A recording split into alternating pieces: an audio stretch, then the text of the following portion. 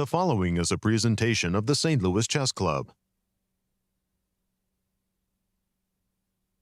The stars of U.S. chess are ready for their close-ups at the U.S. Women's and U.S. Open Championships in St. Louis. The nation's best are ready to shine under the bright lights of the chess capital. Hans Niemann is no stranger to the spotlight and looks primed for a leading role, defeating U.S. junior champion Christopher Yu to join Sam Sevian for co-lead of the event. The Women's Championship is rolling with a talented ensemble of leading ladies lighting up the standings after winning their games.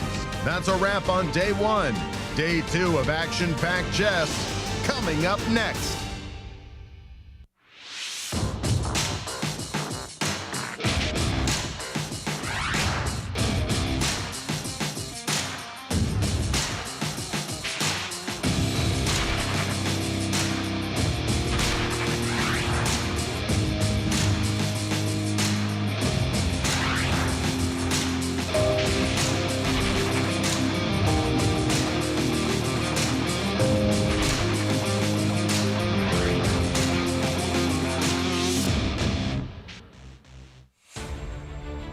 Welcome back, everybody, to day two of the 2022 U.S. Chess Championship and U.S. Women's Chess Championships held here at the St. Louis Chess Club. We start the day in front of the World Chess Hall of Fame as we are waiting for the players to arrive. It was a fantastic day one, and we're sure to follow it up with an incredible day two. Let's go to the studio and start the action with Yasser and Anastasiya. From the home of chess in the United States, welcome to the St. Louis Chess Club and the second round of the U.S. Chess Championships and the U.S. Women's Chess Championships.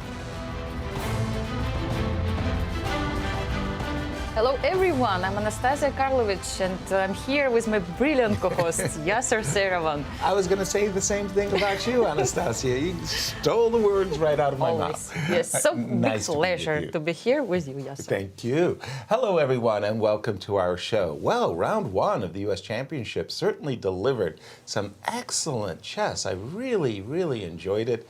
2 victories in the open section, 4 in the ladies. And Anastasiya, do the honors. Who are our leaders? Thank you, Yasser. Let's check first the women's section. Yeah. Right. So we have 4 leaders, 4 girls who managed to win yesterday.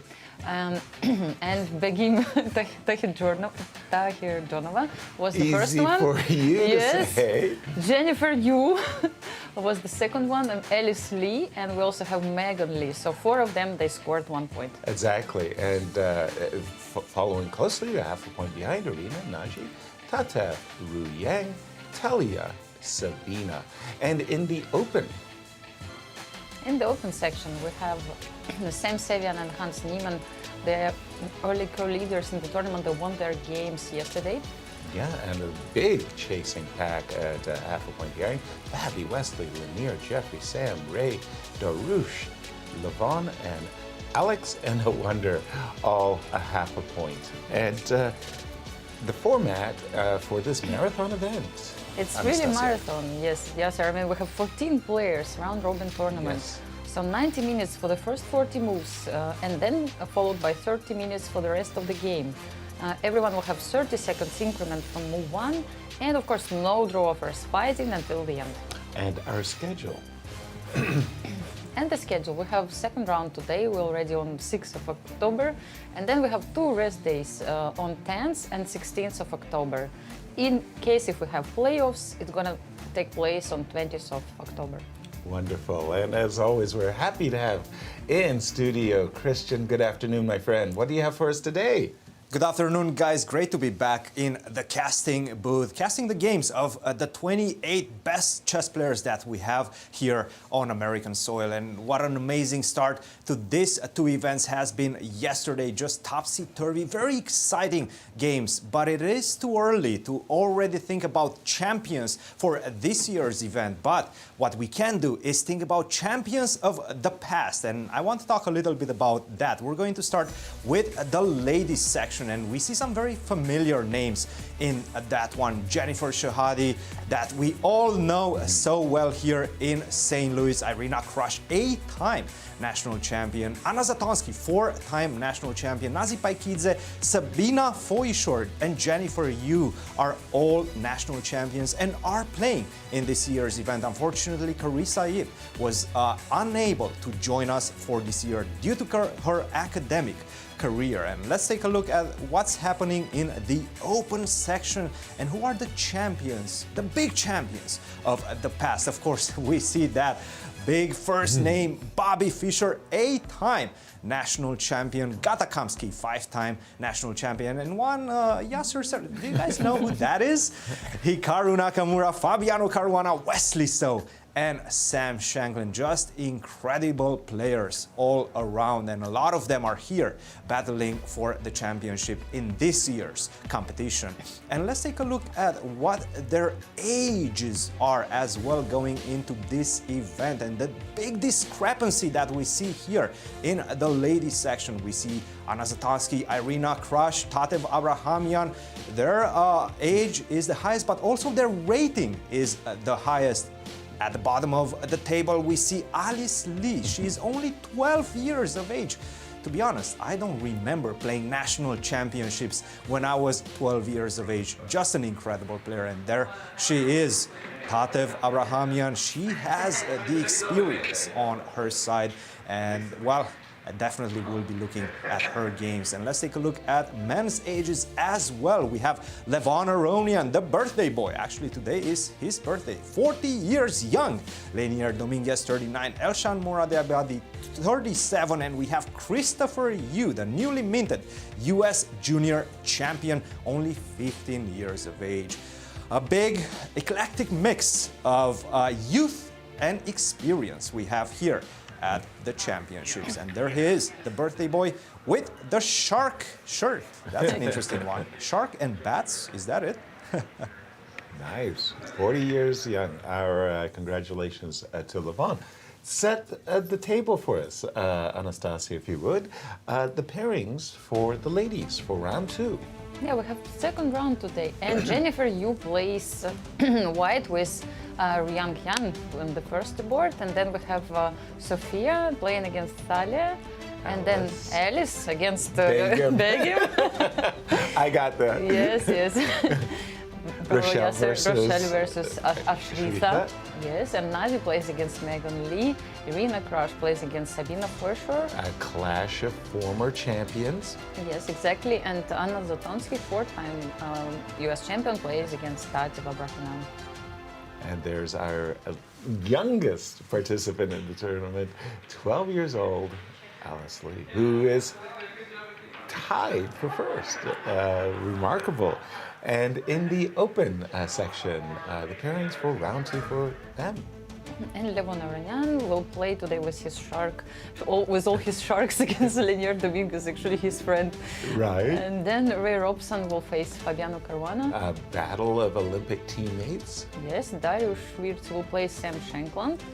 Another U.S. champion, Hans Neiman, will face Jeffrey Xiong Clash today. of young generation leaders. And Wesley So faces Christopher Yu. Elshan will play with Avander. And Alex will play against Sam. Sevian? Absolutely. Wonderful games. And here is a World Chess Hall of Fame inductee, Eugenio Torre, a great legend from the Philippines with his wife, Marlene. And, well, he made a very beautiful, heartfelt speech for his induction. 12 times in a row, a clean dozen. He misread Singfield. Yes. It was good. It was great the way he did it, though. And I think Wesley mentioned yesterday, he played in 22 Olympiads. It's Yes. unbelievable. That's just I think incredible. he holds the record. Now, keeping in mind that the Olympiads are held every 2 years. That's That's 44 years, right? a career. And let's not forget we missed one Olympiad as well because of COVID. We didn't have one, so Exactly. it's So, really impressive. Really, really remarkable. I played with Eugenio Torre in London in the Phillips and Drew, and we played in the Parliament building, and our hotel was on the other side of Hyde Park. So we walked in the middle of the night through the hotel through the park to our hotel, and he serenaded me with the song "My Way" and he was brilliant. Wow. Oh my So God! talented person. Frank Sinatra never sang it so well. It was unbelievable. He's really a fabulous singer as well.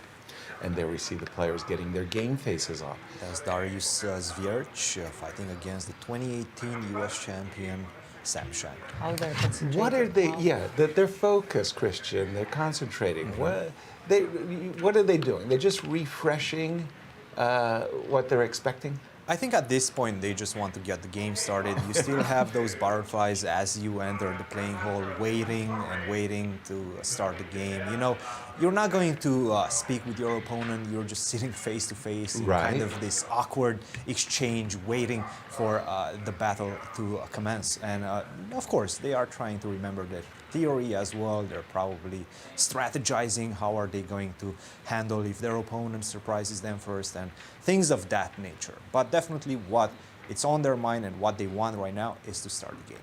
Wonderful. There we see our defending champion, Wesley So, getting ready for play. I think what we ought to do is one of us should go into the playing hall with as many electronic devices as we possibly could and just test them. And make I like it. Make sure that those ones are working. Before. I've tried them before, but I think we have extra equipment, yes. So maybe we have to go through this stage Exactly. to check how does it feel. I know Test that, the for example, systems. all players, they leave their electronic devices in the building of the club. Yeah, and there's Sabina wondering where her opponent is. As the games have got underway, we heard the gong. By the way, I saw in the playing hall one of the people from the media. There, Bryce, he came on set yesterday. And Are we I going to believe see a performed- Grunfeld? Yes. By Sam Shankland? By Sam Shankland. Since when does Sam play the Grunfeld? He used to play only the Semislav, and he has a Semislav. brilliant course on chessball on the Semislav. Exactly. Now he's playing that's good news to me. Now you can see what Sam has been studying. And by the way, this is a major defense. It's not like you just say, oh, one day I want to wake up and I want to play the Grunfeld. Not possible. No. It's just, Then you just lose. yeah, there's just so many systems. Look at Oh, this is what's that's- going on. A lot of the players are in queue waiting to be wanded in. With 28 participants, it takes a while. this. That's why Sabina was waiting. She was waiting for Arena Crush, actually. I see. We see Then you Jennifer still Yu, here, we see yes. Christopher And Hans also Yu. waiting. Hans is there as well. I think there's a message in all of this. Arrive earlier than than Yes. you expect. Arrive 15 minutes earlier. I think Right. that's the best. But, you know, chess players like to be late. It's I think normal. it's some, in our it- DNA. yeah, It's in our exactly. DNA. What about you, Exactly. Yasser? Were you No, late I for was your game? always the opposite. I love Yes? to be at least 5 minutes early. The reason was I wanted to sit down. I wanted to have my score sheet all ready with my pen, and I wanted to just soak in the tournament hall. All the tournament halls that I've ever played in all have noises. And I wanted to customize myself to whether it be an air conditioning noise or a fan or squeaky Yes, I mean, it's important. squeaky floorboards.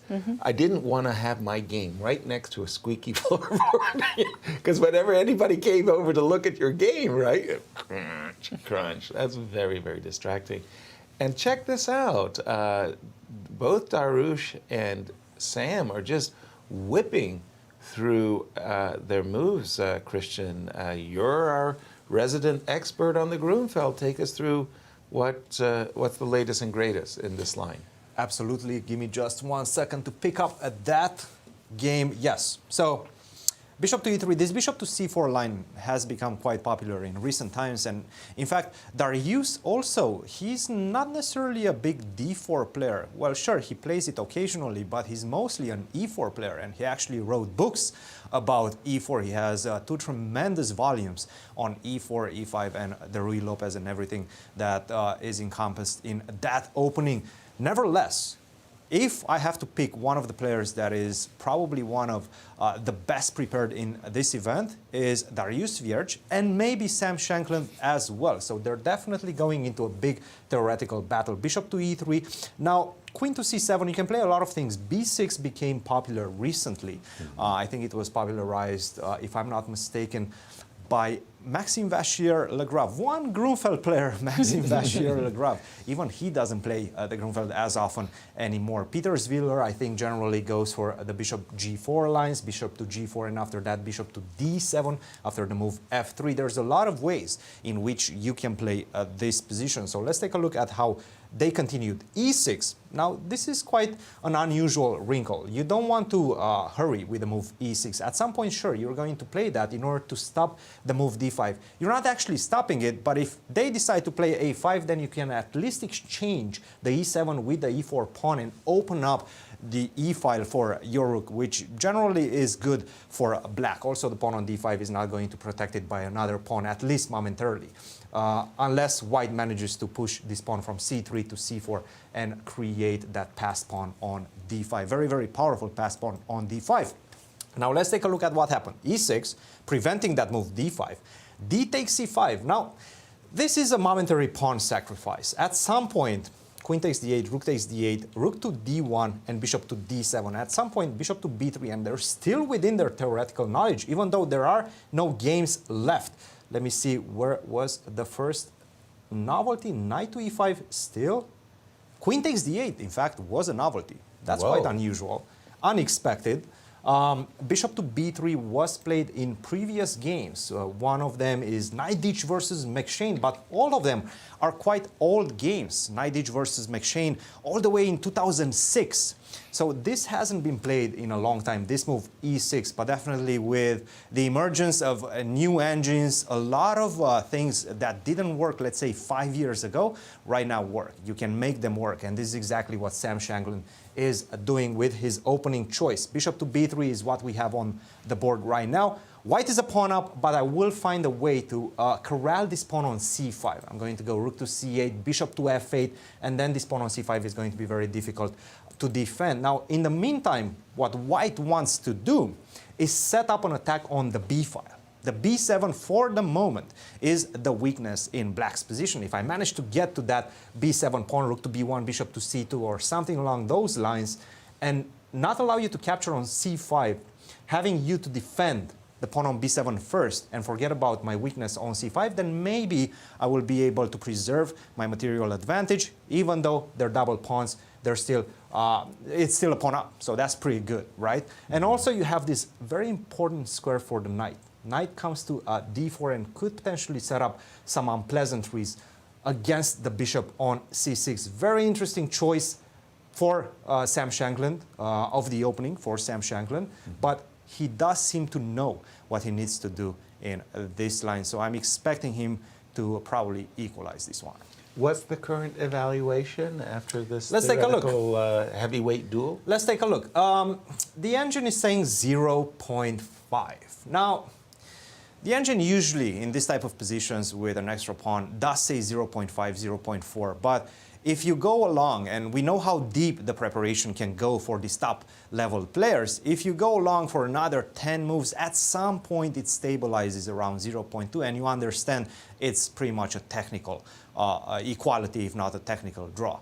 So I think this is what Sam is trying to get out of this game. And also, Dariusz is playing for two results. It's very difficult to be worse in this endgame with the white pieces. So he's not taking any unnecessary risks. Most likely he was surprised by Sam Shankland's opening choice. So right now he chose an opening that suits his style and suits this specific encounter with a player that surprised him. Thank you, Cristian, indeed. And for those of you who are joining us late, first of all, shame on you. But secondly, to let you know that there seemed to be a line in security. So some of the games are still in the early stages. I wanted to say that in the game of Elshan versus a Wonder Liang, it's a Zaitsev variation of the Ruy Lopez.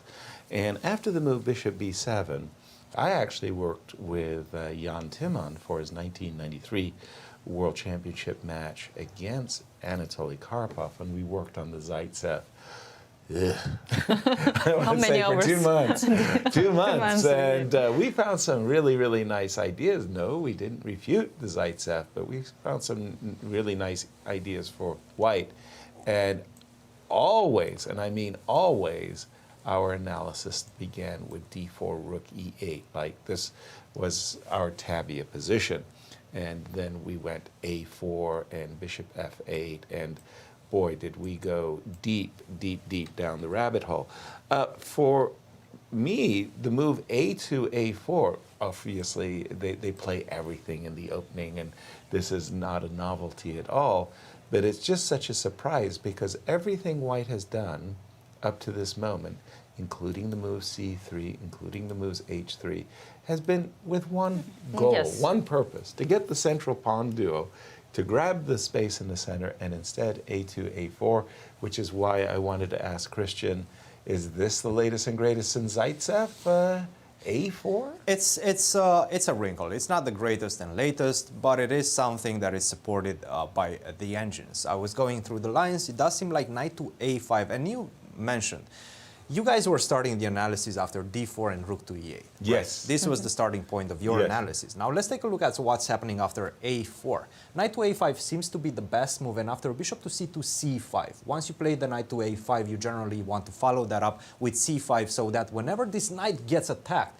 you go back to c6, but you're behind the pawn and you have more space. This is crucial in these type of structures. But now after d4, there's no more rook e8. So the position is a little bit different. If you do go rook to e8, I'm not even going to take on e5. What I am going to do, I'm going to go d5 and take advantage of the fact that not only your knight is a little bit misplaced on the rim and is going to take a while to get it back into the game. Actually, this is a known square that you don't want to see the knight on whenever you're seeing this pawn on d5. Generally, you want to go back via c4 to b6. If you cannot get to b6, then you're going to actually have to go all the way to f7 to get back into the game. Knight to b7, knight to d8, f6 or f5, and knight to f7. And not even then you're getting back into the game with that knight. So this is one of the potential bad pieces that black has to worry about in this type of structures. Now, once you play d4, rook to e8 is not possible. In general, you have to change your strategy. You can go queen to c7, but once again, that allows the move d5, and then what are you going to do with the knight? Or you can just simply take on d4, but this leads to completely different situations and different structures, maybe not similar to something that he looked at in the game preparation, Wander Liang that is. So maybe quite a nice surprise by Elshan Moradiabadi to start this big battle against a Wander. And it does seem to have produced some results because a Wander is taking a long thing.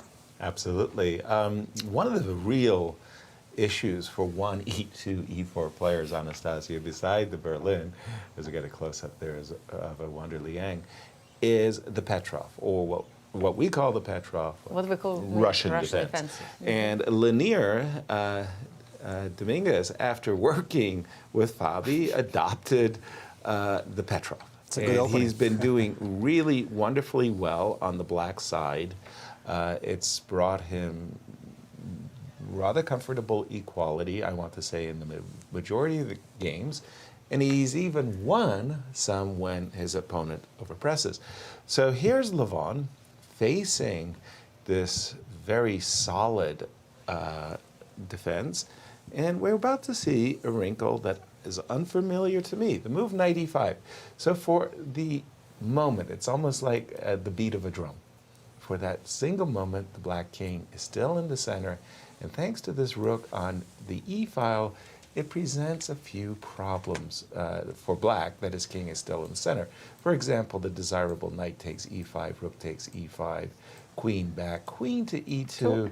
And how will you castle, yes? There's some difficulties. But maybe still if It's we not continue. it's not the end of the game. Yes. You would play probably f6. But I mean, even the castling, maybe with some rook e8 ideas, is it possible? It's a piece. But It's it's a a piece. rook e1 somewhere. No, it's not possible to take queen e8. No. No. Oh, I thought about take first queen e8 and then rook e8. You take on e7? Yes, e7, yes, sorry. Okay. And then, but then it's a piece, yes, you're right. Just to check, yes. Yes, Sorry. bishop. No, not at all. These Yes. things, you always need to check, yes. Always, always. So there's a slight issue here for Lanier. He can't castle because his bishop is hanging after knight takes c6. Oopsie daisy. So Lanier drops back with the knight. Then another tickle. Queen came to c3. So, in the immortal words of Nikolai Ikmenev, gift me the pawn. No, you can't have it. Knight to e6. We've caught up with the players, but I'm sitting here looking at this move, queen b3. And again, it's one of those things, can I exploit the fact that the king is still in the center? Probably you should castle. I think it's too dangerous for you to reach across the board and grab this pawn after a move like knight takes d4, queen a5 check might hurt Lanier's feelings. But Yes, definitely. definitely. But here was my thought process. It went like this: castle short. Maybe castle's long is better. Here's my tricky. Are you ready for my tricky? Queen takes d5, rook d8. Yeah. Yes. Whoop. Knight c6. Oh my gosh. Just hanging my queen, but attacking the bishop. You can take my queen either way, but at the end of the day, I'll end up with an extra pawn for all the hard work that we did in the opening. Again, the theory marches so fast that, and here he is, our here we birthday are. boy, Yes. Levon, 40 years young. Congratulations to Levon Aronian, one of Absolutely. the top players in the world, and I mean he One has of the achieved nicest persons you'll ever meet in the chess world. Exactly. He is really, really an outstanding personality. Christian, if I could ask you, has Levon discovered a way of getting an advantage against the Russian defense? It's so hard. No. No. The way. simple answer is no. No. No, absolutely not. So I think you wanted queen, Queen b3. b3, Was yes. that the move? Yes, that was my great Well, idea. Now, after queen to b3, you do attack both pawns, right? Correct. And we were discussing about castle, and that's a beautiful trick, by Yeah. the way. Very nice. Queen takes d5, rook to d8, knight to c6. That definitely works. Now, the problem is, after queen to b3, I can go the other way. Long castle. Wow. My knight is on e6. Everything is protected. This actually protects two pawns at the same time. Right. I'm protecting d5 with the rook, b7 with the king. A very nice move. And it's very difficult for you to actually get an attack going because you still haven't finished your development.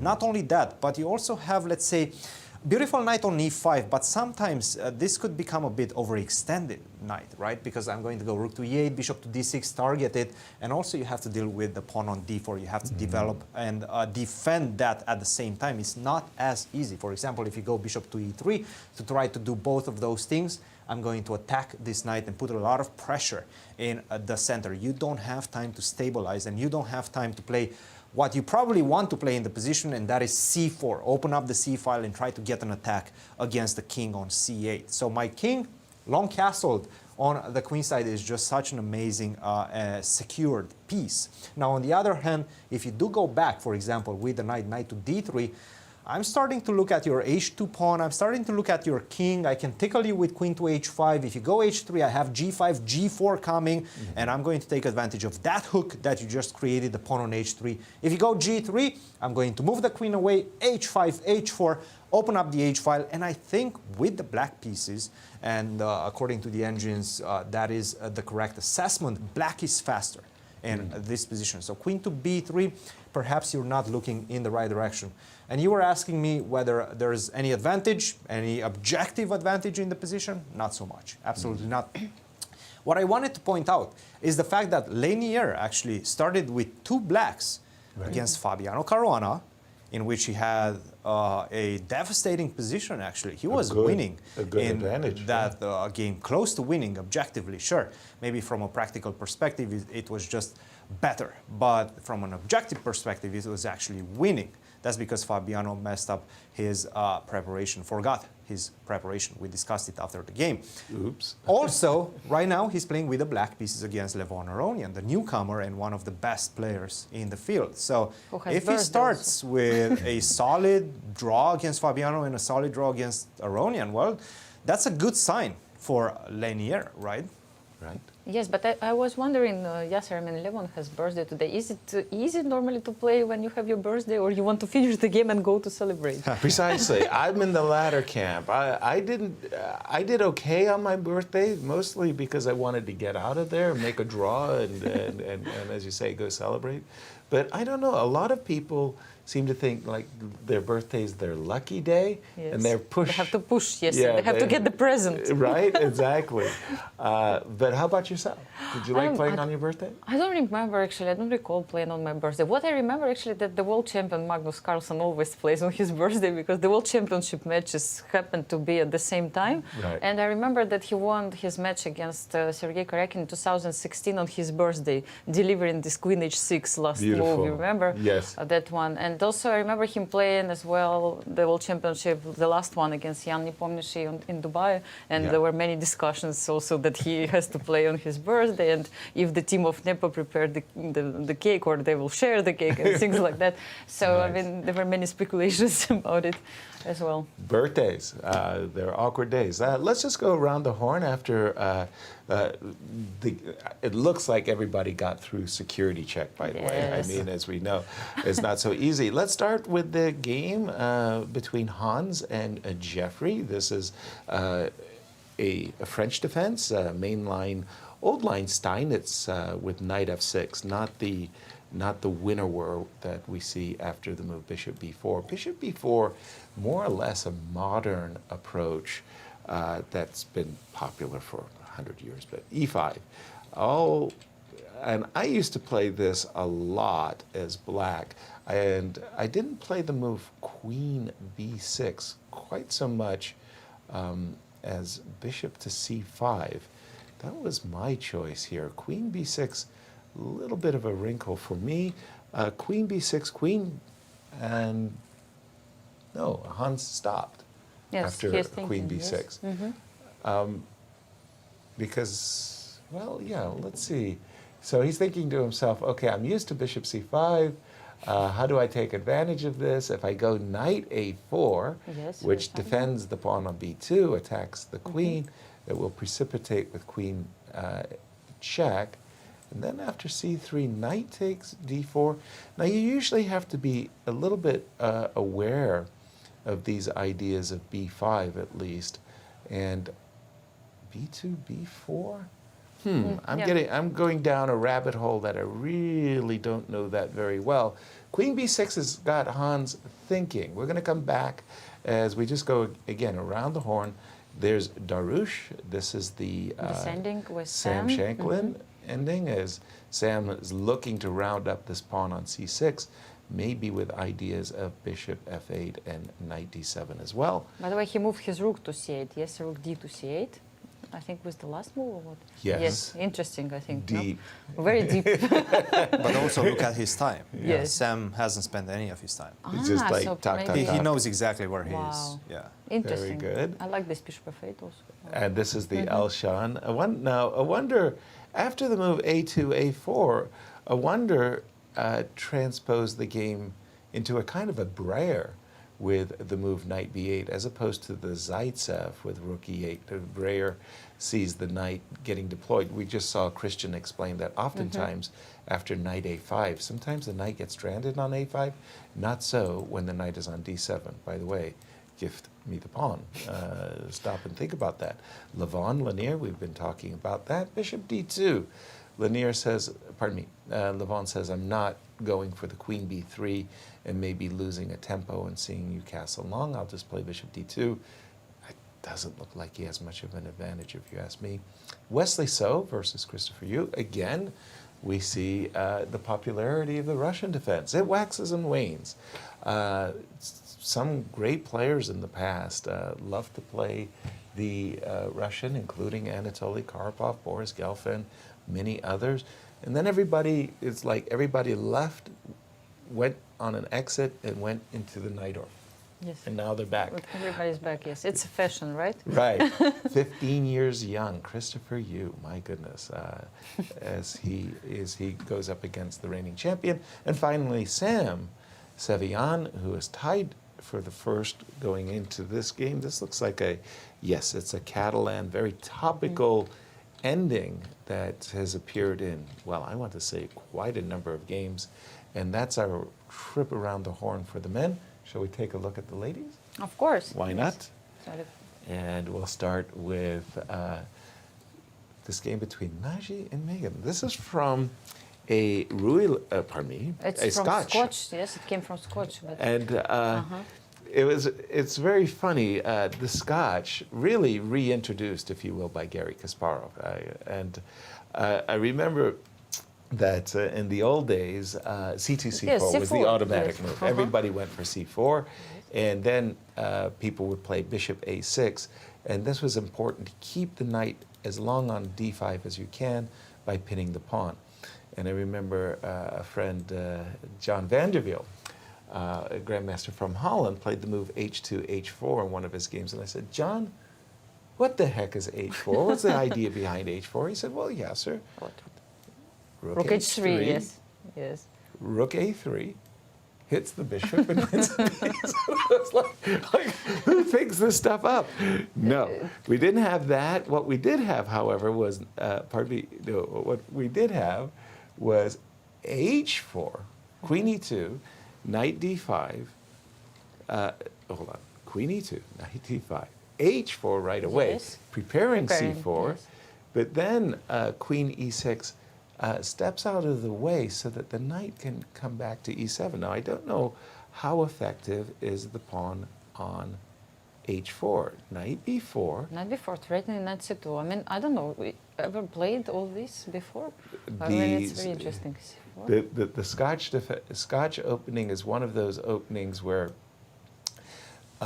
it kind of defies understanding. You just have to study it a great deal. Yes. A move like Queen F5 threatening Knight C2, what I discovered when I was studying games of Garry Kasparov, you know what's a really, really, really strong move is King D1. You sit there and you go, well, isn't it terrible that you've been forced to lose castling privileges? Yes, it is terrible. But on the other hand, losing a rook is worse. So you stop that, and you prepare A3, and somehow Black's pieces are discombobulated. The Scotch opening is tough. I was thinking only that if, just to show to the viewers, like after Queen F5, Knight D4 is not possible probably, right? Or it is, instead of King D1. No, I'm sure it's possible. Just a second. Yes, like, but Well, maybe that there is does- a trick or what. Like, That's annoying. Hold on. No, then it's just annoying. I thought about Sorry. Knight D3, but it's No, not possible because no. it's Queen It- and it's- Bishop. So maybe Knight D4 is possible. What did she prepare for? Knight D4? I can only guess that what she intends, therefore, is probably the move C5. C5, In yes, order and to then stop, and also to kind of make room. I like C5, very good move. To drop back with the knight. We'll keep an eye on this one as we go to game of Sofia and Talia. This is, again, very topical, open Sicilian. I always like the center, having the center pawns. I know this variation is probably considered even. It's just that I have an affinity with the center. I like it a lot, and I think that Talia is actually just doing fine in this position. Alice Lee, one of our leaders, going up against Begum, who led the U.S. Olympic team in India and performed incredibly well on board one. This Two looks like leaders actually, yes, are playing. Yes. And it's interesting how Alice will handle, how she will play this game. It's Exactly. one of the top players of US. Exactly. Queen's Gambit accepted, even ending. Let's go to Jennifer and Ru Yang. Oh, okay. This is my stuff. Old line Nimzo. Oops, excuse me. I wanted to go slower through that. Queen C2, classical variation, castles. Remember playing against Michael Tal played d5, cd, ed, bishop g5, and he played with me h6. And there's some really, really sharp variations with bishop h4. I looked across the board, saw Michael Tal was my opponent.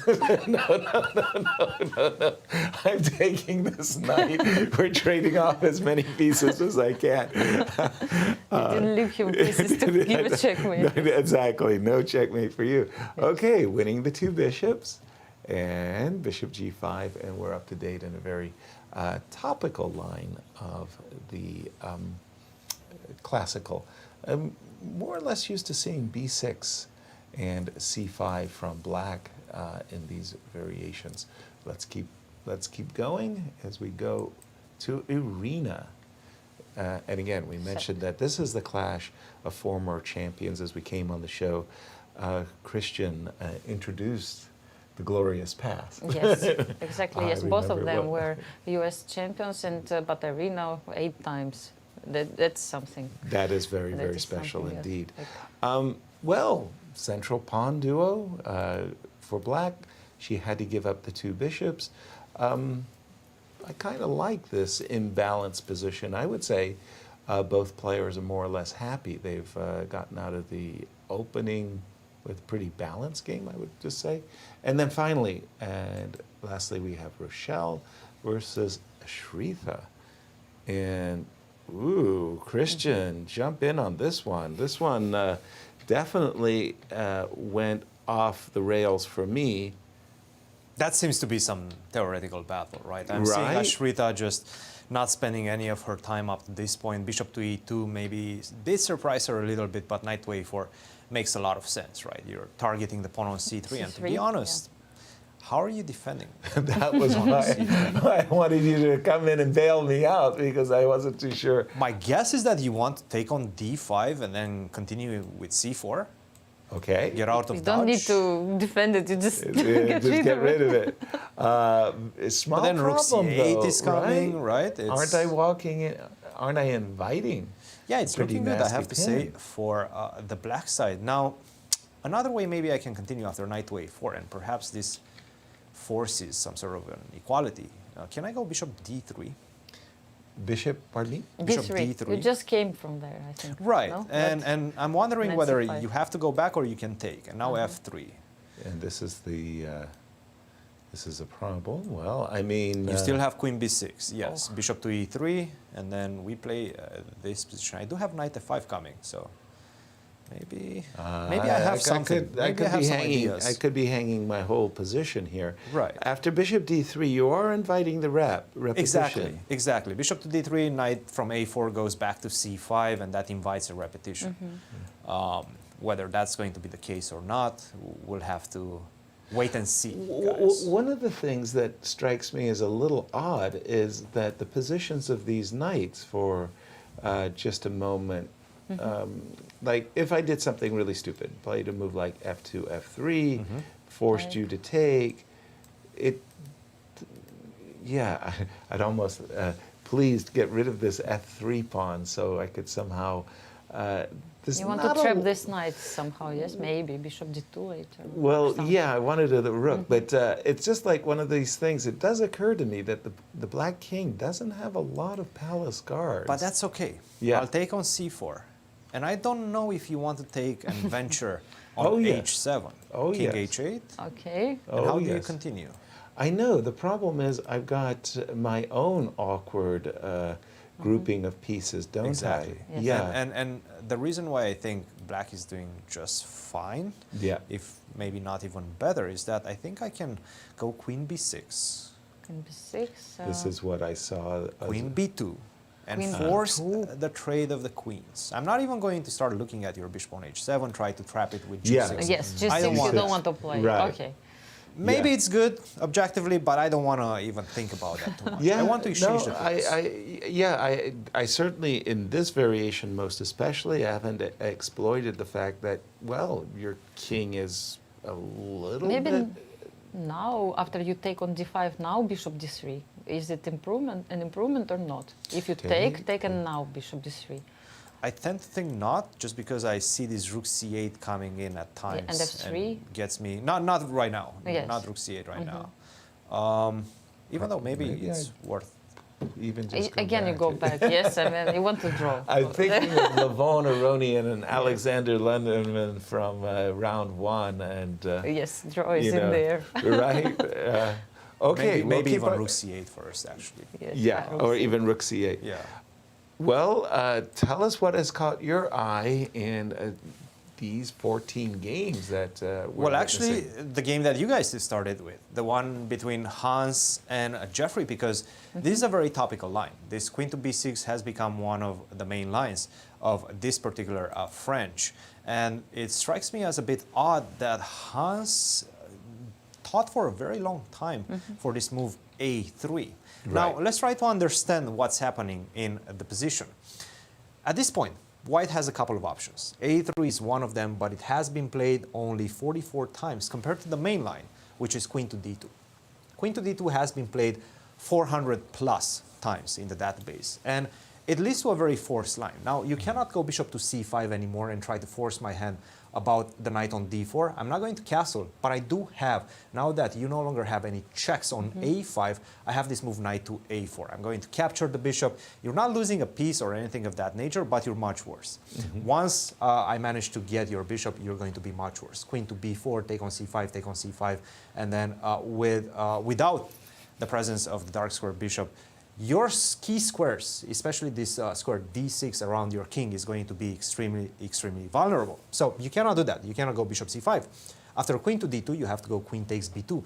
And this leads to that long variation that a lot of people know. Knight, bishop to b5, knight takes b4, bishop takes d4, a6, bishop d7, bishop takes d7. Now you have a couple of options as white, rook to b3 or rook takes b7 directly, both of them actually leading to different type of positions. For example, if you take on b7 directly, black has to go bishop to b4. If you do start off with rook to b3, in general, black responds with the move queen to e7.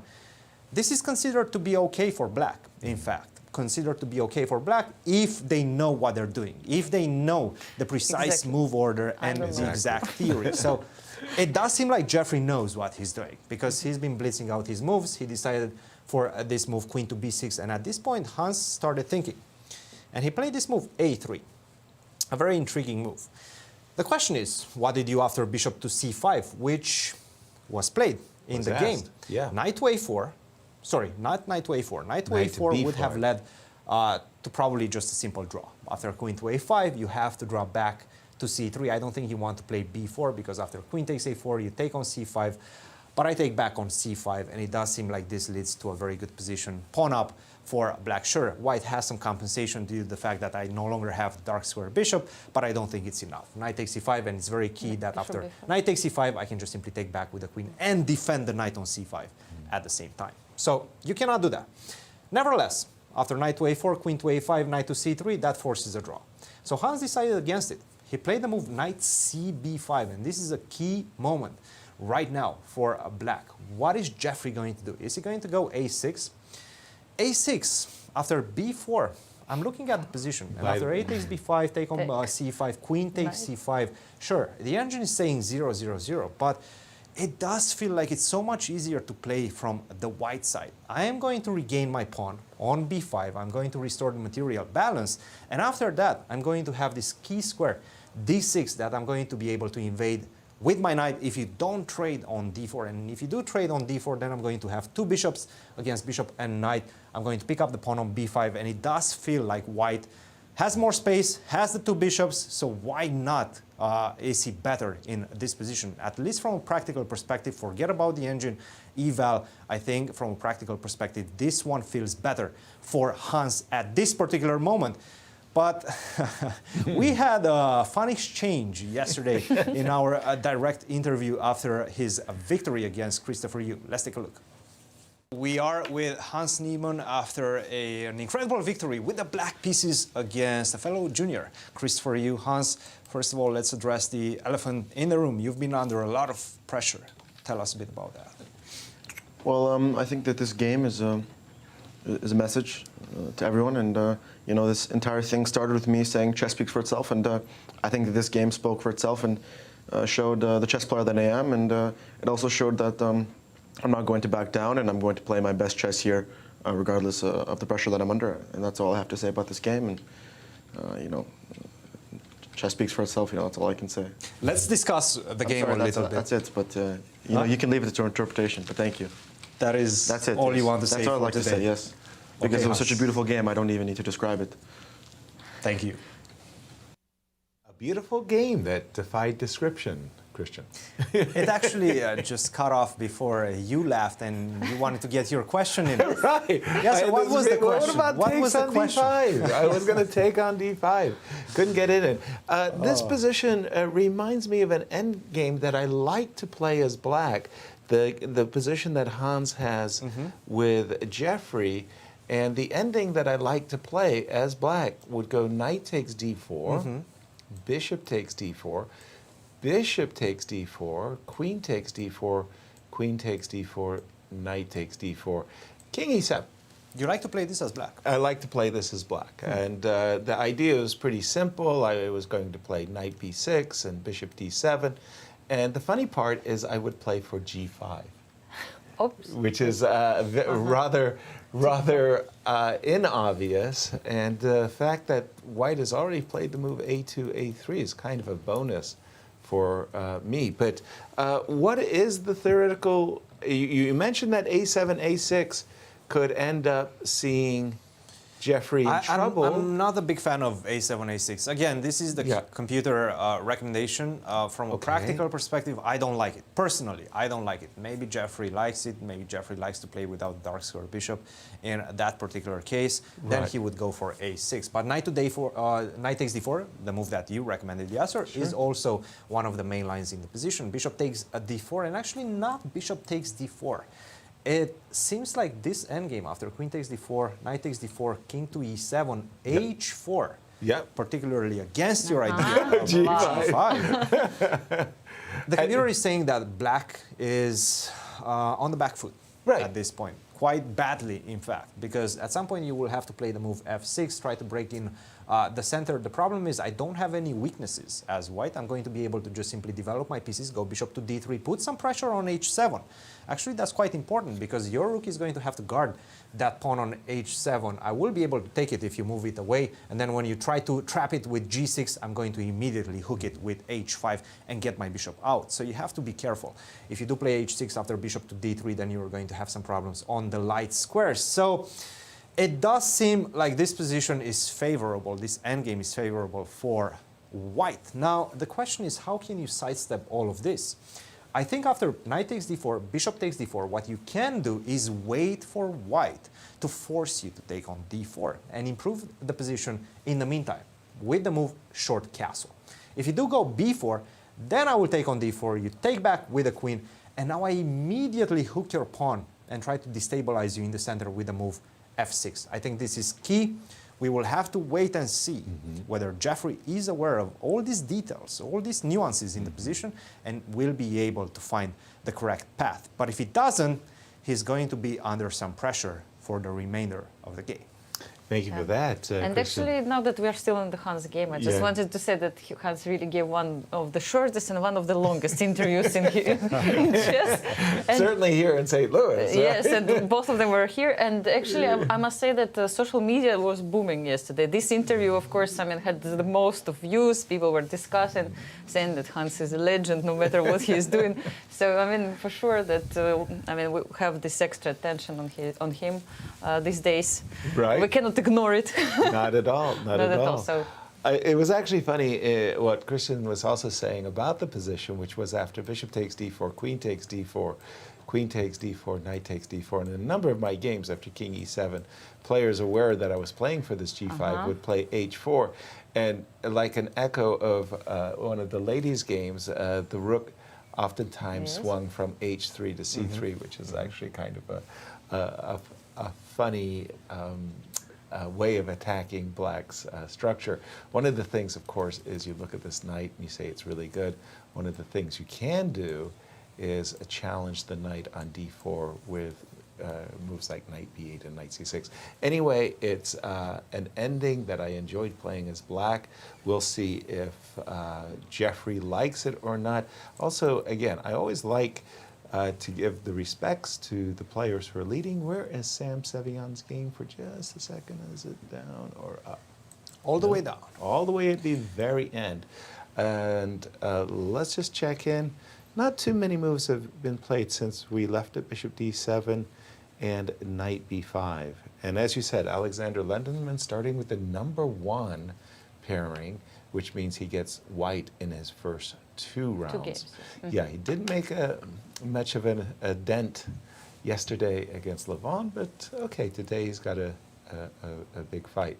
What's the theoretical evaluation of this very topical ending as well, Cristian? We are still actually within some theoretical disputes here at this particular moment after knight to b5. Rook ac8 was played in a game in 2021, not long time ago, between Nihal Sarin and Manuel Petrosian. So 2 very promising juniors from India and Armenia, and generally very well-known theoreticians. So definitely this one is one to follow. After knight to b5, rook to c8. The position is quite dry, so you can do a lot of things. What white is trying to achieve in the position is at some point play the move knight to d6, force the trade of the bishop on e7 for the knight on d6, and then just claim the fact that he has an advantage due to the fact that you have 2 bishops in the positions, 2 bishops, as well as a pressure on the b file on the pawn on b7. Rook to b1 is going to follow, followed by the move of the knight either to d4 or maybe to d2 and try to put some pressure on b7. That's the key in this position. Now the question is, will black be in time to put his own pressure on white's weaknesses, specifically the pawn on c3? It does feel like rook c8 is just a very natural move. It does seem quite dry. I don't think any of the players is going to be able to put any extra pressure, and this game is going to end up in a draw. Now, what do you guys think about this one? And to be honest, this reminds me of the game between the ladies almost, the one between Alice Lee and Gulrukh Begim Tokhirjonova. Similar structure, sure, the pawn on c3 is on b4 in that particular case, but similar type of symmetrical structure. I was going to say it reminded me of the game between Magnus and Hans Niemann because of the split pawns, the pawns on a4 That's and c3. another one. If you can mention it. if I'm allowed. I want to go to the game of Wesley versus Christopher Yu for just a quick moment. Wesley So, once again, our defending champion, trying to break through this brick wall that we call the Russian defense. C5, bishop c7, queen c2, knight a6, a3. The players are getting into a very, very topical and theoretical line. Knight c3, f5, huge decisions that are being made. Knight e2, and we've kind of caught up for them with them. I want to say that from a strategic point of view, White's desire is plainly obvious. He wants to play the move bishop f4 in order to trade this dark square bishop, so that in the future, if that bishop on c7 didn't exist, knight e5 is an automatic f2, f3. So it's almost, I think, incumbent upon black playing the move f5, f4, just specifically aimed at stopping the move bishop f4. Now the thing is, if you do play f4, and if you do get to play moves like rook e8 and bishop h5, watch out. Yes. That is really a raging attack that could easily burn out of control. So Wesley taking some risk here with White, hoping that his younger rival will not be as familiar with the position as undoubtedly he is. He's such a well-prepared top professional. Maybe you can go back now that you pushed your pawn to f4. Can you put some pressure on e4 now? I just wonder, like knight c3. Knight c3. Yes, I mean, it's somehow we've been seeing this back yes, to and fro, back and forth. Yes. Yes, that's a. Then you put your rook on e8, most probably, right? Well, No. then you might just take everything Yes. on e4. How many pieces I have already? You're Yes. attacking a Yes. lot. Now, Yes. if I'm forced to take, Yes. take maybe, take and Take take. c3. Okay, who benefits by all of these trades? What's that knight doing on a6? Yes, he's looking for a future, a better future. To relocate, yes? Yes. Somehow. Yeah. But how do you do that? I mean, this is not looking good for black. But this Exactly. bishop on c1 is also doing not that much for the moment. But, Keeping an but eye okay. on f4. Yes. Let's say. Speaking of the bishops, bishop on c7 is kind of in the way as well. Yes. Exactly. So, As we go through our first hour of the show, I just wanted to invite, big shout out to our audience. Thank you so much for sharing your day with us. But we also like to invite you to join the panel and the discussion. I mean, we've made our picks, for example. We thought Yes. who would win the event. But if you have any questions for Anastasiya, Cristian, myself, please feel welcome. And I saw Ed Gonzalez was at the opening ceremony. He's our kind of resident U.S. champion trivia hound. He knows incredible amounts of trivia. And here is how do our we feel picks. about the picks, guys? Yes. Well, I've got VAR backing me up. I don't know about you two. No, but you have the one who we promised you to perform well. Exactly. And Lucky you. Yeah. Yes. 40th birthday. And in the ladies, how did I do The there? ladies, yes. Okay, Tatev survived and even had some chances yesterday, so I'm very happy with her play so far. Welcome to the show, Anastasiya. it's a good start for the boys. That's The boys. we have tournament leaders, by the way. Just want to emphasize the point for anybody Yes. in the audience that might not have picked up on that. Let's jump to the ladies and let's see what we've got. Well, the big question that we had in the game between Rochelle and Ashrita was that, hey, when you went to move knight a4, whoops, that's not what I wanted. This is what I we have discussed, to, yes. I have to revive. Well, where is Ashrita now? I went to the wrong game. It's at the very bottom, excuse me. And she did play c4. Okay, so we saw the move knight a4. We did, and I think we kind of stopped here because we said, wait a minute, isn't she walking into this very annoying pin, rook to c8?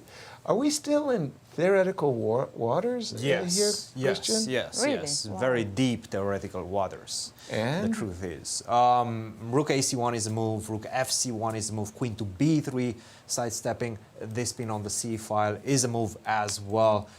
It doesn't seem Wow. like white is putting a lot of pressure in this position necessarily, but yeah, it does seem like both of these players, maybe Ashrita more than Rochelle, knows what the theory looks like in this one, because Rochelle already spent 30 plus minutes off her clock to get to this position, and we're still in the trenches of theory. Ashrita, on the other hand, look at her, very, very focused. She started off badly. We know she's coming into this event on a high. She actually gained more than 100 rating points in the last year. She was around 2,200, 2,250 for the very long time, quite a few years. And she made a big jump from that 2250 to 2380, close to 2400 in the last few months. Beat a couple of grandmasters on the way as well. Beat her own coach, actually, Alexet Kachian, on the way as well. I've been analyzing her game. She's definitely been impressing. And you can see she's very, very focused and ready to take on the challenge and potentially try to get her first championship. Nice. Wow. To beat your coach. To beat your coach. I mean, Not but bad. I have to say, you know, like, I think as a coach, I would be really happy if my student, you know, defeated me. Something's going well there. By the way, in the game between Naji and Megan, this Scotch, Megan did play the move c6, c5, just not allowing that move that you wanted, Anastasiya, knight d4. Keeping her queen in the center, she played the move c5, again, stopping knight d4, but also, and maybe far more importantly, prepping a retreat. Any a2, a3 is And now queen pretty f5 easy. perhaps as well. Is Now maybe on that tap there is now. no knight d4 move. Exactly. It's sort of like, okay, white put her queen in front of the bishop on g2, and this construction of queen on e2 and bishop on f1, you got to do something about it. You've got to be able to unwind so that you can develop more freely. Whether you start with a move I'm not saying that this is the great move, but you've got to kind of get your pieces going. Queen e4 would win a tempo. I think that's a pretty temporary thing. Again, let's just drop in. This was, I wanted to ask you also, Anastasiya, these middle games where you of a majority on one side versus the majority on the other. It's clear it's a 3-1 majority on the queen side. Yes, and 5 against 3 on the king side. Yes. If you put the rook on f8, you're super happy. Then you've just castled and everything. You don't have a problem. The fact that the king is a little bit awkward makes white's life a lot more happier. But in these imbalances of these pawn structures, did you have a preference for the which center, side I want or to?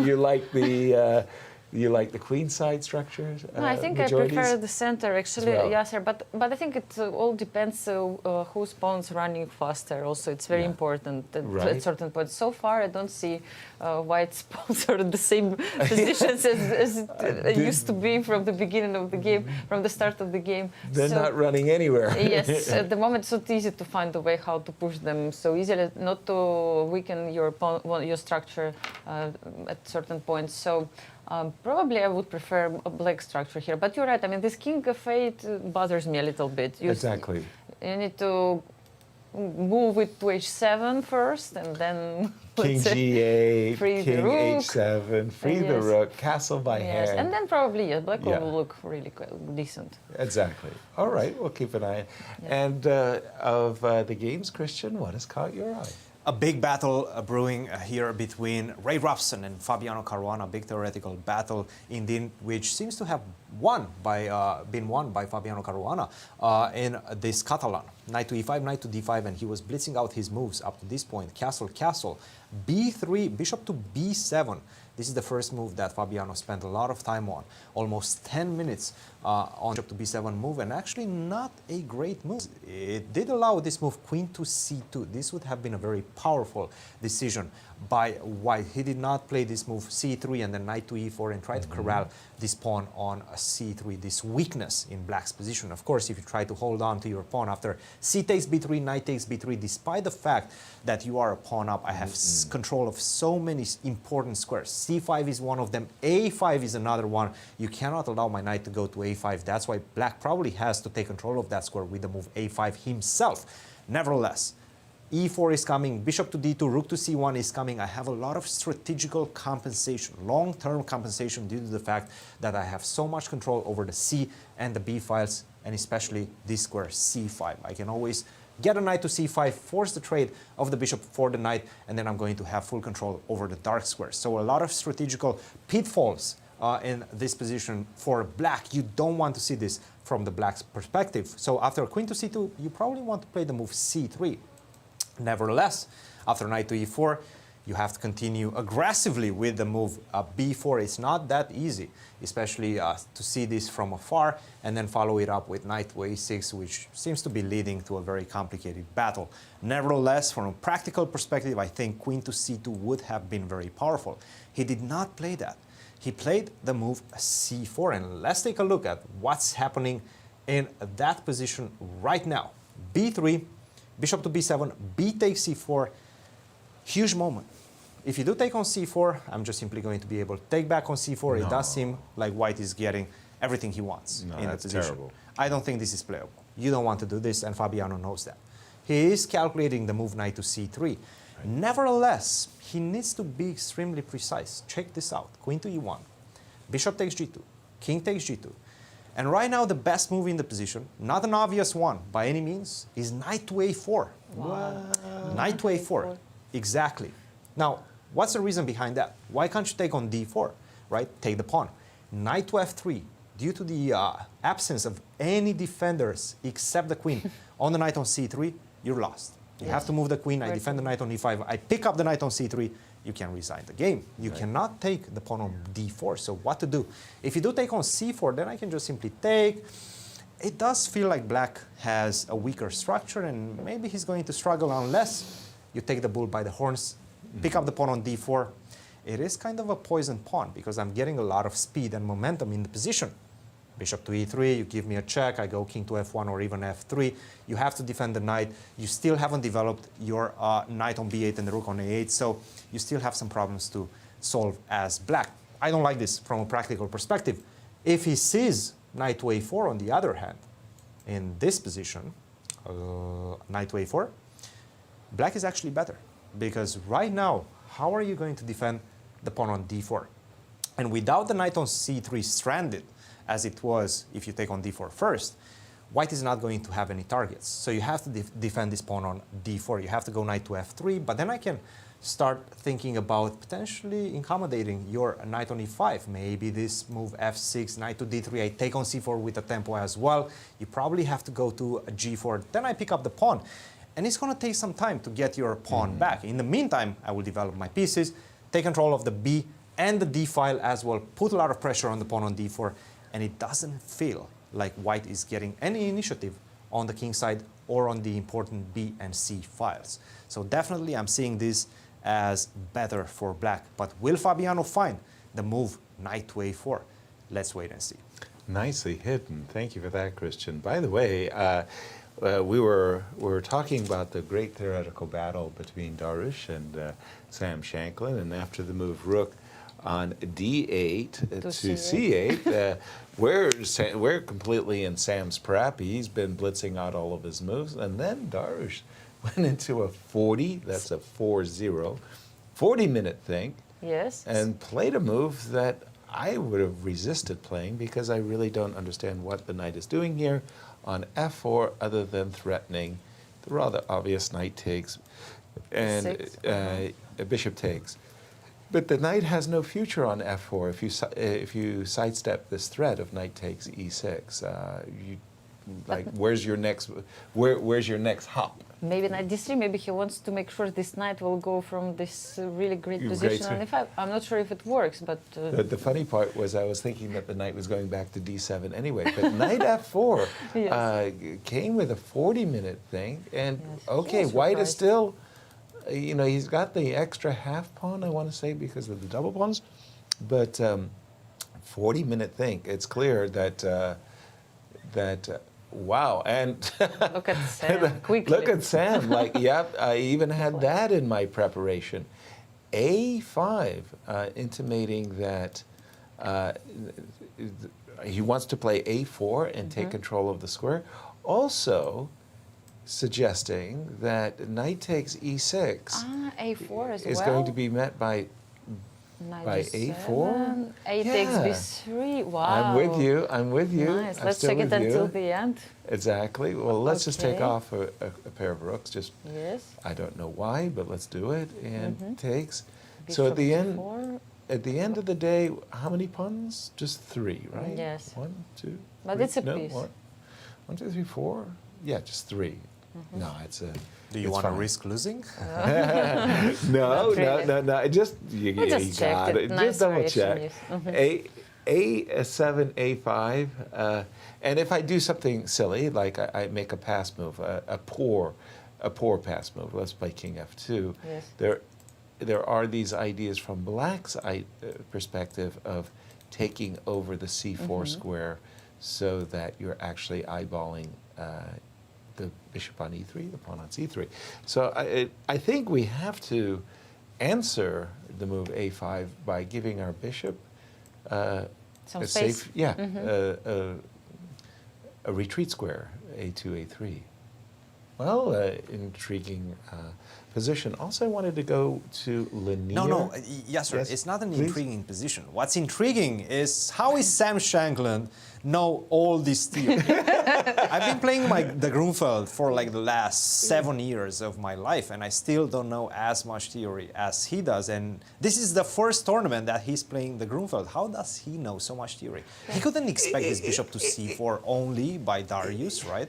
It's all about the work ethic, okay?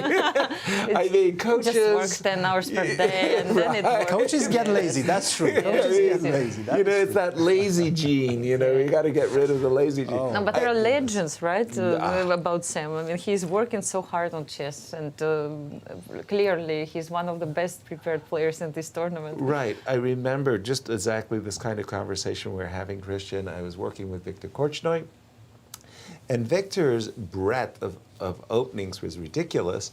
And in our preparation, don't ask me why, we actually prepared a King's Gambit. It's okay. A King's Gambit. It's fun. like I ridiculous.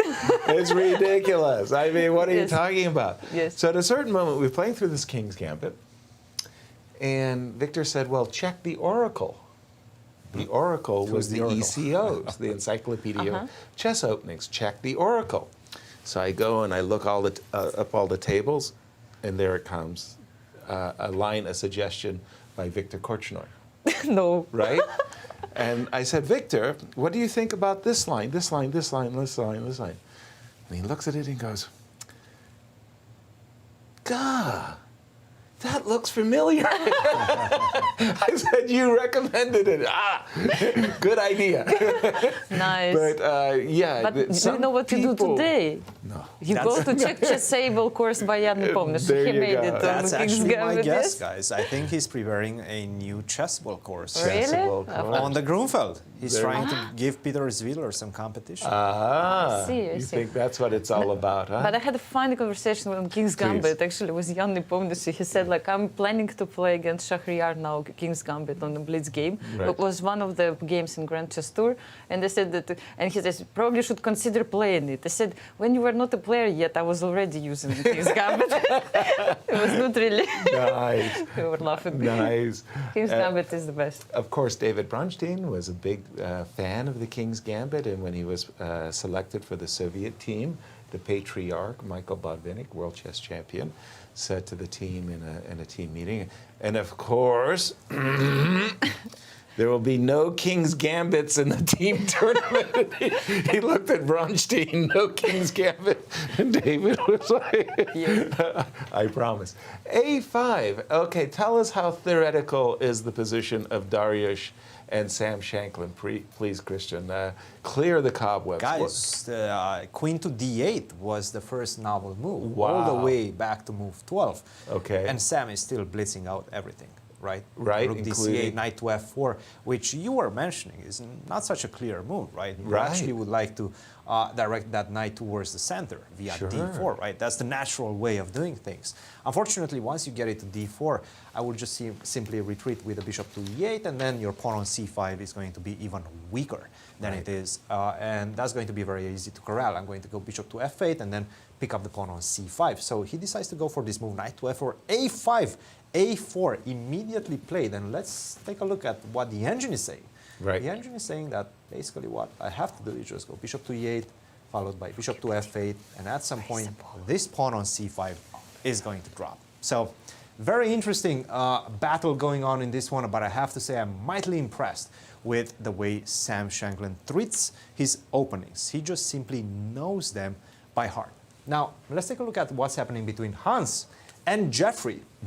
Jeffrey did decide against that move a6, which I thought it's practically inferior to what he did. a6, knight takes c6, take on b5, and now this move knight to d4 back, followed by b4. You're going to have some problems with the bishop on c5. He took on d4, bishop takes d4, and not bishop takes d4 because of the endgame that we were discussing, and the move h4, stopping you from going g5, rook to h3, bishop to d3. It feels good for white. So you're not going to do that. He played the move castle. So he's doing the best he can to equalize the position.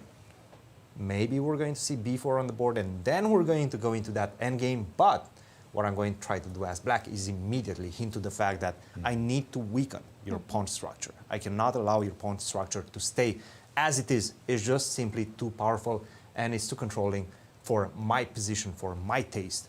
If he goes f6, in that particular case, I think he will be able to equalize. Nevertheless, we have a big fight ahead of ourselves.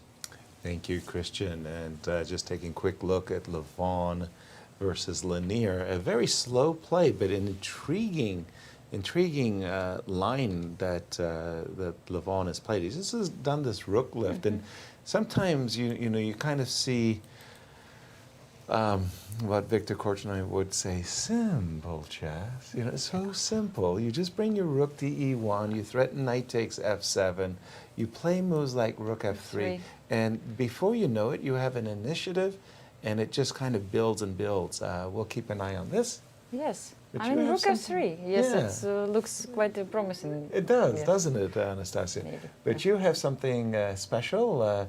Our friends from Q Boutique across the street. Yes, so we have this Q Boutique shop, and I invite everyone to visit it. Today we have this nice chess club polo, and we have it in different colors and available now in the shop. It's athletic style polo and has a variety of colors, and it's available for both men's and women's sizing. And also the vest comes with it. Look at it. Nice. Looks nice. I like this green one, actually. I like the logo of the club. I like the SLC. And I think we ripped off the Firemen's Association. They have these beautiful, the St. Louis Firemen, they have this, and we said, hey, that's a really good idea. Let's use the same script for our logo. Very, very nice. Yes, and we're going to take our first break, and we're going to see everybody on the other side of the break.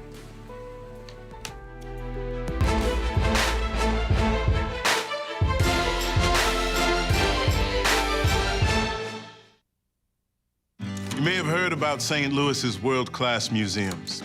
Art, history, science, even magic. But you may not know we have an entire museum dedicated to play, with a 10-story slide and a Ferris wheel on top. Don't let all this family fun slide by you. Whose kids it is? St. Lou is always exploring. Anybody? We're the Manos! Welcome to our show! Go, go, go!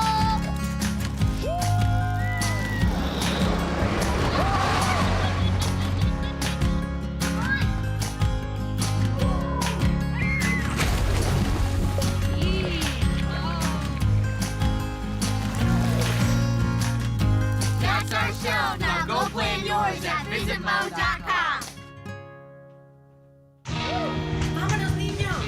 We're the Corey family. Welcome to our show. We made it, guys! Yay! That is my boy. Look at that kid.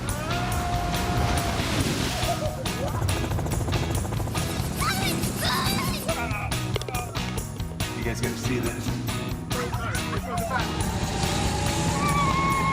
That's our show. Now go start yours at visitmo.com!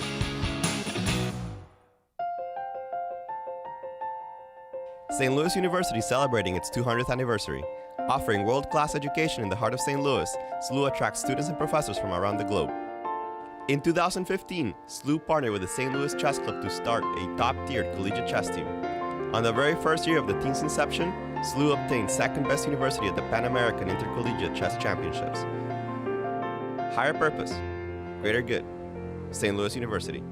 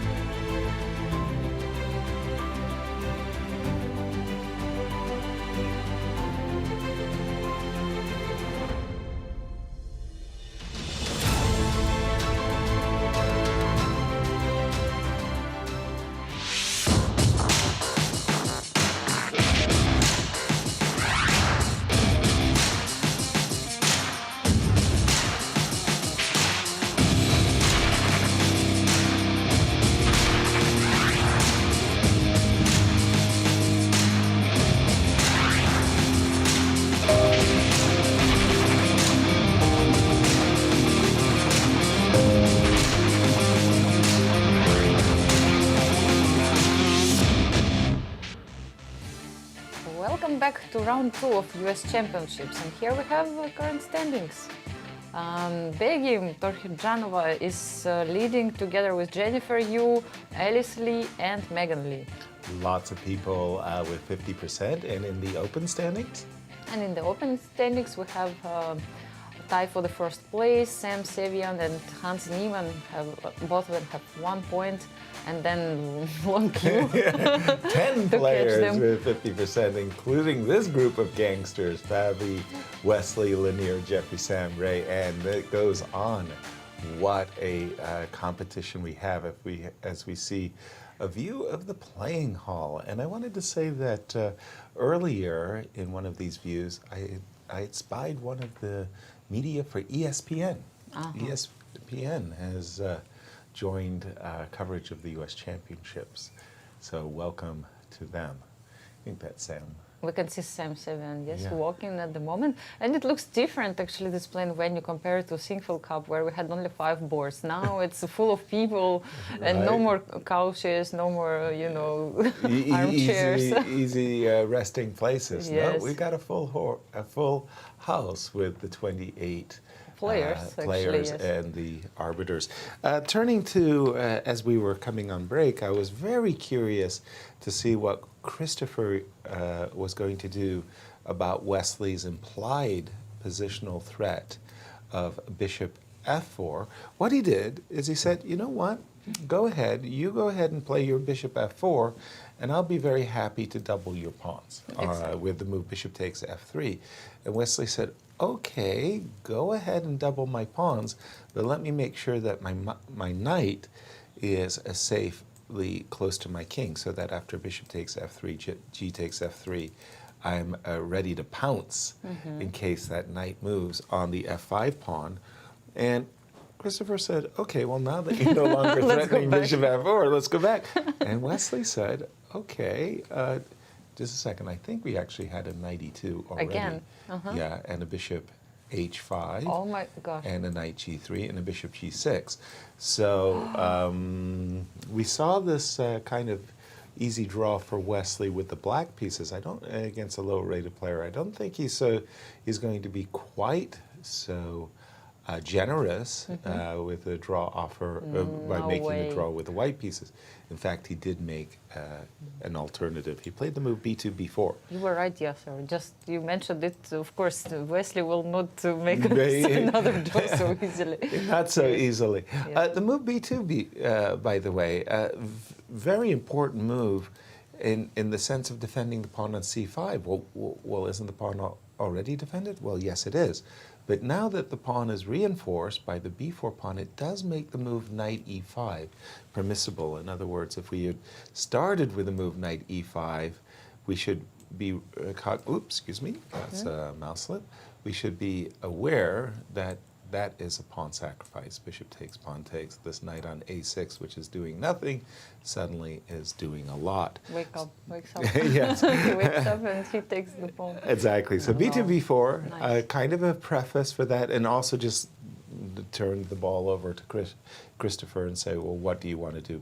Most likely something like rook a, e8, but yes, we've already talked about it. This knight is offsides on the a6 square, and he'll look to solve those problems. Christian, as we resume our coverage, what games caught your eye? There's a lot of them that are getting quite interesting, and we were discussing at the beginning of the show about this game between Levon Aronian, the birthday boy, and Lenier Dominguez. And I think you guys were mentioning something along the lines of queen to b3, try to go for these pawns, and it was always the refutation of long castle, right? Long castle defending on b7 and defending on d5. Well, Levon decided that much more importantly, he needs to finish his development. Bishop to d2, he started off quite nicely. Bishop to d6, and now rook to e3.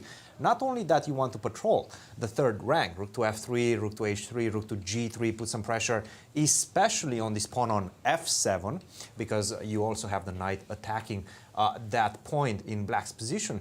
But also to get this rook to e1 and double up on the only open file in the position. And after that, you get to have all sorts of ideas of knight takes f7, softening up the defense of the knight on e6. So a lot of ambitions by white presented with this move, rook to e3. So let's take a look at what happened. The engine is saying short castle. Why short castle? We will understand in just a second. He decided to go long castle, linear, in the game. The problem is, after rook to e1, rook to e8, let's say, rook to f3, queen to h5. Now, the best move with the position in this position is to go actually h3. And we will compare this position with the long castle with the position, exactly the same position, but with the king on g8 and short castle. Now, let's take a look at that one. In this position, with the king on g8, after rook to f3, queen to h5, h3, I have this beautiful move, knight takes d4. If you take queen takes d4, rook takes e5. Why is this position much better for black than with the castle, with the king castle long? Well, if you castle long and you get the same position, the problem is when you take on d4, I take back, you take on e5, and I take on a7, right? There's no checkmate coming on e1. You can exchange, sure. I restored the material balance. Not only that, but I also have queen to a8 coming, followed by queen takes b7. I also have this rook patrolling on the third rank. This queen has to stay to the defense of the pawn on f7. So it does feel, from an objective point of view as well as from a visual point of view, that white's position is just much better. Yeah, a big difference. Queen to e5 right now. Maybe. That's okay. Yeah. You can, but are you even checkmating me if I go for the pawn? Maybe. I don't think I have to go for the pawn. Oh, the bishop. The bishop. Oh, sorry. You're taking the bishop on e1. Maybe rook e3 yes. first. Maybe rook e3. Or even king to f1. Oh, maybe king of 1, yes. Sidestepping both queen to h2, immediately queen to h2, and queen takes e1. You cannot go rook to e8 because of rook to e3. Yes. That's game over on the spot. So if you try to invade with queen to h2, well, sure, but you're still a couple of tempis away from creating some big problems for my king. So in the meantime, I can go rook to f7. I'm threatening checkmate. Be very careful. You can give me a check, I go out. You can give me another check, I go out. Oh. There's no more checks. You are very brave. Well, I'm giving you checkmate. Yes. I am brave, I understand, but your queen is out of the game. You're right. And I'm also giving you a checkmate. There's no way to defend against checkmate. You can go rook to e7, but that's going to allow me to exchange a lot of pieces. I'm just going to be in a much better situation. Winning position for white at this point. So definitely things are starting to look tense for black. I'm not seeing the path towards equality for Lanier, and I think he's starting to realize that none of the tactical motifs that he had with the king on g8 castled on the other side exist with the king on c8, and that might be a problem. And also a problem is at a certain moment I saw that he took like a 20-minute think tank. On long castle. Almost 40. On long castle. I stand corrected, yes. Yeah. What are the clocks now? I mean, he should be sinking rapidly or accelerating rapidly towards those time trouble moments. 47 minutes. 47 minutes, yes. To an hour and 2 minutes.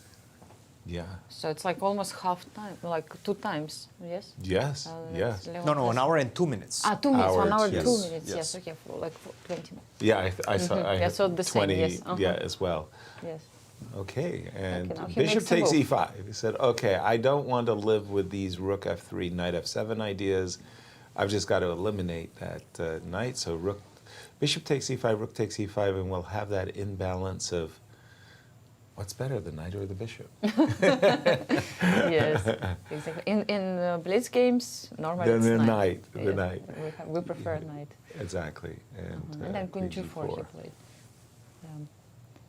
No, it's really nice to see them playing and fighting. I mean, and like really, they're friends in life, but when it comes to chess, they really would like to play normal game and simply learn from each other. I really appreciate this attitude when you can see it. It was always very difficult for me to develop that attitude when I was playing a friend. I didn't want to play friends competitively and beat them or be beaten by them either. But later I realized that that was the correct attitude, which was just, it's sport and you play for sport. I want to turn our attention to a game between our two leaders, Alice.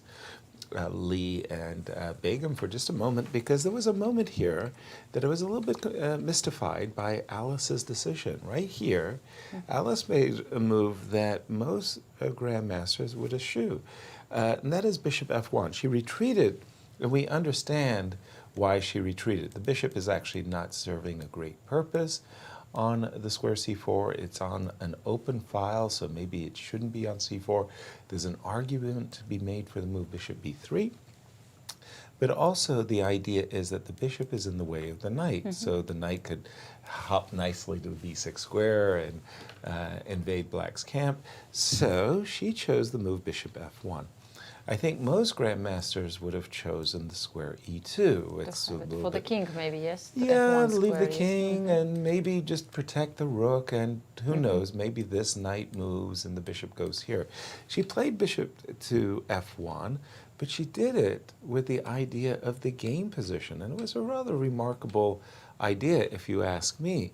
She got to this position probably when she played the move bishop f1, and in her mind's eye could now play the move rook c1, pinning the knight to the rook. If the bishop had been on e2, Yes. then Begum could play knight takes d4. Wow. Wow. What a deep understanding. idea. If you ask me, like, what is the difference? So, I mean, it will take Exactly. time to understand. Yes. I was Bishop trying to F1, scope yes. it out myself. Like, why did she choose that square f1 Yes. over e2? And the game justifies her decision.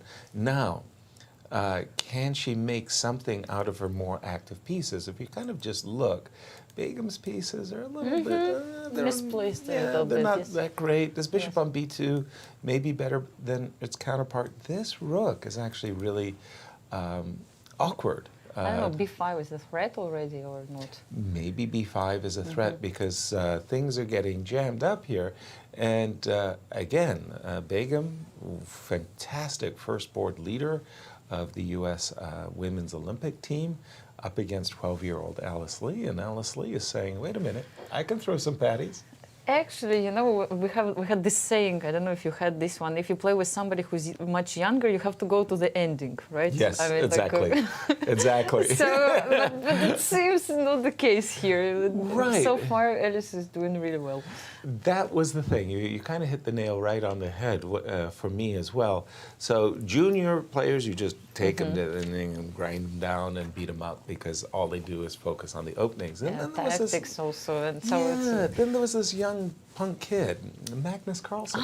yes, I heard And of him. this young punk kid, you know, at 13 years old, he loved to play the ending. I mean, that was his forte. It was like, wait a minute, this kid is really, really, really good. But I like Alice's position. I mean, maybe she'll be thinking about fianchetto in the near future, g3, bishop g2, just improving the bishop. But I also like what you said, Anastasia, b5, that knight's in a pin. Whenever you have a pin piece, So attack it. perhaps what Black has to do is get rid of that knight on b6. It's a very uncomfortable knight, right? Yes. So let's try to exchange some pieces. Go knight d5, maybe? Knight d5. I do fine. Okay, and let's see what we can do about that. Because I'm If just we a few take- moves away from Take. exchanging everything. And if you get all of those trades in nicely in a nice way, And the problem is I don't... Does g3 work? yeah, I was just asking the same question. Okay, so let's go knight takes d4. I'm curious if knight takes d4 works. Mm. Knight takes d4, you take on c7, knight to f3. This might No, just I think simply it's, work. yes, there I are go some rook bishop. d1. You take on Rook e7, but I e7. go bishop c6, right? Oh, Ooh. I'm not afraid. Wait a second. Wait, Anastasia, you should be afraid. I'm afraid. I'm afraid. Maybe it sounds like b5. I was thinking. No, knight e1. Okay, no, like king h3, rook f1, right? I mean, it doesn't work That doesn't. that Yeah, well. but I have to do But something maybe like yes, e4. but great move. Now rook e8 sometimes That can is be. true. But, That is true. So I maybe I like- have to respond with a great move of my own. Don't do it, Christian. Don't King do f8. it. King King f8. f8. Yes, I thought about it. So maybe instead of. Okay, so we're still in there throwing the patties. I don't know for how long. Yes. Bishop e2. That doesn't work because of Nope. rook g1. Nope. Yes. Interesting. Okay, complicated. But Yes. if we go back just to this moment, and I appreciate what you were saying there, that was a nice trick that you laid out. But bishop takes d4. Right. Inviting any rook trades. I'm still angling.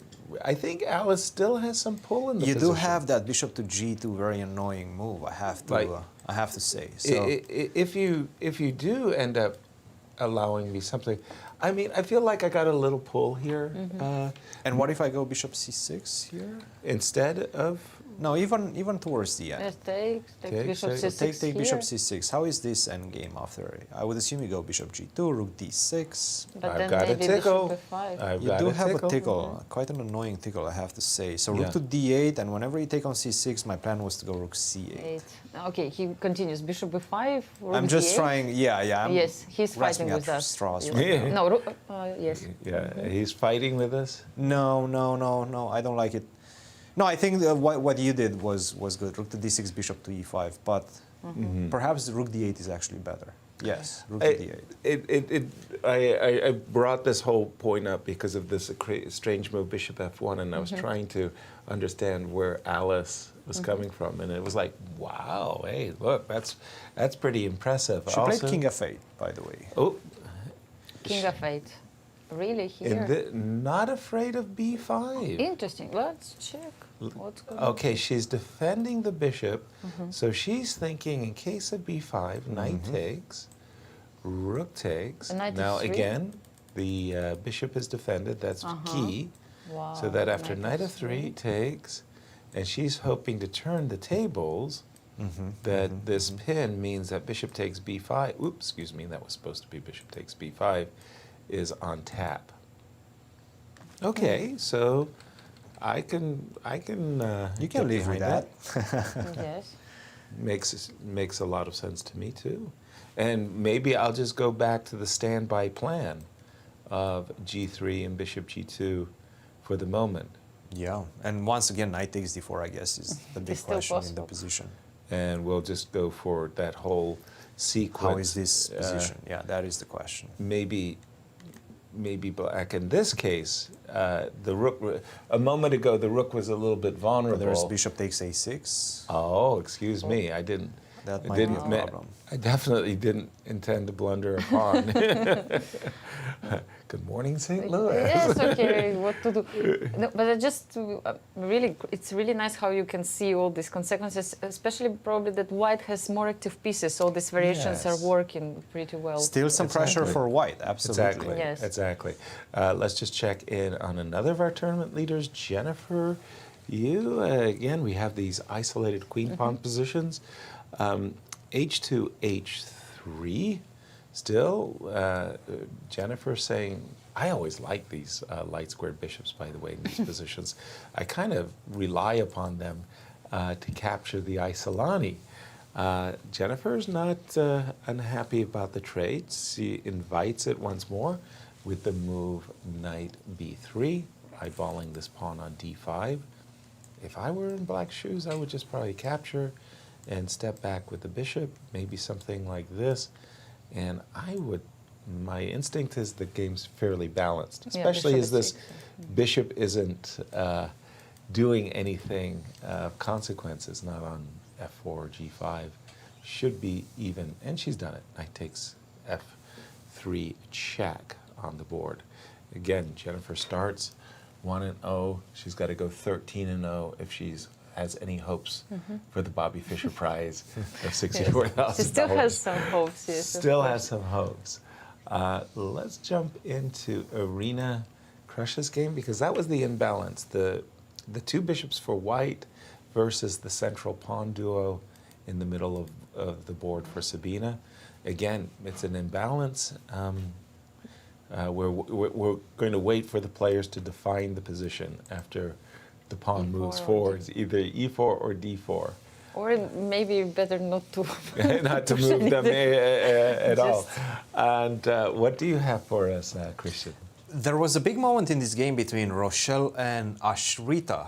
Check this out. So I think we left it somewhere around rook to c8. Right. F3 was the move that Rochelle decided to go for. Knight to c3, destabilize the knight on e4. The knight on e4 is a very unpleasant piece, right? It's right in the center, ready to jump to c3, ready to support potentially the other knight to jump to c3. Very unpleasant piece to deal with. That's why she played the move f3. Knight c3, bishop to d3, and g6. And after the move bishop to d2, which was played in the game, I'm not 100% sure, by the way, how accurate that move is, because it does allow this simple d takes c4. And I'm not 100% sure why Ashrita decided against this, because this is quite a straightforward calculation. If you take on c3, I take on d3, resignation time. Of course, yes. You take on d3, I take on c3, I'm a piece up. You cannot do that. So you G6. have to take on g6. Yes.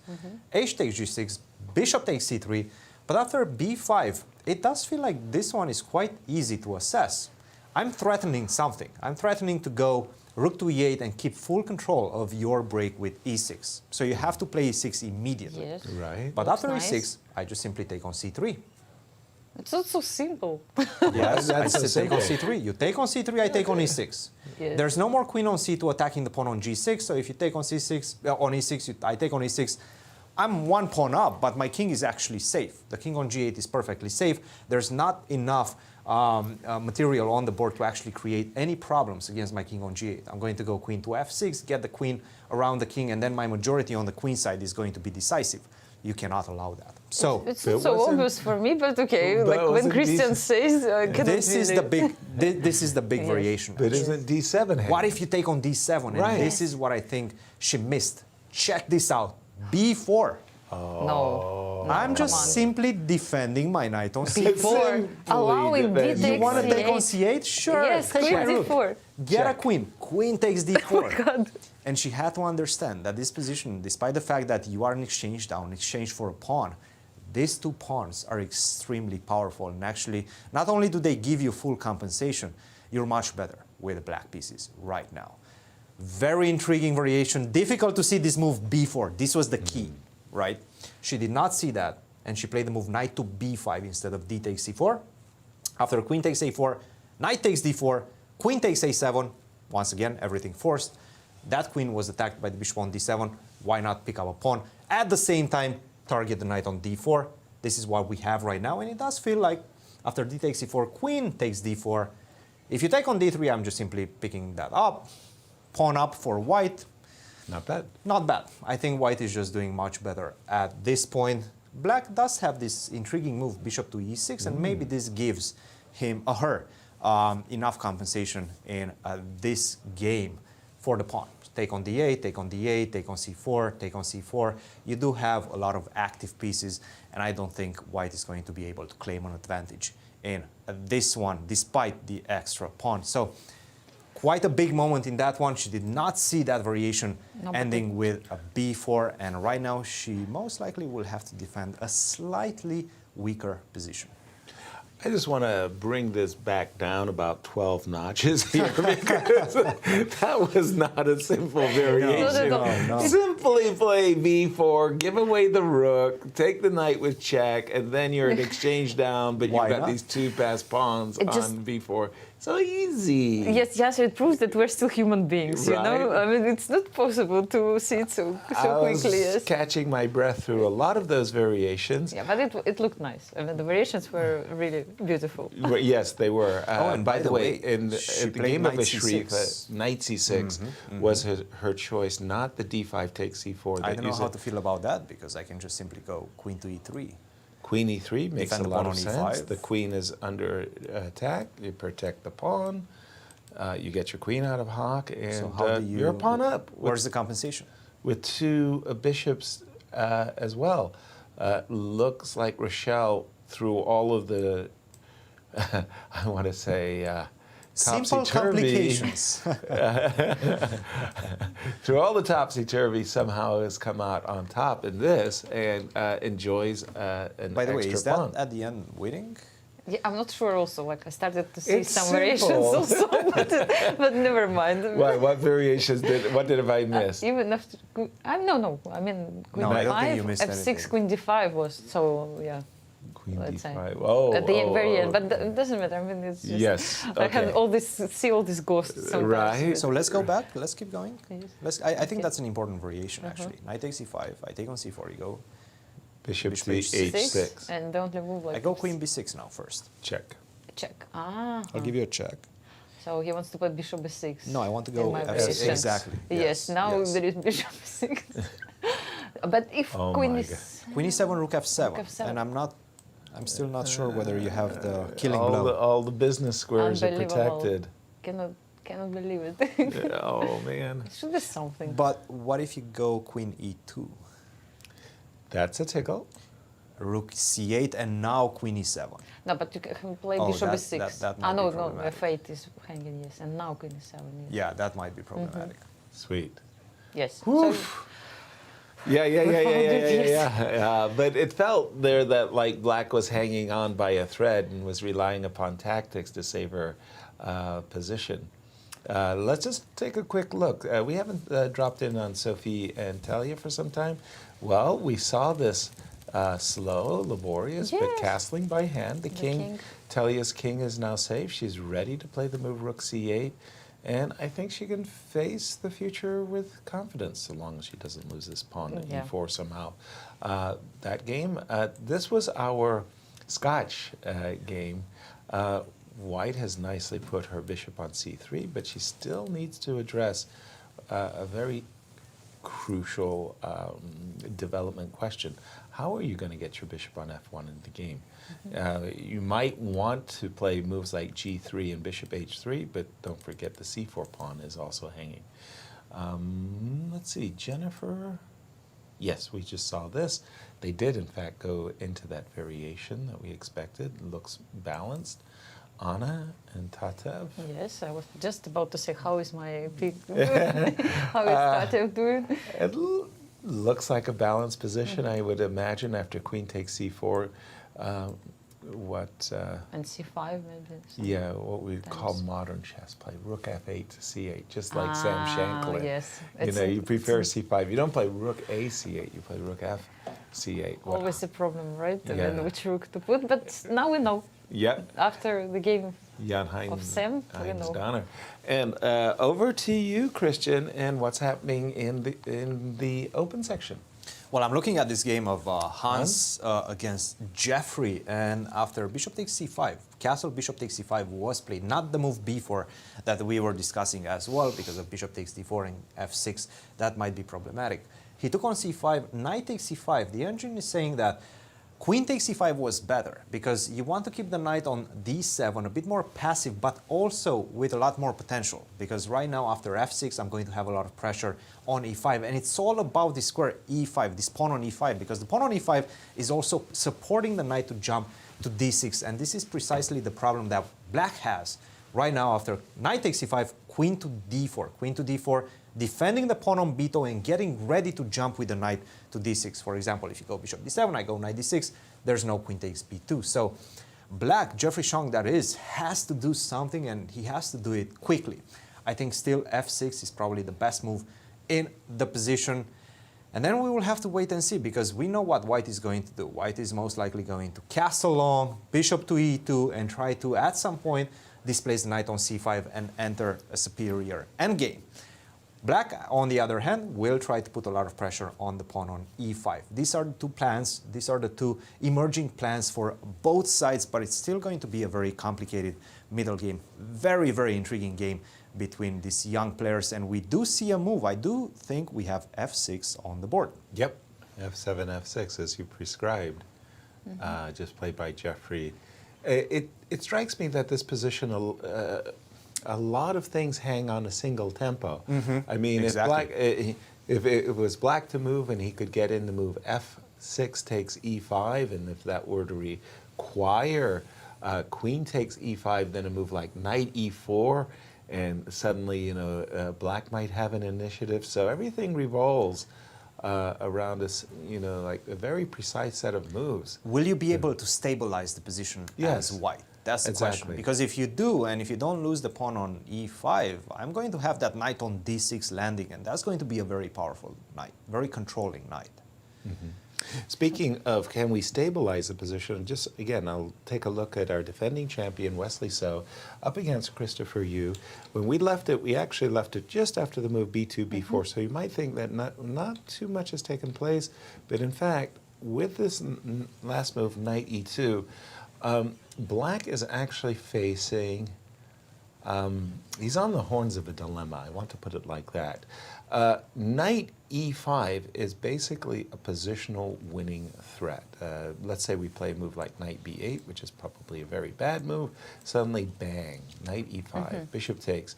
Now you start to see some very bad things happening. This bishop is actually playing a really important role. The knight is coming to either F4, D4. This knight, which is the pride in Black's position, is in danger of being expelled. F2, F3 just kicks you right out. So you're almost like, we're going to go back for a moment to Christopher's previous play. You're almost going to find yourself compelled to get rid of that knight before it lands on the F4 square. And you could end up in a position where it's like two knights versus two bishops. Once again, maybe F2, F3 is... and F5 is yeah, I have to maybe... in danger. Yeah, make allowance for this move F3 by giving my knight a square defending. So I see this Maybe as a fight with all the pieces on the board. I love this kinds of fights. And this move, Knight E2, really puts the pressure on Christopher to find an exact sequence to stay in the game. Am I overselling this? But it does feel good for Wesley, Cristian. It definitely does, but there's also some problems in Wesley's position, specifically his time. But just to take you back 1 second, because Please. I just spotted Sure. a very cool line in this game of Hans versus Jeffrey. Check this out. After F6, if you play the natural castle, this feels like a very natural move, right? Yes. The problem is that I take on E5, I go bishop D7, you go knight D6. This is a very normal sequence. And now I have this brilliant move, rook to F2. Check this move out. You cannot take because of knight to B3, right? Knight to B3, that's a discovery check. I'm picking up the queen, and that's pretty much over. I mean, you're going to have to, maybe not over, but you're going to have to defend. Black is definitely better, borderline winning. So you cannot take on F2. Probably you have to go something along the lines of B4, and once again, it looks like Black is in trouble. But I don't care about the knight. I'm actually going to go bishop to A4, and that's why it's important to start with bishop D7 and then rook F2. Not leave the knight on a B5. Quite a brilliant maneuver by Black. That's why the best move in the position right now is to just wait. Play the move bishop to E2. Hint at the fact that maybe you will go short castle at times. And now, unfortunately for Black, there's no more rook to F2 because I just simply take with the king or with the queen, and the queen is protected on F2. Just details in the position that matters for the assessment of the position. And let's wait and see whether Hans and Jeffrey will understand all these nuances. Hans down to his last 37 minutes, Jeffrey with 45 minutes on the clock. I like that bishop D7, rook F2. Really, really, a lot. really nice. That's deep. The big theoretical duel between Darush and Sam Shankland has kind of settled down. Some dust after A5, A4. Bishop went back to E8, more or less as expected, where Sam is hinting at the knight to D7 and bishop to F8. Again, he's sort of like challenging white. Please go ahead and you follow through. Follow up with your threat of taking on the E6. Darush said, no, I'm happy trading off the bishop and making it still that awkward, if you will, to capture this pawn on C5. Maybe on a good day, the bishop could relocate. Long time ago, Cristian said, you know what? The pawn on B7 is the weakness, and rook B1 could target the pawn. This is our current position, and it feels like, well, Sam has still some issues he's got to solve, but look at the time difference. I'm sure Sam has lots of time, yes. 60 minutes for Darush? 60 minutes for Darius. 16, yes. How many moves? 20 more moves. 20? 20 moves. What's happened to your student? No, it's not your student. I think it's Darush's. That is Alejandro's. Yeah, you take no responsibility for this Not time anymore. mismanagement. I don't think he's his student anymore. I think Darius just graduated. Yes. But just there are graduated. no former students. I mean, Right. If he was a student, he's still a student. Well, that's a student. Always Now- a Yes, student. yes. The question is, how do you defend that pawn on c5 if I just simply go king f6, follow it by knight to e5? King f6, knight to e5. Wow, that's... If you do lose the pawn on c5, you have to be careful because you might actually be worse in that. So maybe f4 we have to Shoot. play. I think you Maybe have to go f4. Yeah. to prevent. This knight e5 looks really strong. The other, I was so anxious to get in rook b1, but in this case, I think you're happy to trade. We Yes. trade, but I Yes. trade for your pawn on a4 actually. Even And then that a pawn might become very dangerous for you. Absolutely.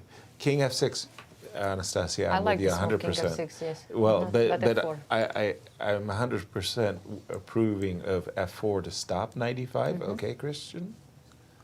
What to say here? I mean, maybe we play e5. Still. Well, I mean, black to move, but I do think rook b1 and bishop c2 is well, I'm not 100% sure you really want to do this. Your I'm not king- sure also. Yeah, but, the but king. just The king might be Yes. exposed to maybe it's an too much on awkward check. d5 square. no, I this- don't want to give up this d5 square, No. but okay. No, Knight f4 maybe. this is wrong Yeah, for no. too many points. So you can't Yes. play e5. But what we play here? King yes. back to e7. Not 100% sure what the great follow-up here is. I mean, We have to threaten this pawn somehow on c5, but I don't see the way. Actually, your plan with knight d7 before was not maybe working because of some knight e6 or bishop e6. I don't remember exactly. But I mean, Right. here it's not easy to put the knight on d7 unless you want to play knight b8, knight d7. No, I'm something not like a- this but it looks a bit artificial, I'm right? not a fan. It's too much, maybe. Let's keep an eye on that one, Yes. and let's go to the game of Fabiano, because when we left it, Christian had talked about this move, knight c3, which Yes. was found, by the And way. knight- Bishop takes g2, king takes g2, and I think Here, he knight was, a4, yes? Or yes, he somewhere was here. what a move, knight a4. That would have been something special. Yeah. Instead, he took knight f3, and the players have reached this peculiar position, queen b1.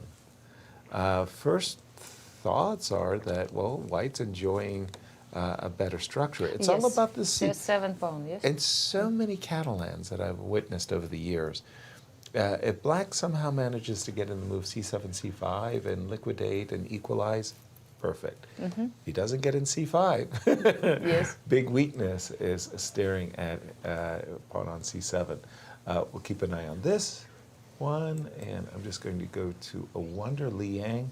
This is the Elshon game. Remember that Yes. Zaitsev with a4 turned into a Breyer? And after knight a4, ooh. My first impression after all of these Soviet championships from the 1970s is black is better. Which is like really amazing I because trust you don't. your intuition. Yeah, I saw yes. these but let's these see. big lines, Yes. these huge games that I remember so well. Oh boy, and black at the moment is very nicely. He has two bishops, but more importantly, there's an issue here. Now, Elshon will have seen all of what has occurred. Doubtlessly, he's putting his bets, if you will, on this move, knight b4, willingly trading the pawn on e4 to getting a knight on d5 in the near future. So, for example, if you play takes, I'm not saying For that example, yes, I want just to take the pawn. exactly. Good for you to take the pawn, Yes. right? And so I'd like to preface my next comments by saying that Christian has a very honorable guest in the studio. Recent world inductee. Cristian, over to you. Absolutely, and actually I'm going to give it to you, Yasser, because you guys are very good buddies, and I want you to get all your questions in. I don't want you to miss any one of them, so hit Eugene with some questions. First of all, Eugenio, welcome to our studio. So nice to have you here. Hello. How are you liking St. Louis?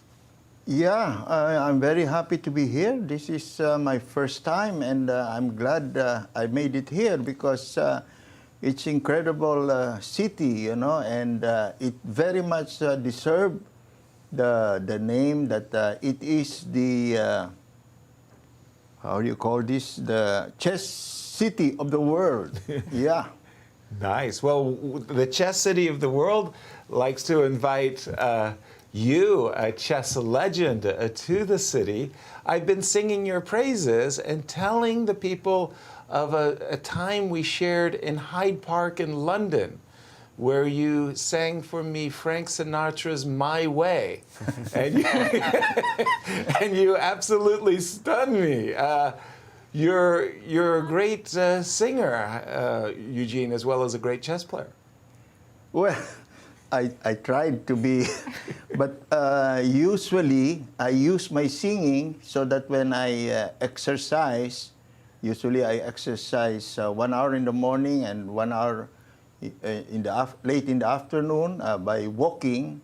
It helps me not minding the time walking when I'm, you know, singing music. Sometimes some people thought that I was kind of crazy because of this. But they didn't know that I was just singing to, you know, to pass the time. Yes, you need Yasser to be walking next to you. I Yes. appreciated it very much. And again, wonderful to have you in studio. Anastasiya and Cristian would like to ask you also questions about your career and Anastasiya. Yeah, you played so many chess Olympiads. If we are not mistaken, it's 22 Olympiads. I mean, what a record. Maybe you can remember which Olympiad was the very special for you. Which one of them you remember the most? Well, I think those games I played, especially against the Grandmasters in 1974, when I got my Grandmaster title in Nice Olympiad. And of course, those games when we made our best finish outside of the 74 Olympiad, that was in 1988, in Thessaloniki, Greece, wherein I think we placed 7th overall. So that was a great achievement for the Philippines. And then, of course, the last Olympiad I played in 2016 because I was surprised myself of my performance, and I think I got the bronze medal on the third board, scoring 9 wins, you know, and 2 draws. So I was surprised myself. That's why after that I did not play anymore in future Olympiads, because I don't think I can duplicate. Eugene, in your induction speech, you mentioned Wesley So and your relationship with him as well, and he always talks highly of you. Tell us a bit about your relationship with one of the United States' best players right now, Wesley So. Yeah, we have very good relationship with Wesley, because I was very much impressed with him, you know, when he was still young.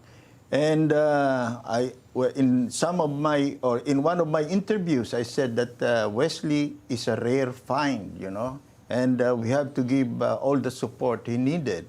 And I was not wrong, because I saw that he could promote or develop his chess skill on his own without seconds. I noticed that on his own, he is able to improve his chess knowledge. Somehow, typical of Bobby Fischer. You know? Was that the biggest factor when you tried to assess his potential? The fact that he was so well versed in working on his own and coming up with ideas on his own? Yeah, that's part of the consideration. You know, at a young age, I seldom see young players able to improve by themselves. Normally, you have somebody to assist you. So that means that on his own, by studying alone, he can improve himself. And the thing is, he liked very much to study chess. You know, he loved chess very much, so very important. And you also supported his move from the Philippines to the United States. You felt like this would open a lot of doors for him. Do you feel the same way right now? Yes, yes, of course. It's important that what your heart or your mind wish for you to do, then you do it, you know. Anyway, among Filipinos, we consider still Wesley as our countryman, as a Filipino, just the same. And we wish him, although he is representing the United States, that's good because he is being well supported also here in the U.S. So as much as Americans would wish him success, same also with us Filipinos. Eugene, thank you very much for joining the show, and congratulations once again on your career and your induction. My pleasure. Thank you very much for inviting me here. Lovely to see you, Eugene. Thank you very much. In the meanwhile, we do have a draw in the game between Alexander Lenderman and Sam Sevian. Sam being one of our tournament co-leaders coming into this round. The final position, by the way, is kind of like, shall we say, about as drawn as it can be. Bishops of opposite color. The game of Wesley, by the way, really heating up as the move knight e5 as prescribed has landed on the board. Just a second. This is where we left it. Queen e7, knight e5, f4. Okay, a move. Black should do something. Yeah, that you kind of got to do. But now he's kind of start thinking like, what's going on along this diagonal? Can I play the move f2, f3, and possibly snag some material here? Can we just have a quick look-see on this? For example, f3. If I move the knight? Yeah, just let's, as they say, see the obvious for a moment. Now, is there some crazy way that the queen could end up on e3?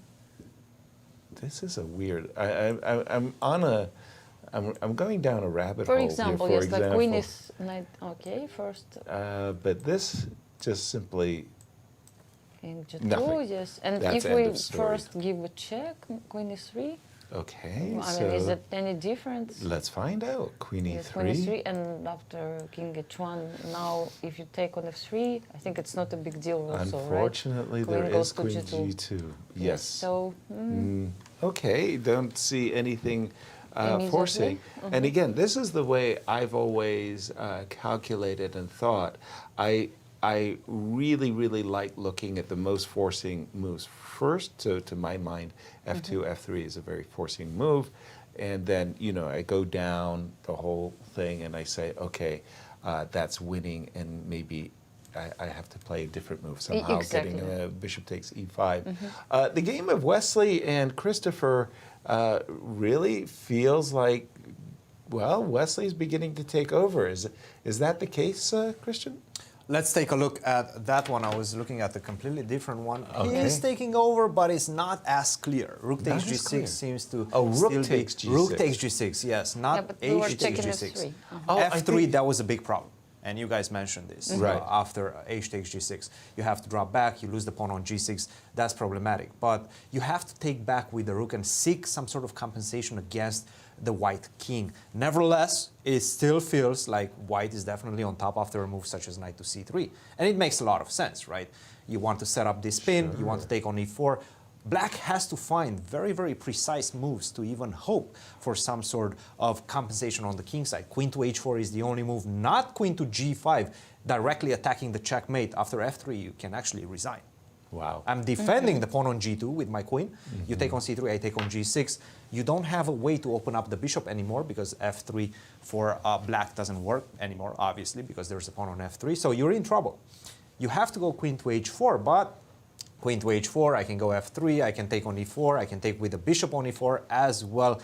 Sure, things can get messy. Nevertheless, it does feel like these are type of positions that Wesley just simply finds the best moves and usually converts. So I'm quite worried, I have to say, for Christopher in this one.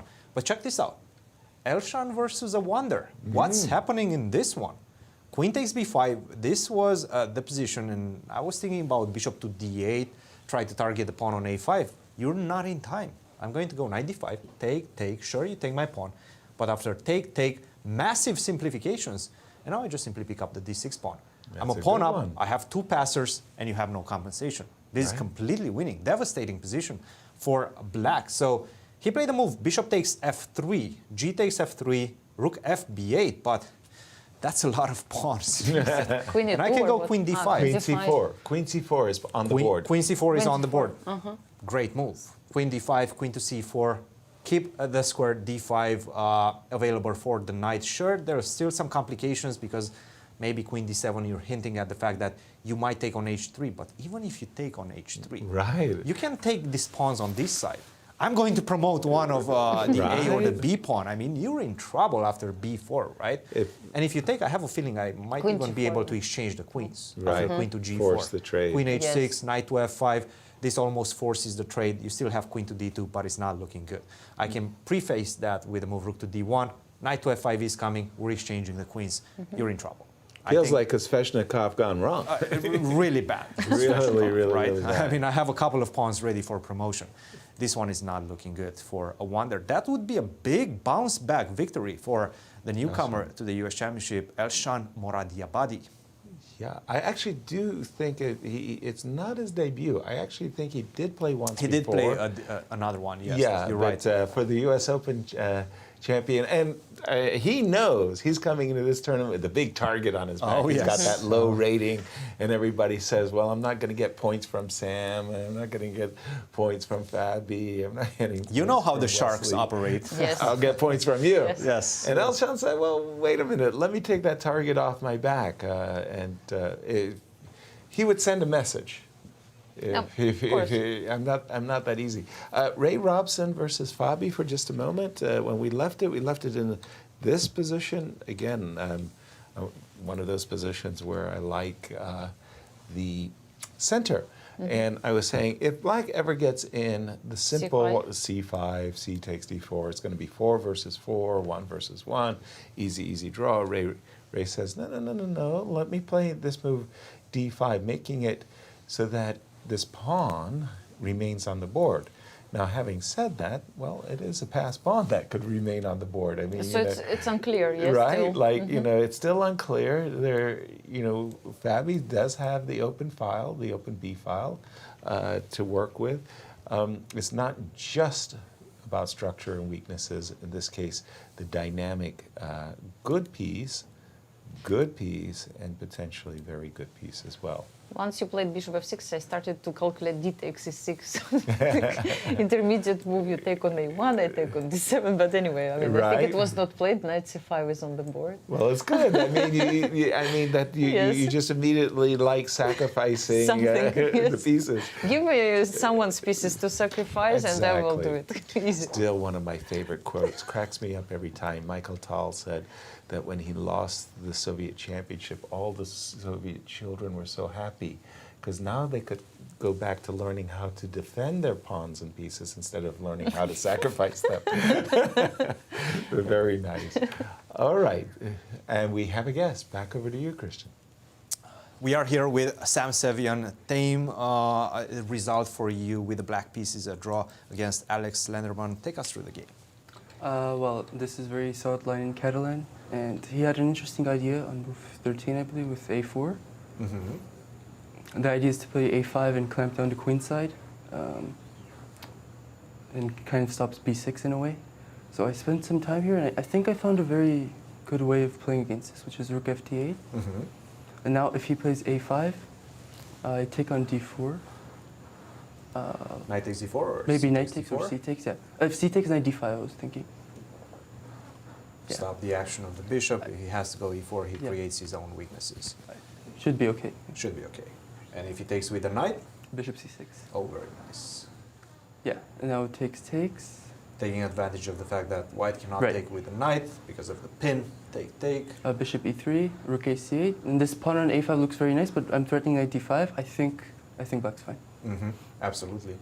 And he played the move knight to b5 first. Yes. And were you aware that you guys are following this game between Nihal and Petrosian? I wasn't. I mean, he was. You think he This is what was? yeah. And you played rook a6, knight to d6. Yeah. Were you at all worried that maybe his two bishops, if he takes on e8 at any point, will be conclusive at all? Well, I never allowed him to. You don't? Got it. I just immediately took on d6. Yes. And the point is, if he takes bishop d6, I have knight d5, attacking c3, which forces bishop takes d5, and rook takes d6. And there's no more two bishops. Yeah. And the other point is, if he takes with the rook on d6 in the game, I have knight d5. I think it's a very important move. Because if c4 here... Instead of bishop d5. Yeah, I was thinking either knight c3 or knight b6. I'm not sure which is better, but... Seems like knight c3 Knight c3 might be better. Interesting, like knight c3, if, a5. Does he take on e2? Yeah, takes on e2. Take, knight c3, rook takes d8. Rook takes d8, knight c5. My knights are kind of awkward. So were you at all worried at this point? That I thought if it gets here, I have to calculate and find a way to equalize here. Some concrete way to make a draw. But that's why I was also considering knight b6 after c4. Yes. After c4? 18 c4. Instead of rook d6. No, rook d6 is fine. And c4. Yes, c4, knight b6.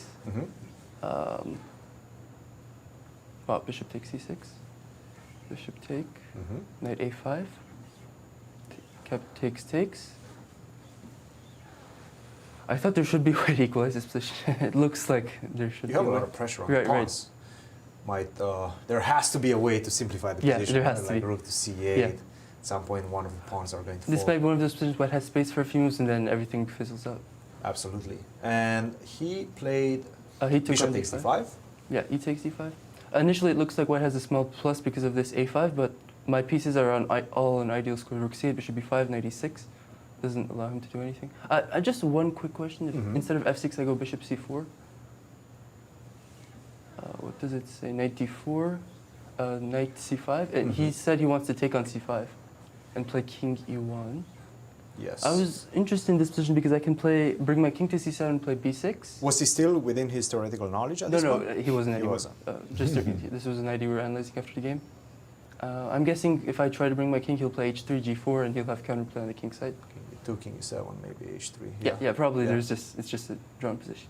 Drawn, but still maybe white has some slight chances. So it's better just to trade the knights off. Yeah. Absolutely. Well, Sam, how would you assess your first couple of games, and how do you feel personally about the tournament and about your shape that you are in? Well, I know Alex is a very strong player, and with black, unless you take real risks in the opening, it's not easy to beat him. So I decided to play a solid line, and I'm happy with it. Absolutely. And how about your form in this tournament? How do you feel after the first couple of rounds? I'm feeling pretty good. I'm seeing a lot of tactics and calculating well, so that's good. Great to see that. We'll see you in the next couple of rounds. Thank you.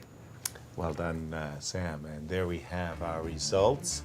A single game. Only one. Only one draw. And everybody still at play. I'm just looking at the game of Hans Niemann and Jeffrey Xiong. As we prepare for a break, I like what Jeffrey has done. It's kind of counterintuitive. It certainly feels like the knight on d6, is so powerful, right? It's centralized in the middle of the board. But then after you see this move bishop a4, you kind of stop and say, well, exactly what is the knight doing on d6? Is it attacking a king on e8? No, the king's not on e8. Attacking a pawn on b7? Yes, but even if you win that pawn on b7, you know, how big is the applause? No, I agree with you, but like we know that knights on 6th or 3rd rank normally Very feel really powerful, great, yes. right? But I mean, the only thing the knight is doing, like maybe preventing black from putting his pieces on certain squares. That's the only thing I can see Right. here, like C8 square, Yes. 7 square is taken at the moment. So, Right, I'm not doubling rooks on the f-file. Yes. On the other hand, I am attacking the pawn on c2, and I Yes. still remember a very nasty little idea that Cristian had shared, this move rook f2, taking advantage of the fact that we have a discover check if you take the rook, and Yes. you kind of castled into some serious initiative, threats that black can create here with the bishop on pre, the pawn on c2 also on pre. Finally, I just want to say that when I was playing the French defense, and I was always seeking to trade my light squared bishop, unless the light squared bishop had a fabulous, fabulous roll. Then I was like, hey, look at my great light squared bishop. Nice. Suddenly, my bad bishop was my favorite bishop. And with that, we're just going to go to a commercial break. Anything from Q Boutique? You've already done the Q Boutique not stuff. anymore, but we'll meet soon. All right. With our viewers. See you on the other side of the break.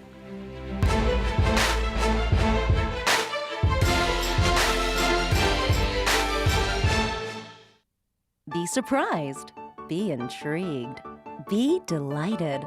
The World Chess Hall of Fame in St. Louis is nothing you'd expect and everything you love. 3 galleries highlight the history, culture, and creativity behind the game. Explore chess in ways you never imagined. It's a one-of-a-kind cultural institution where rare artifacts and world-class art play together. The World Chess Hall of Fame. Mind, art, experience. Can you hear it? It's the sound of hope and health and strength. It's the sound of compassion, of open doors, where people and machines are in tune and miracles occur. It's the sound of personalized healthcare and active communities. It sounds like life, and it's what you hear when you really listen.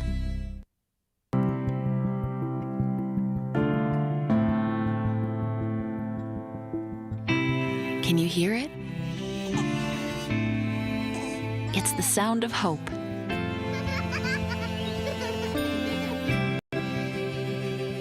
and health and strength. It's the sound of compassion, of open doors, where people and machines are in tune and miracles occur. It's the sound of personalized healthcare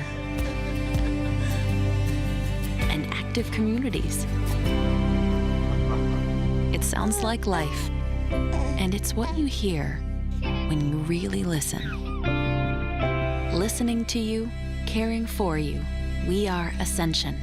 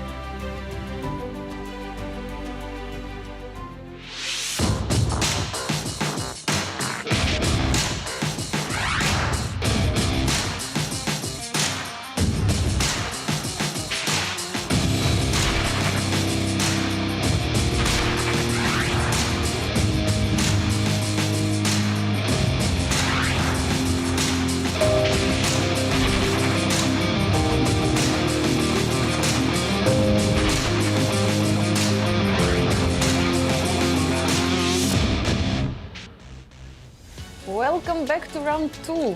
We have now results for men's section, right? For the open section, sorry. And only one result. Only Alex Lenderman made a draw against Sam Sevian, and the rest of the games are still on the way. Good for us. Very good for us. Lots and lots to talk about. Well, let's open up our coverage of round 2. The game between Levon and Lanier Dominguez. These two heavyweights coming in as favorites in this tournament. In fact, I had Levon as my personal pick. We saw this position after f5 as this move definitely spices up the position. It's one of those bishops versus knights imbalance, and it invites a mistake. Knight takes f5 would have been a trap that Levon would have set. For example, after h3, queen g3, oops, rook takes f5, there goes one. Queen h4, whoops, there goes 2. And finally, of course, queen takes d4, winning a pawn, and there goes 3. Now, all those cases, you lose a piece. Move your queen back to h5, and it gets forked by g4. Wow. So, what trickily won. I know. So Lanier found himself having to play this awkward move, g6 takes f5, and now suddenly after this move, bishop h6, we can see even at the cost of having opened up the G file a bit against his own king, the pawn structure is what's taking precedence as Levon is looking to capture on f5, and then thanks to the split pawns, stand better. We'll keep an eye on that. Very, very technical game, something I enjoy a lot, but maybe, Cristian, you've got some tactics that you want to share with us. Oh, there's so many tactics going on in every single game right now. But check this one out, Wesley versus Christopher. And I want to point to the fact that in the final position right now, Wesley has only 13 minutes to go, and Christopher 45. So this is a big differentiator in the assessment of that one. But let's take a look at how we got there, because we were saying that Wesley's taking over at this point. And not so easy. After f3, he did find the move queen to h4. Very, very good move. Critical move. If you don't find that move, then you're just simply lost. Yeah, so what will happen if you take on e4? Just, I mean, for if the you take, public, if you take a yes. knight, right? Yes, F3, F3, yes. This is a very good question, Anastasia. Yes. This is the point. This is the key point, because not only that I'm threatening the pawn on G2, I'm also threatening to go F2. So, for example, if you go knight to G3, I can take on G3, but I can also just simply go F2. And at this point, I think you're pretty much forced to give up your queen. If you go in the corner with king to H1, not only that I'm going to pick up your rook, but I'm also picking up on G3, and you are pinned. You cannot recapture, you're going to get checkmated. It's not feasible. You There's cannot do actually that. a beautiful checkmate there. Yes. King H1, Queen H2. Queen H2 and Very nice, very nice. Nice. Hey, You guys have eagle eyes tactics today. there. I have to Paying say that. off. Great, yes. sir. Nice. This The was- training. The training is working, guys. This is very similar to what we saw in yesterday's game of Begim. Yes. Against, who was it against? Sophie. That's the one. All right. Of course, he did not play that. He did not take on E4, did not bite the bait. Rook to H6, H3, and this was the critical moment. Actually, what Wesley had to do, probably to preserve his advantage, was to take on E4. Take on E4 first, give up the pawn on H2. That's okay. You can take my pawn on H2. You're not going to checkmate me. You only have the queen and the rook, but the rook is not doing as much. King to F1. Not only that, but it's very critical that we're preserving these pawns facing each other. This bishop is not getting active anytime soon. You have to try to do that with bishop to D8, but now I have time to go D5. And this bishop on E4, it creates a shield for my king, right? So I'm going to go D5. Sure, you probably will get to my king. And for example, D5, queen to H1. I'm not going to go king to F2 and allow bishop to H4. That would be devastating for my position. But what I can do is play for initiative and compensation. Go king to E2, allow you to go a pawn ahead with a queen takes G2, but after king to D3 or king to D1, I like king to D3 just because it looks nice. It looks like I'm in the middle of the board. I might get checkmated, but I'm not, because you don't have a way to get to it. Queen takes E2, king takes E2, and now the position seems to be better. The knight on A6 is not playing. Sure, you have a couple of very powerful pawns on the H and G files, but look at my bishops, right? Specifically, look at this bishop on E4, but also the bishop on B2. I'm going to go rook to G1 and target the pawn on G7. It's looking like white has more than enough compensation, if not from a practical perspective, close to winning. I really like this position for white. He did not go for it. And by the way, guys, we do have the first result in the ladies section. There is a draw between, I do believe that's Jennifer Yu versus Tatev Abrahamian. No, I think it's Anna Zatonskih. Anna Zatonskih, Yes. okay. That is Anna Zatonskih versus Tatev Abrahamian, yes. And what happened?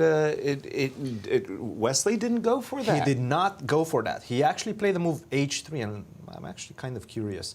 Only thought for 2 minutes for this move H3. Still, Okay, he doesn't have that much of he time. doesn't have a lot of time. Yes. Exactly.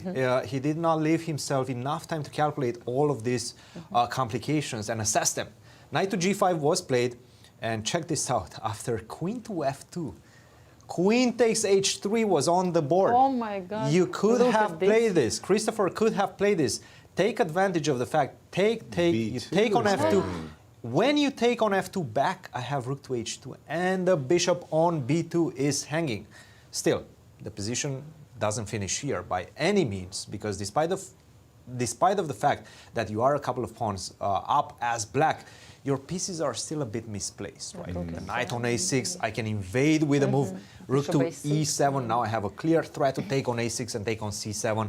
You have to be careful, still a lot of compensation for white. If you go rook F7, I can just make a draw. Rook to E8, rook to E7, and so on. But this is what we have right now. He did not see queen takes H3. Wow. What a move. B5, knight play. B8, A4 came on the board after queen to H5 when he was challenged with queen to F2. This is what we have right now. Once again, it feels like black has the easier play, right? This bishop on B2 is not really a threat. How are you going to open up the position? I understand you're pushing your pawns and pushing your pawns, but I do feel like I'm getting closer and closer to your king. At some point, knight takes H3 is going to come on the board, It's a right? big threat. You have to be very careful. Also, still, queen takes H3 is on tap as well. So, very dangerous position for Wesley with the white pieces. Objectively, the computer is saying that Wesley should probably have enough compensation on the queen side if he's fast. If he times his expansion very precisely, and already he did not do that. A5 was the right move. He played the move king to G1 after knight to D7. Actually, never mind. The pawn is on A4. Knight to D7 has not arrived on the board yet by Christopher Yu. Nevertheless, knight D7 is kind of a natural move, I want to say. I'm looking at the time. I see 13 minutes for Wesley, 39 minutes for Christopher Yu, and I start getting worried for Wesley. Quick question. Why did Wesley play the move A3, A4, not rook E7 at once, Christian? A4, I understand. The last move, yes. Yeah, rook E7, Knight takes H3. You might be getting queen checkmated. G5? Queen to G5. Oh, queen to G5, of course. This square is it wasn't mine. a threat until I put my rook on E7. This square is mined, is taboo. The square E7 you cannot invade, so you have to do something with your pawns. Clears on the queen side. cobwebs, that's for By sure. the way, knight to D7 was not played. Bishop to D8. I have to say, I'm really impressed with how fast Christopher is making his decisions. That's a very good sign for a young man that wants to improve. He's not doubting his moves at all, and it shows. He's putting a lot of pressure on Wesley So right now. On the other hand, there were a couple of critical moments even in the previous game that maybe he should have spent a bit more time and find this like really important make very important decisions. Yes. Bishop takes D5 against Hans Niemann is what you're referring to. It's still, you know, he is looking for some balance. It's always difficult to find this balance. Always difficult to understand which positions I actually have to spend lots of time and in which positions I have to play really fast. Exactly. Michael Tall said, you know, you find a good move, stop, think about it, maybe there's something better. But if you stop and think about it and there's nothing better, and you regret the time that you spent finding a move that was not there. Sometimes it's just not easy to find that right balance between good play and fast play. Bishop D8, lots, 3-result game. Check the Moradiabadi game, guys. Yes. Alshon versus a wonder. Oh my goodness, isn't that just... It's resignation time. Prettiest pair of... passers that you're ever likely to see, those pawns on A6 and B5. And these rooks are completely huddled. I mean, black doesn't even have a move. No. He's going to be zugzwang before too long. Queen to E4 maybe, like what do you play after Queen E4? Queen E4, eyeballing E8. It's funny that you looked at Queen E4. The first one I was thinking is like, let's cozy on up. Yes. Okay. Alshon is enjoying himself. Yes, King G2. I mean, look at that move, King G2. Believe it or not, I was thinking about, moving the king forward because everything looks so beautiful. Sadist. Just very nicely putting everything on light squares. Yes. Sometimes that's just an easy one as well. Looks like a wonder is definitely losing this one. Again, let's just go around the horn a little bit. I want to stay in touch with the Hans Niemann game between Jeffrey and Hans. Okay, funnily enough, after Bishop A4, we did see B3, we did see Bishop E8, your move. Yeah, yes, but nice we're just, move. Jeffrey's one move away from getting a very, very nice grip on the position, but B4 still feels like White's the one in charge. All of these strange pawns. Bishop C4, that looks like a good move. King H8, inviting bishop takes, because I'm pretty sure Jeffrey is thinking that he'll move his bishop somewhere. Let's say G6. Exactly. And somewhere he's eyeballing chance of rook E8 and stuff like this. Feels like it's better for White because of the structure, but probably closer to a draw. Darish and Sam Shankland, that looks like it's going to be a draw. We have a guest in studio. Over to you, Christian. Thank you, Yasser. We are with Tatev Abrahamian. Tatev, first of all, congratulations. You started off against the 2 top-rated players in the event, Irina Krush and Anna Zatonskih. 2 draws. How would you assess your performance? I mean, I'm happy with my results. I had 2 shaky games. I mean, my game today was pretty uneventful, but at some point I just couldn't make any decisions and I got really low on time. So I think let's talk about it. Let's not. I've had that experience yesterday. Let's discuss this game for a brief moment. Okay, sure. Tell me about the key moments. I mean, I don't know. I was just so tired today, and honestly, I just couldn't make moves. But, I mean, there's not much here. what did I play here? I went b6. I mean, Did you feel like she was putting any pressure out of the opening? Did well, you I thought feel she would go bishop uncomfortable, or- h4. When she took bishop f6, I thought it was pretty simple because now all of a sudden all my moves. Now I have to think about like c5 and then, okay, we go for...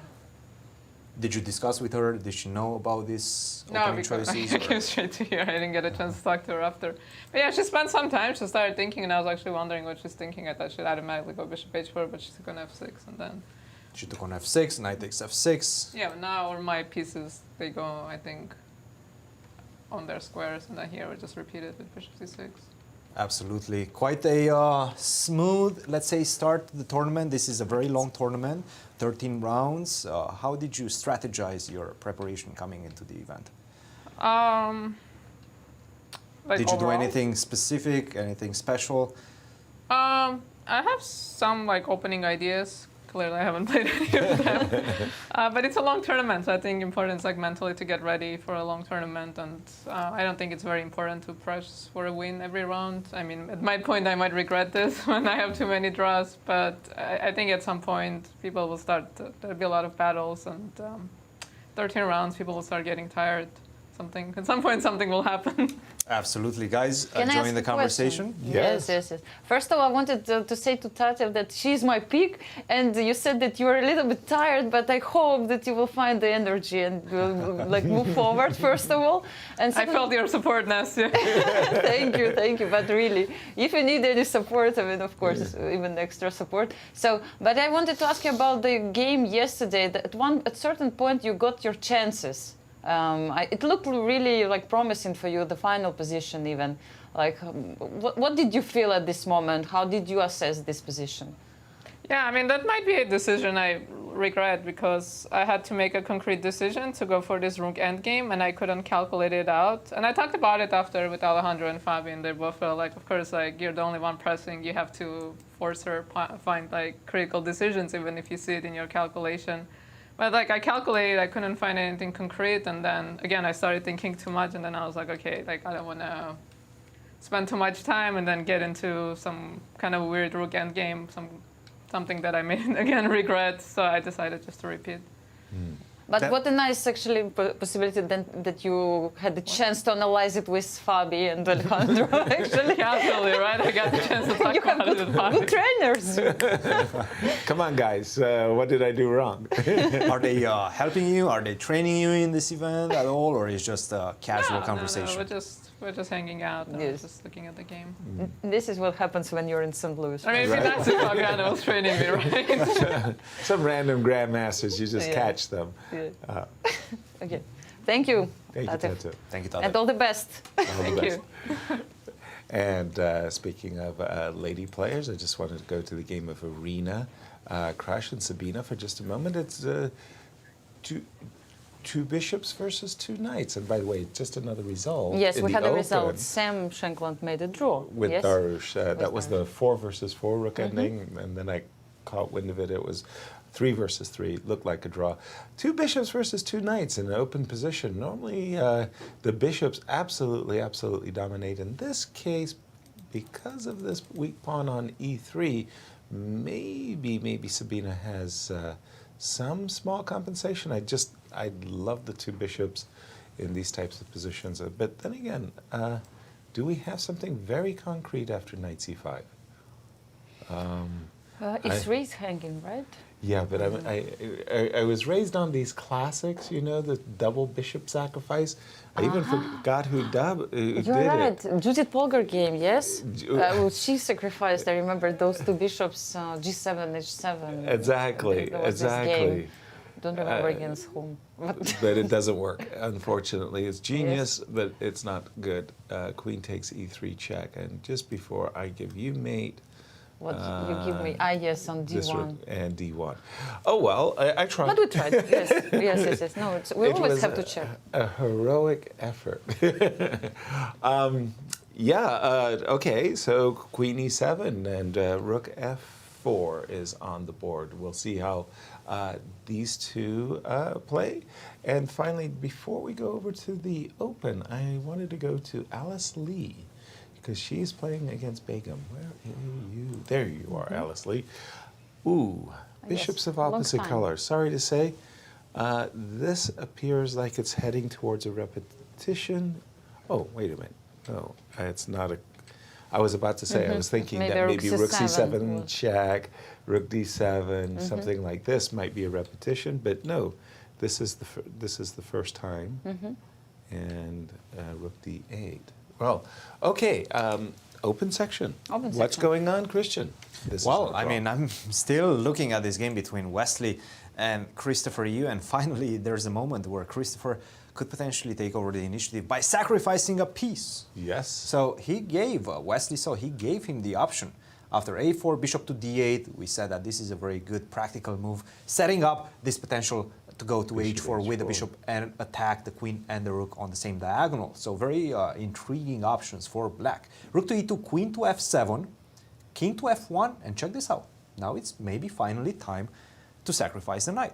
Knight takes h3. Let's see. Take the bull by the horns and try to put a lot of pressure on your opponent with this exchange. How would you continue as white? It does feel, especially with how much time does Wesley have? Only 10 minutes at this point on his clock, and still 9 moves to go. So if black decides to go knight takes h3, and it's objectively good as well, I think Wesley might be in some sort of danger. For example, if you go queen to g2, now we understand why this queen first retreated to f7 to put the rook in front and then go behind the rook, and now you have all these ideas of rook to h1 followed by rook to h2 or bishop to h4. Wow. There's a lot of checkmating threats coming in your position. If you go king to g1, rook to g3 is coming. That wins on the spot. It's looking good, I have to say, for Christopher Yu, for the young Christopher Yu in this one. If he decides to go for that, he did not. He played knight to d7. But that's the beauty about this position. You have time. White doesn't actually have a lot of things to do except to try to go a5, but from a psychological point of view, you're getting massacred on the king side. You see that there are some exchanges, there are some knight takes h3 sacrifices coming in the position, and what, you're going to focus on this side, try to get a break on the queen side? Psychologically, is not that easy. So what you're focused on as white is defense, defense, defense. As I was saying that, a5, he's looking for his own counter chances. There we go. We have a game, guys, and we might see at some point a sacrifice coming from young Christopher Yu. Maybe he's setting it up with knight to f6, knight to h5, knight to g3. Perhaps he will get a bit over-ambitious, but let's wait and see how this one is going to play out. I have to say Christopher Yu is playing a good game of attacking chess. Well, the move a5 to my eyes kind of throws down the gauntlet because black, a6 is coming. Black is facing a6 when this entire structure is simply under too much pressure. It's about to collapse. So time to take on it's kind of now or never, isn't it? Normally when you're young, you're not attached to pieces so much. You know, you're ready to give them to your opponent. So I really hope that he will sacrifice in this game, something in this game. Even though he has Wesley so in front of him, it's really difficult. Wesley's a great defender, but is he going for h3 yes. almost come on. forced. Do it. 15 years young. Wow. Yasser, imagine yourself. Would you be able not to sacrifice I was trying to get from the expert to the master class. It's time to take it. I was failing. Guys, look he's at going Christopher, ready to play the combination. Do it. You can do it. No. This is our team is making fun of us. It's clear. I know. You like that hovering over the pieces, Yasser? Right? I hate the hovering. You're a big fan. Yes. I hate the hovering. Oh my God. Yes. Imagine someone you're already in such a pressure, under such a pressure like Wesley saw. He sees, of course, this opportunity, and your opponent is doing all these moves. I mean, you are like completely crazy. Right, here it comes. Is he going to take it though? I think. Well, does he have a choice? I don't think so. A6 is just resigns. Right, that is correct. That is correct. Knight takes h3. Come on. Yes. And the time, by the way, we talked about maybe. Oh, he seems to. His hand is going towards d8 or d7. I don't know. Wesley is there. He's maybe still sitting there. Knight d7 is his intention. No. Knight d7 to h5 to g3. That's too slow. I agree. That's what I thought he's going for, but a6 is coming, and it's so powerful. Yeah, no, you have to take on h2. This moment of hesitation is really crazy. It's like. Well, how much time does Christopher have? I know that Wesley's short. He took it. He's done it. He took it. Yes. Okay. No, of course you have to. Great. I held my breath for so long. This is too much. Yes. Rook takes h3. Now, you want to, of course, get on your sneakers and run to the king e1 to d2. But king e1 is walking into this massive bishop h4. So that was why we went queen g2 to get out of the way. But queen h5, threatening the pawn on f3, threatening. Help me out here, because I missed I'm missing a move, but we have a guest in studio as well. We're going to let Wesley think about this one. He only has 10 minutes, but we do have Dariusz Swiercz with us in the studio. Dariusz, a difficult encounter with a very well-prepared Sam Shankland. He surprised you with this Grunfeld. No, he didn't surprise me with the Grunfeld. He did not surprise He does surprise me. I actually was expecting it. I mean, Sam plays many openings, of course. His chessable courses on Semislav are like really famous. I was looking outside other openings. But yeah, Grunfeld was one of his main openings, and I was really expecting it. So yeah, I had this line, bishop c4 prepared, and actually, I thought, all right, it's an interesting try for sure. And yeah, this e6 line that Sam played, yeah, it's... Took you by surprise? No, I was not surprised. Actually, I guess I can say it. I analyzed it very deeply for my upcoming chessable course. Oh, okay. So right. the left bar for white. So yeah, here e6 analyzed one of the lines that I analyzed pretty deeply. And actually, I had a game like this already 2 weeks ago, which is probably not published or like it's maybe hard to find. But I had a game against Jacek Tomczak. Actually, I played a tournament in Poland 2 weeks ago, the rapid tournament in Poland. And yeah, this is what Jacek played against me, and I managed to win this game. So it was exactly up to move like 14. So yeah, bishop b3, and now yeah. So basically, Jacek played against me in this position, bishop b5, which is a big mistake because right now rook takes d8, knight d4. And the problem is that right now, let's say bishop goes to a6 or something, and I can play move f4, which is a very important detail because there is no knight g4. And usually in this position you want to play knight g4, but in this case you can do this because there is knight takes e6. Very nice. So this is one of the main ideas. And after f4, white is generally speaking better. Of course, the game goes on, but white is better. Yeah. But Sam played bishop c6 pretty quickly, and I could not recall what is like my exact analysis there. I just could not recall at all. And I believe that Sam worked out to a draw or something, but still I thought that this is, I mean, I'm sure I had it in my analysis for chessable course, but I just could not really recall this. Again, like Sam played 2021, bishop g4, bishop d7, he didn't play e6, so really it was difficult for me to, anticipate everything, and I just did not remember this particular position, bishop c6. So I played a3, which I thought which felt right, and rook d8 is probably correct. And he played it quickly. Also. He played also very quickly, yes. And here I had really a lot of options. I had knight d4 interesting, knight f4 interesting. I have rook ab1. I mean, really vast choice, but I just. I didn't remember. I had analyzed it for sure. I just didn't remember. And yeah, I decided to play on the 4, and I think it was a decent try. A5, a4 is usually good for black to include these moves. Bishop e8, yeah, king f1. And this was the first move that Sam actually thought about. Yeah, bishop to e8. Yeah. So I thought it was good news that he finally started thinking, yeah, of the book.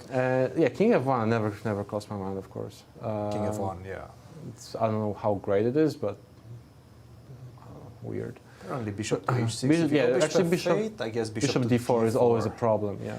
And now with the king not on g1, you don't have bishop takes c5. Precisely. That's nice. So I didn't even cross my mind. Only other move I considered here was rook ab1. But yeah, some self-told me after game bishop h6 is just equalizing immediately, which probably it is, but my suspicion is still there is some game, I guess. I don't know. I don't know. And just I'm to not mention, sure. after king to f1, actually the best move is bishop h6. Anyway. So he does seem like he knew about this. He move knew the also. ideas for He sure. knew the idea. I wasn't familiar here already. So anyway, I played this bishop d4, which felt pretty natural, and here knight 6 was a very strong move. And yeah, here I spent lots of time calculating knight takes e6, and I was really tempted to do this. But the reason why I didn't do this is king f8. Takes on g7 probably, and rook. And not the thing is that after rook a b1, if some plays rook c7 or something, I play rook b5 and I'm winning or something. Yeah, Exactly. actually it's winning. Yeah. Yep. I thought I have very good chances here. After b1, there's no way to Basically, he cannot regroup. But the point is that he has knight d8 instead of rook c7. Knight d8, and he's managing to establish bishop on c6. Knight comes to e6, and all my weaknesses are just collapsing. Absolutely. So, okay, engine gives 0-0, but I thought if anyone's taking any risk here is Yeah, me. it's 0-0 after rook takes d8, which is not. Yeah, actually, I was thinking about it. I was suspect this could be a draw, but again, it's not something I want to play, really. Yeah. So that's for this reason I decided not to do this. And yeah, actually, it's one more important detail here. After knight takes e6, because it may be tempting to play after bishop e6, bishop f7. But bishop f7 is a big mistake because the same position I play in the end rook d7. This is a very important detail. D7 now. Exactly. I saw that during the game, and at first I'm winning, but then I realized Bishop is not someone on wants to E8. keep the bishop on e8, and bishop comes to d6, and I'm not playing this for a win for sure. Yeah. Yeah. So that's what I was thinking. So I decided, in the end, decided to keep it simple, take on g7, play knight d3, because I wasn't sure how he's gonna establish.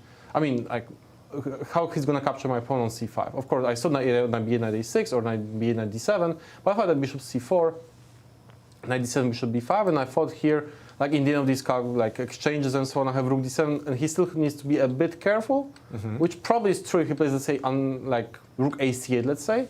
Probably, I didn't, yeah, exactly, I was thinking rook b1 or something I can play, and he is in some trouble. Yeah. But very precise rook ed8 is just pretty much liquidating into a draw right away. Yeah. And the rest of the game, I mean, we played a couple of more moves, but yeah, it's just a draw. So. Darius, how would you assess your form up to this point, and based on the first couple of games? Yeah, I feel pretty good. I feel pretty good. Yeah, yesterday I had a very interesting game against Jeffrey, and I mixed up my opening, but I mean, yeah, I was in big trouble actually, strategically, but in the critical moment I decided to play this move e5, which actually, as I checked later, was a good try, and I'm surprised to see that, I'm surprised to see that it's not losing, sort of, because I felt I felt really shaky at this moment. Like my position was very shaky. But after Jeffrey didn't take this pawn, I played e4. Actually, engine is giving the black is better, and I didn't realize that, sort of. That's why I played kind of a couple of passive, not very passive, but like stay in place, trying to get move 40, and in this basically just end up with, let's say, a bit worse endgame, but definitely holdable because just such a blockade on b5 must give me drawing chances. But again, if I realized I'm better, I would definitely come up with. I mean, I saw, of course, the idea of 96, 95, 93, and I wanted to do that. But the question is if I'm in time, because he captured my pawn on a4. So it was not obvious to me at the board. I said to play something safer, that's why the game ended a draw. But overall, I feel good. I feel really good. So I'm looking forward to more games. Still the start of the tournament, a very Exactly. long tournament ahead of yourself. Good luck in the Thank rest you. of your games. Thank you, and good luck indeed. I just want to turn our attention to the game of Naji and Megan Lee. Megan made a sham sacrifice. The idea of a sham sacrifice is, though she sacrificed a piece, she understood that she was winning it back right away. After knight takes e5, bishop takes e5, bishop f6, f4, d6, and thanks to the fact that, oops, the king is still in the center of the board, the bishop on e5 couldn't move. And in this position, Megan is just doing great. She's a pawn up, and well, everything is going fantastically for her with a very obvious e5, e4. I would assess the position as winning for black, thanks to the fact that this bishop is now shut in. This bishop is a monster. This knight on d2 is tethered to this pawn on c4. Everything has gone perfectly for Megan Lee. So just the alert, if you will. I wanted to also go back, of course, to our game between Christopher and Wesley, because it was actually funny. I just simply didn't see the move. I talk about blindness, But I was wondering what on earth Wesley was going to do here, because he's facing this horrifying threat of rook h1 check followed by bishop h4. You can resign once that arrives. Move rook f2 just wasn't there. Yeah, right? I just didn't see it. And then suddenly, okay, now I understand what Wesley is saying. If you play bishop h4, well, I'm ready to take rook. If you play rook to g3, well, I'm ready to allow a perpet. Yeah. And I would be very happy to get out of this situation. Was the queen. I would be very happy to get out of this game alive with a draw. And finally, if you play rook e8, I think Wesley's just in time to bring his knight to the g1 square to block this fateful rook h1 mating idea. So very nice defense. I didn't say rook f2. Rook f2. Back over to you. Oh, no. Yeah, back over to you, Cristian. What do you think about Wesley's defense? Well, it's definitely a good defense. Nevertheless, Black has two very pleasing options right now, as you guys were mentioning. Rook to g3 and just make a draw. Rook g3, queen h2, rook to h3 if you want that. But rook to e8 is indeed very powerful. And how do you defend? I'm trying to keep you away from the e2 square. Rook to h1 is a big threat right now. Yeah, you have to address that somehow. So it does feel like knight to e2 might be the way to do so. Right. The problem is, you still have some weaknesses. Who's first? Who's first? Am I going to be the first one to checkmate your king, or are you going to be able to find a way to destabilize my position on the queen side and promote one of your pawns? Well, let's take a look. If you go a6, I'm going to take on f3. f3? Yes. If you take on b7, rook takes f2, or rook to h1, both of them seem to be decisive, because after you go knight to g1, I can just simply pick up your bishop. That's fine. You're getting close, but you're also getting checkmated. Oops. Unfortunately. That's nice. That's a checkmate. You got close. You got really, really close to getting a queen on the queen side. It doesn't help, though. You're not there yet. So right now, what Christopher has to do, he has to stop and start calculating. Put more pressure on your opponent. This is move 35. Still 5 moves to go for Wesley. And he did not play rook e8. He repeated once. He repeated the position. No, wait, what did he do? Nothing. He's thinking. I think he's just thinking. So Wesley just scribbled something on his score sheet. So I assume that he made a move. Okay. Maybe he was hovering and Wesley was getting ready to write something on the. Interesting. Oftentimes in those moments, I've also used those moments to check the clock, and I'd sometimes write how much time. So sometimes. But it's forbidden now.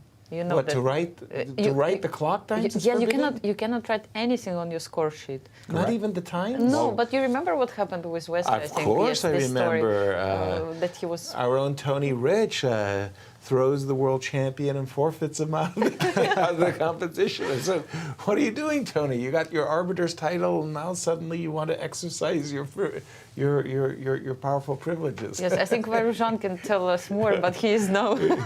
Yeah, well, there's the score sheet. Yes. He's just ready to go. Okay. But, does that look like some times? Yes, maybe he writes something. There are definitely some scribbles going on. Yes. No, Wesley, but do no, this. I think he's putting the clock times.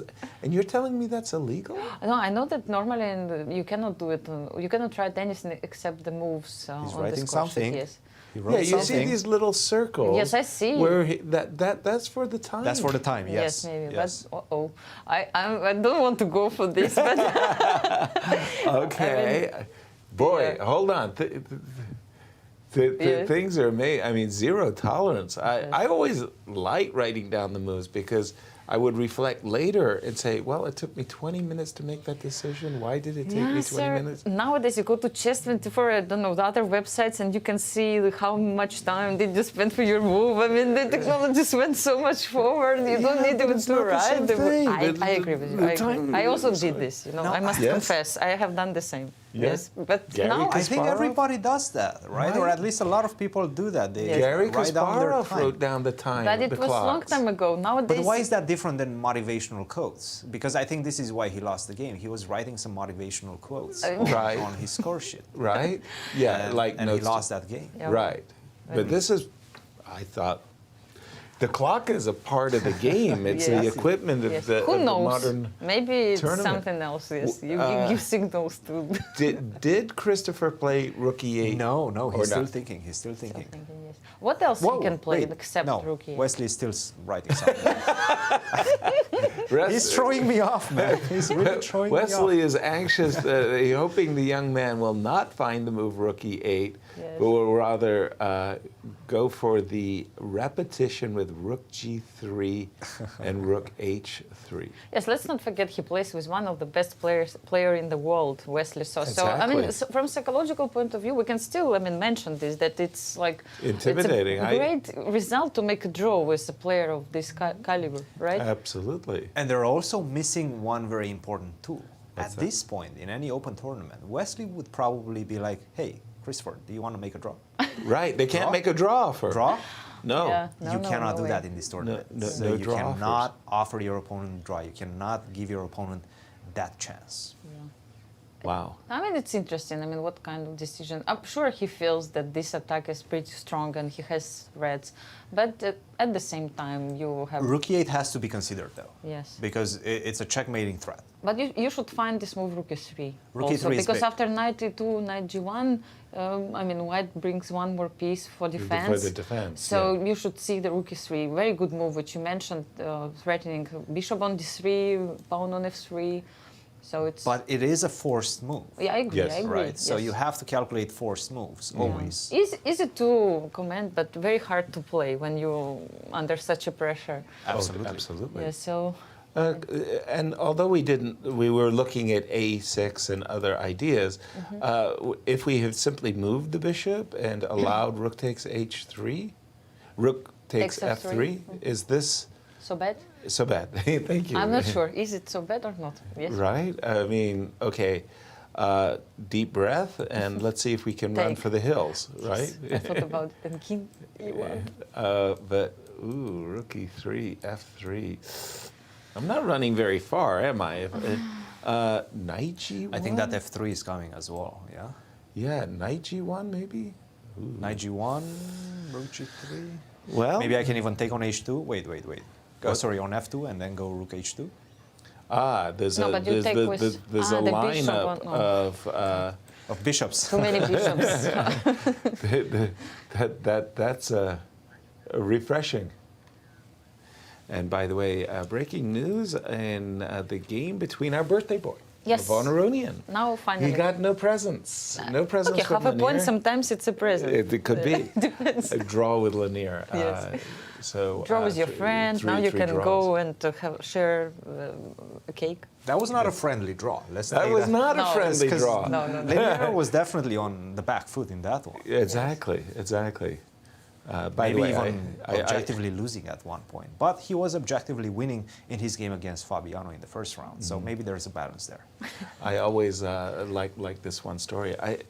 It's very rare for me to actually play an opponent on their birthday. I just don't remember having done that, except in the World Team competition in China. It was pairings U.S. versus Hungary, and I was playing Judith Polgar. The opening, before the game began, the arbiter a few kind words about what we're going to do. And by the way, congratulations to Miss Judith Polgar on her birthday. I was like, Judy, I didn't know it was your birthday. And she said, yes, sir, you can give me a present. Please, take anything you want off the board. Remembering that Bobby Fischer famously challenged women, said, I can give a knight to any woman. The Soviets said, okay, we'll accept. Bobby said, maybe not so fast. Oh my God. I wanted to show my respect to Judith. And Bobby. to show that, and to Bobby, and to show how much progress women's chess had made, I reached across the board and I took away her knight so that she could give me the odds of a knight. She said, give me back my knight. I said, no. And I held it till the gong, very reluctantly. And her first move was knight on F6 to G8, G8 to F6. Yes. It was very funny. That's a really funny story. Yeah. But I respect. Yes. Did we see rook E8? We haven't yet, but I have a question before we go to that one. Before we go back to that one, Yes. what's happening in this game? Is White still that winning? The game between Moradiabadi and a wonder, because What happened to If you the go position? a7, I'll going take to it. take that, and I will say thank you very much. I can take my Absolutely. pawn on d6, no problem, but I'm pretty sure this is a draw. Should be, yes. After rook to g5, you Yes. can even take, and then rook to g6. I'm pretty sure even this is a draw. Yes, I agree. This is a So fortress. you have to be very careful with all, and it actually is a draw because we have table base. He played queen c6. You don't need table base. We have Yasser here. Immediately. The he- draw, I know. But it's not that easy anymore, right? No. Oh, absolutely not. I thought he should have taken the bishop with his knight. The knight was on d7. Yes. And I really thought it was the bishop that... Oh, yes, knight to d7. Knight to d7 was much better than knight takes e8. Yes, Absolutely. exactly. You take this one, and then you go b6, Right. b7, and so on. Because Yeah. the rooks are very ineffective. The bishop is actually... Now this is not that easy anymore, No. guys. Okay, I'm pretty sure it's still winning. You have to find a way to include your king into the attack, destabilize the rook from the b file, and maybe go b6. A7. If you can get b6 and preserve one of your pawns, then you're going to be winning.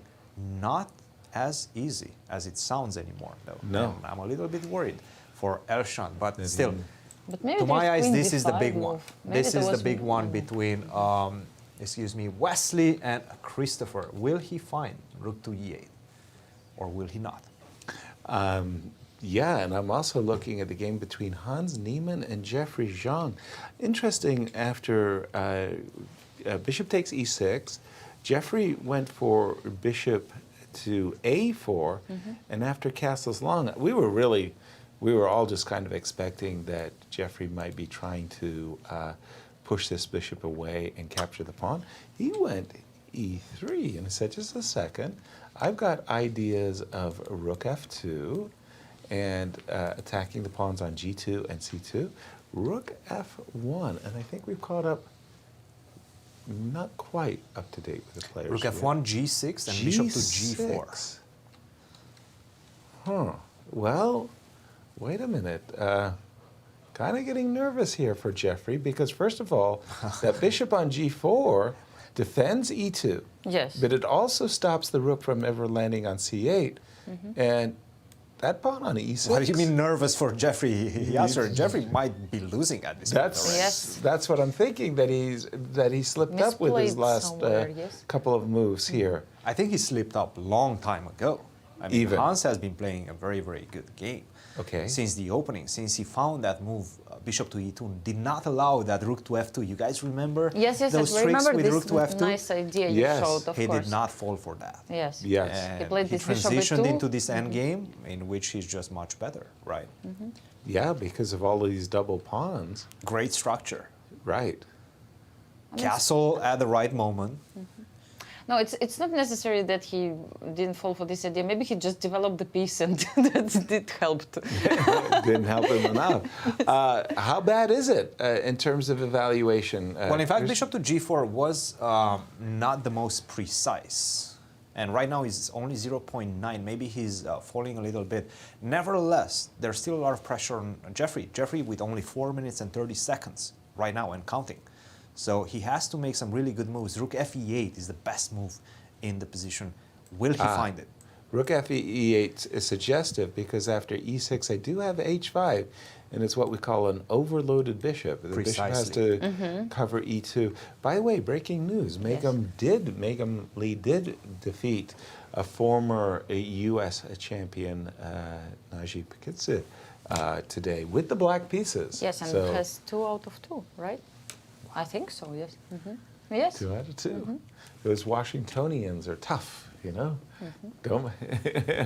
Maybe Fisher She's- Price? Yes. Yes, well. Still one step forward each towards day, the price. Okay, so rook fe8 is actually Jeffrey's best bet, and maybe he's in the game. Back to Christopher Yu. Can our 15-year-old upset the reigning U.S. champion?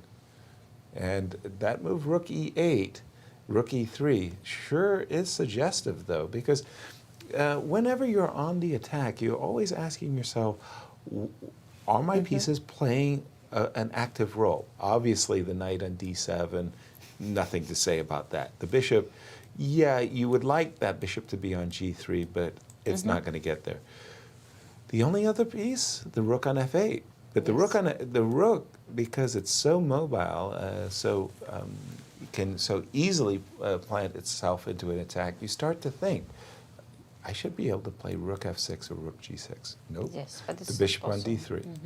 I should be able to play rook e8 and rook e3. Ooh, I like it. So that move, the geometry draws your eye. Of course, you're panicking that a6 and you're collapsing, and so you've got to deliver mate. You've got to play rook e8. I mean, you can start to see some ghosts definitely in these positions with this a6, and you might think that maybe those pawns will be promoted to sooner or later. But yeah, I mean, that's a good attitude that if you are attacking someone, you should try to find a way to bring all your pieces into the game. Absolutely, Yeah, and make sure everybody gets an invite. King, not always, but sometimes. Sometimes.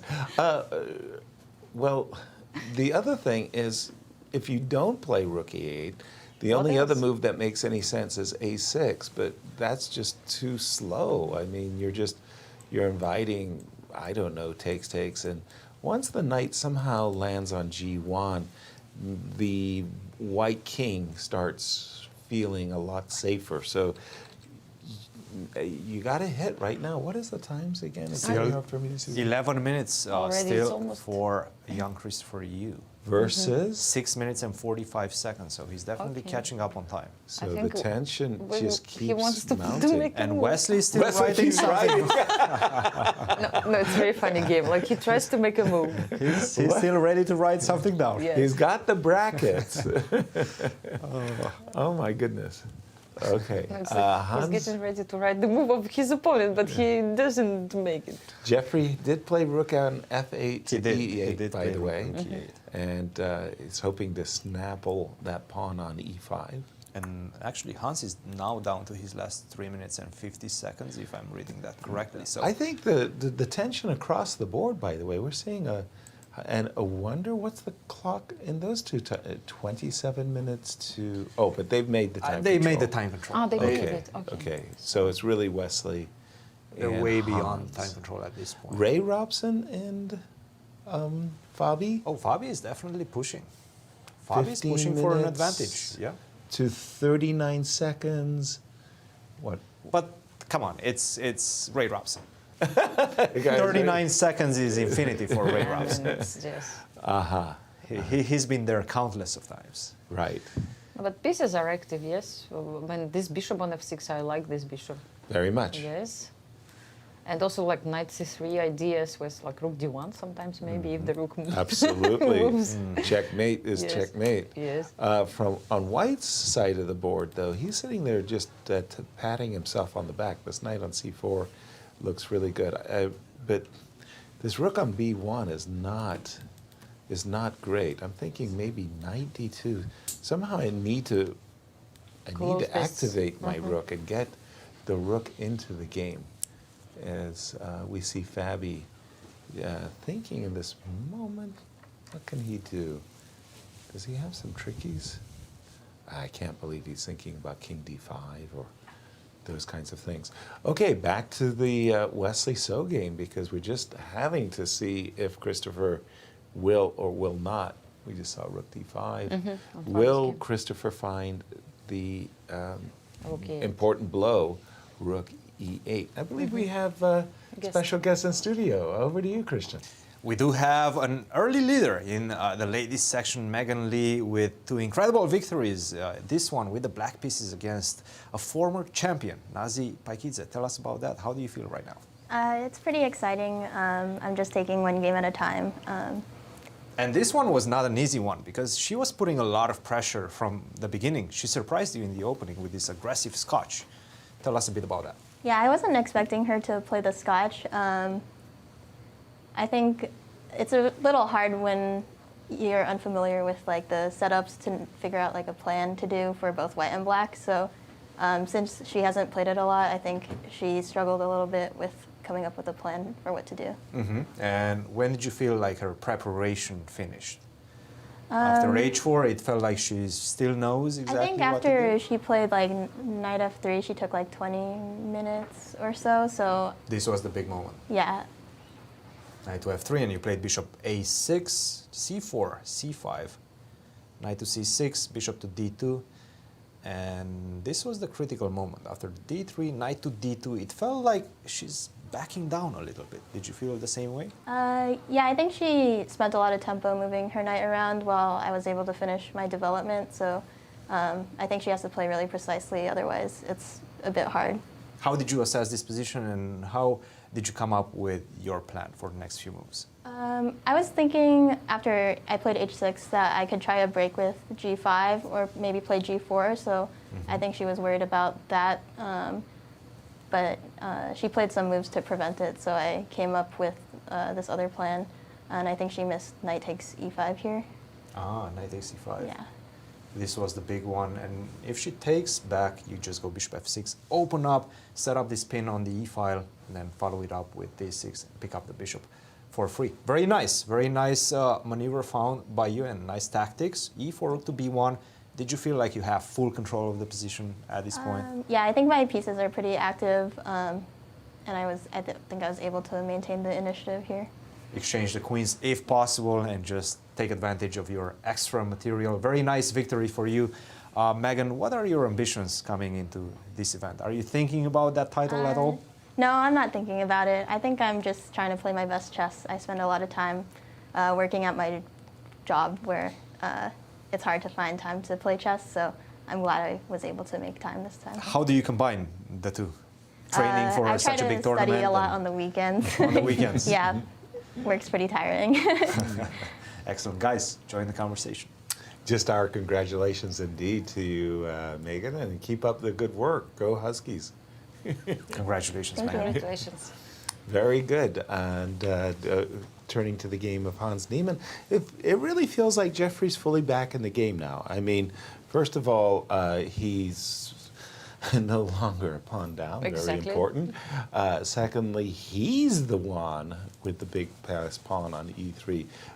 From Hans's point of view, Hans has control of the open files, the F file and D file, which is compensation for this passer, but it's clear that Jeffrey, the worst is behind him. I want to say it like that. I think a 3-result game is possible.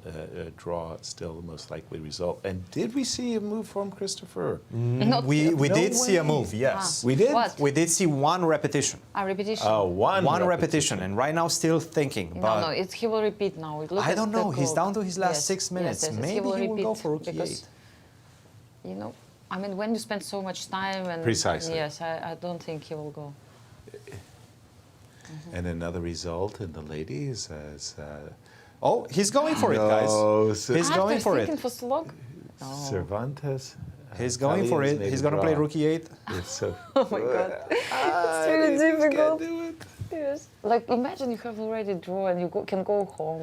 So he sees that he's got the draw in the pocket. He also and sees then rook he's e8 thinking, though. okay, rook e8, knight e2, rook e3, knight g1, rook takes d3, a6. I could lose. But it's tempting. You can also win against Wesley So with the black pieces. Exactly. Yes. There's precedent. Wesley So did lose in the American Cup against Sam Sevian with the white pieces. That's he right. can lose. No, I So think Christopher is definitely feeling confident. Of course, this is a big moment right now for this young man. I mean, it's a really psychologically difficult struggle. I know. Yes. And it's not easy. No. For both of them. I mean, for Wesley also to see, he already, of course, calculated, I'm sure, the move rook e8, but he's expecting it, but at the same time to see his opponent, Right. you know. I remember I was playing in this GMA tournament in Barcelona, and it was Garry Kasparov, yes, the Garry Kasparov against Rafael Vaganyan. Garry was white, and Garry was in time trouble, and I was standing next to Jonathan Spielman as a spectator, and Garry made a move and offered a draw, and instantly, yes, without any consideration, Vaganyan continued the game. Wow. And Jonathan turned at me and said, nice. No intimidation at all. Like, you're the world cares, champion. yes. Come on, let's go. Okay, it was a draw, but Garry had to earn it. I remember. Yeah. Look, you're really 15 years of age. You have one of the best chess players on the planet on the back foot. No, but you have to continue the game. You see rook e8, you know that there's a lot of threats and ideas in the position. The position is still rich. But this is how you become Do a it. champion. Just go a for new it. Champion. Exactly. Yes. You Take have some to, chances. Nobody said it's going to be easy, right? Right. So you have to be brave. He's Yeah. only 15 years. He has to be brave in order to beat these incredible players. Oh, I don't know what I would do playing with Wesley now. And look, your When I was clock is 15. ticking. Your clock is ticking. Now you're underneath Yes. on time. Before, you were enjoying a very nice luxury of 15, 20 minutes. But And you're now- burning, and you've already made one repetition. And then you start thinking that Wesley is one of the best players in And Blitz it's- and I Rapid. I think the moment you get to 2 minutes, it becomes a draw. Yes. I don't think you go all the way down to 30 seconds and say, Yes. okay, now I'm ready to play for the win. Well, he has 2 minutes Now and it's 50 already- seconds right yes. now. Okay. Actually, then you say to your trainer that, okay, what to And do? he's reaching for the He's rook. going for it. Wesley, and he did Finally. it. Knight to e2 Knight to immediately responded. Immediately. And now he has to follow up with rook e3. And yes, he did. He does it. Wow. Okay. Okay. Heads off. I mean, Hats really, off. I'm really happy that he made it. Yes, I thought that he will just go for a draw. Exactly. Yes. And I Let's see what Wesley does now. Right. This is a big moment for Wesley as well because the defense is not easy. At all. Is it any? Well, King G1 might be asking the right King questions. G1. Why not? Defend And against then the what threat. about rook? Well, takes with the bishop? idea is we're going to play A6, A6, okay. and break through over there. We're losing a piece, Very but we calm don't defense. want, I guess, to be under the duress of rook H1. And it's such a difficult position to He assess, played right? rook Rook A3. A3. Well, Defending the bishop. well, Also very sensible, that is losing on the spot after bishop takes a5. That is the key What? pawn in your Okay, position. but but Bishop takes A. Bishop takes What? a5 is crucial and winning right now.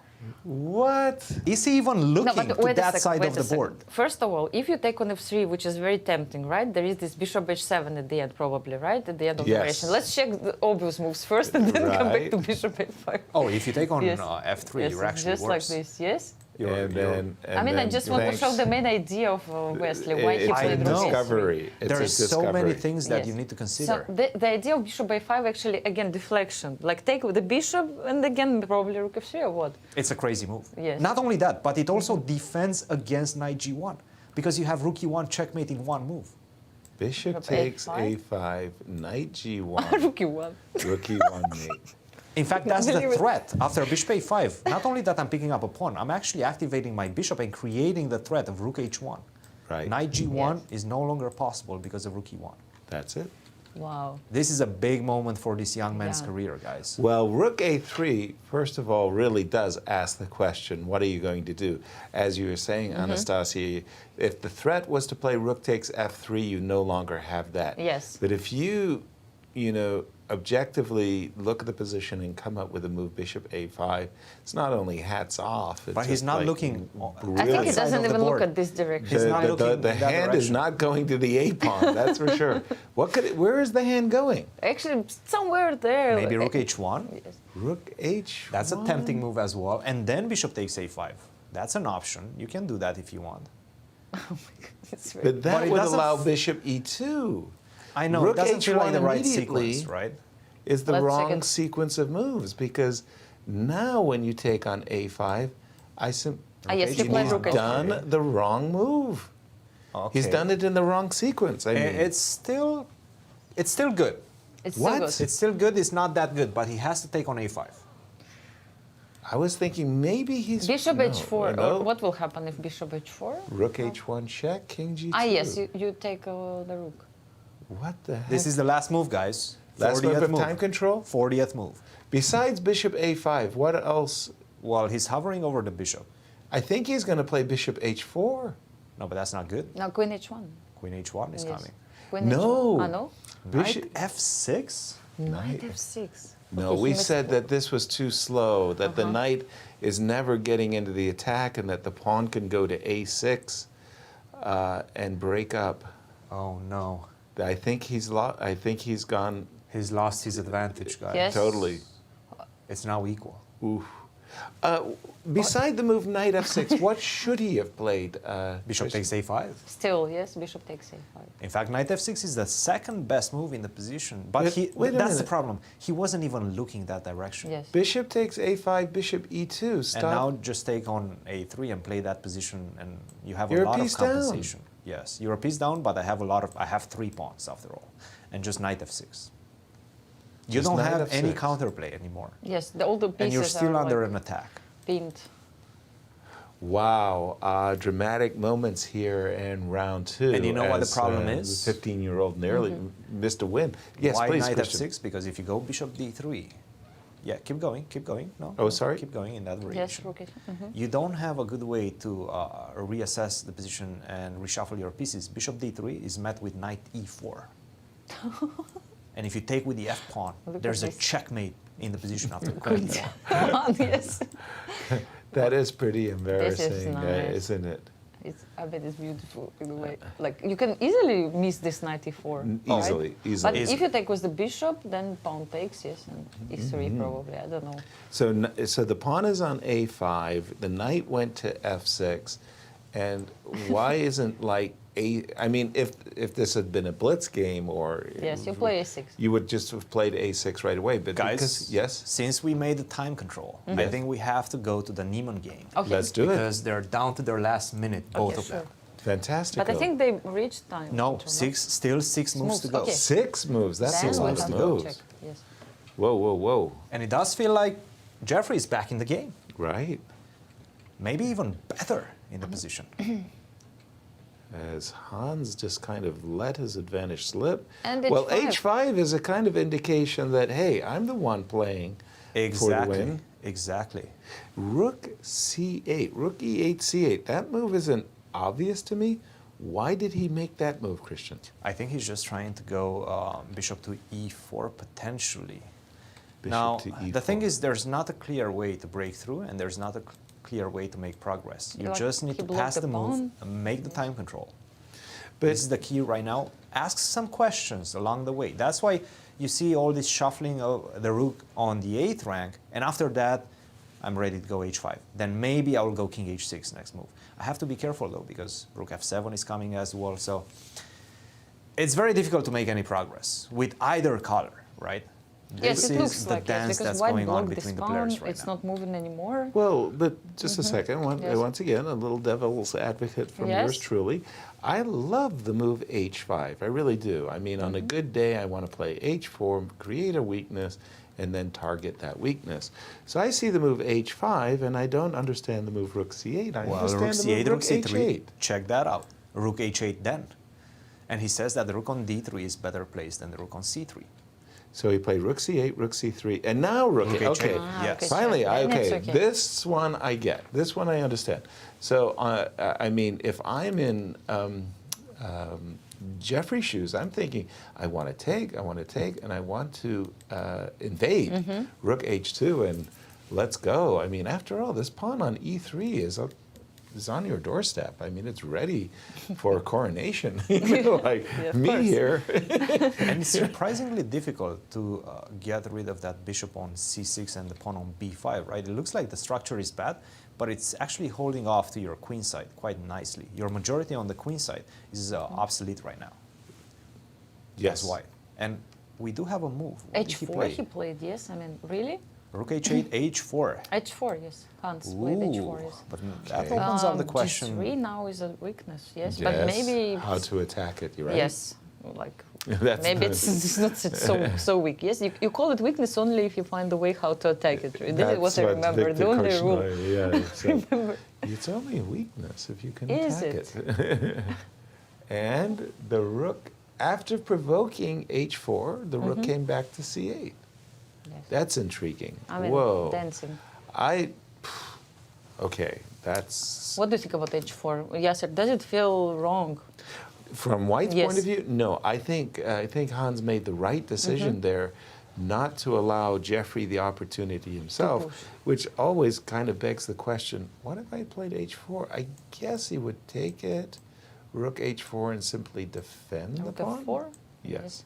Something like this, and simply defend the pawn, and it's, well, I don't know. I mean, G5, G5. Rook H2. I start thinking about these things. Rook I mean, G4 maybe after G5. Rook takes H4. Okay, exchange the But then rooks we maybe just at trade. least, yes.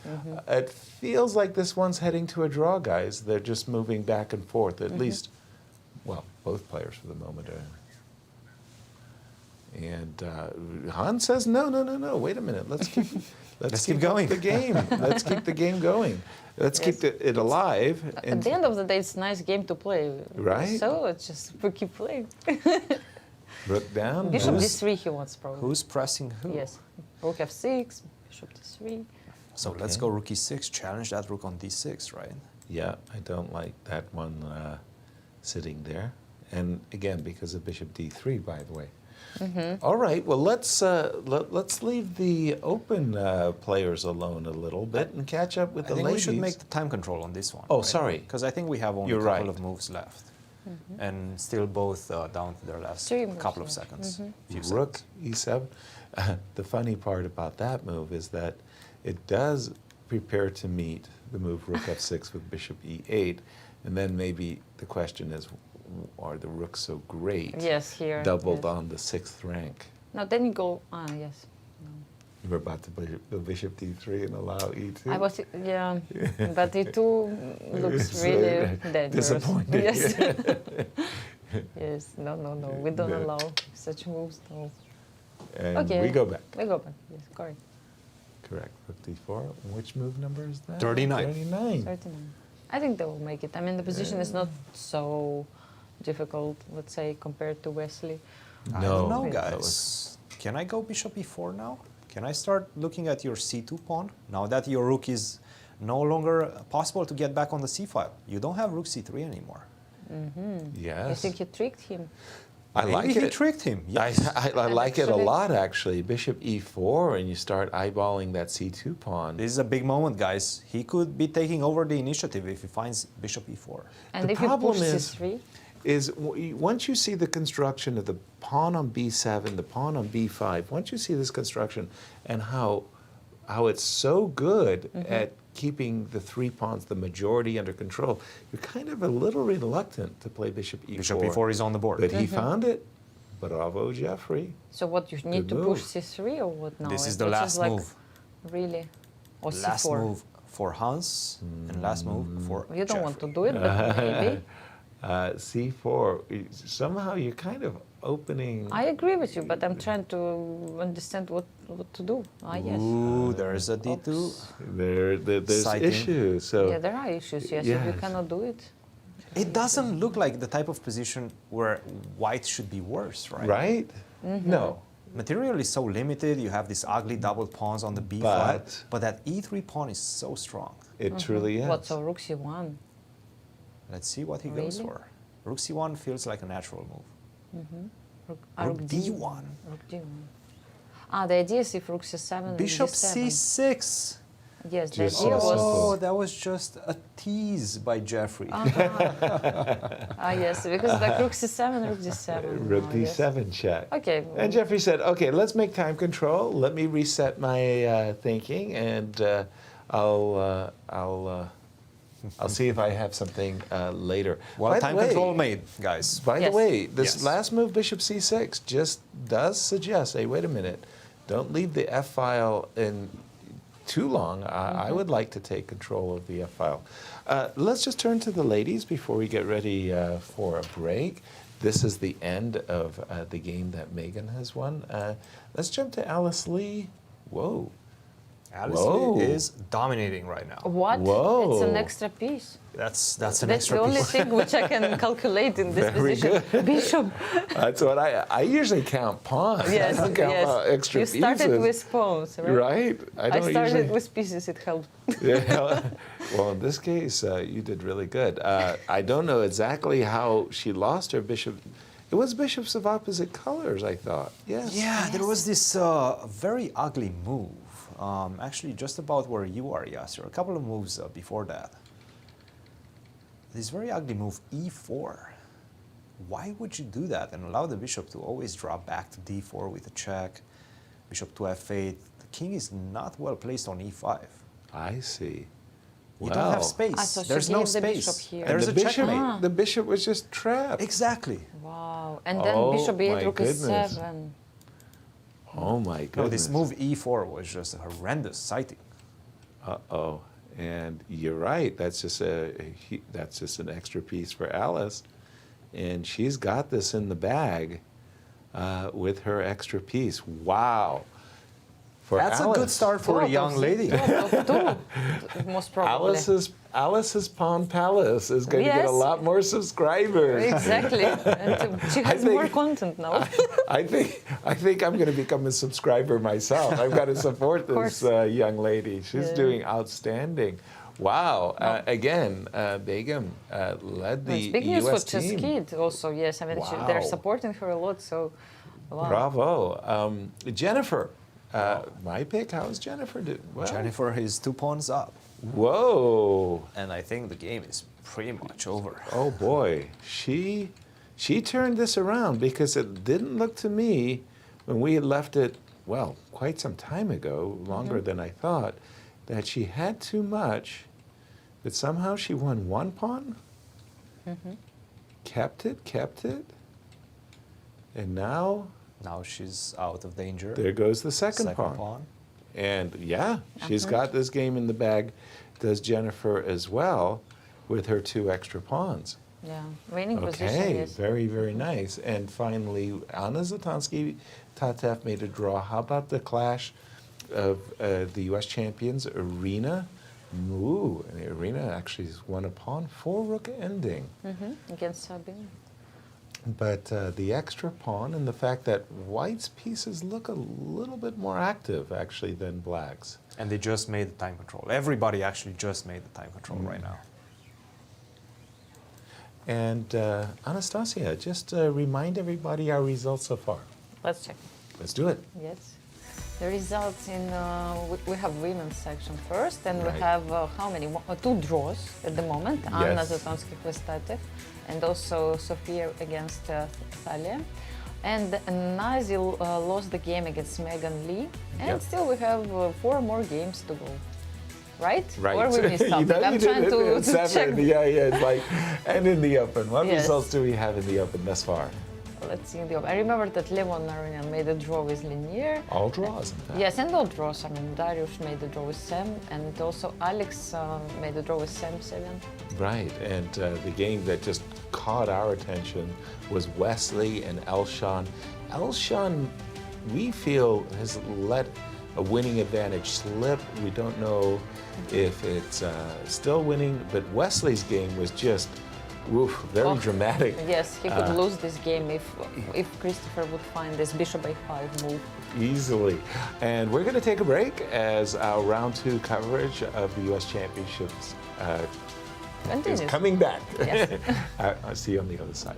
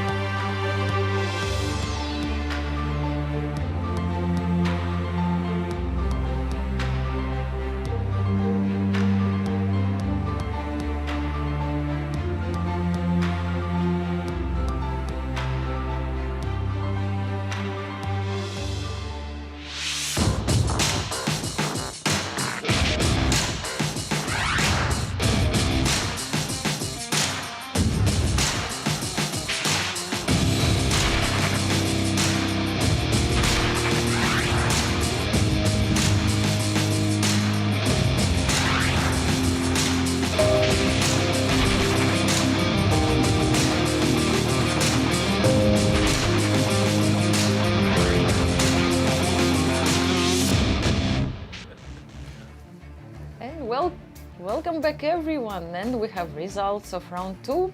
Let's start from women section. So we have Jennifer Yu. We have actually 3 decisive games, right? Yes, because also Alice Lee has won as well. As we were just coming on air, she resigned. So we have 2 decisive games and 1 more, which is not still here. Right. And then we have 2 draws also today. Morris-Suzuki made a draw with Cervantes, and also Anna Zatonskih finished her game peacefully with Tatev Abrahamian.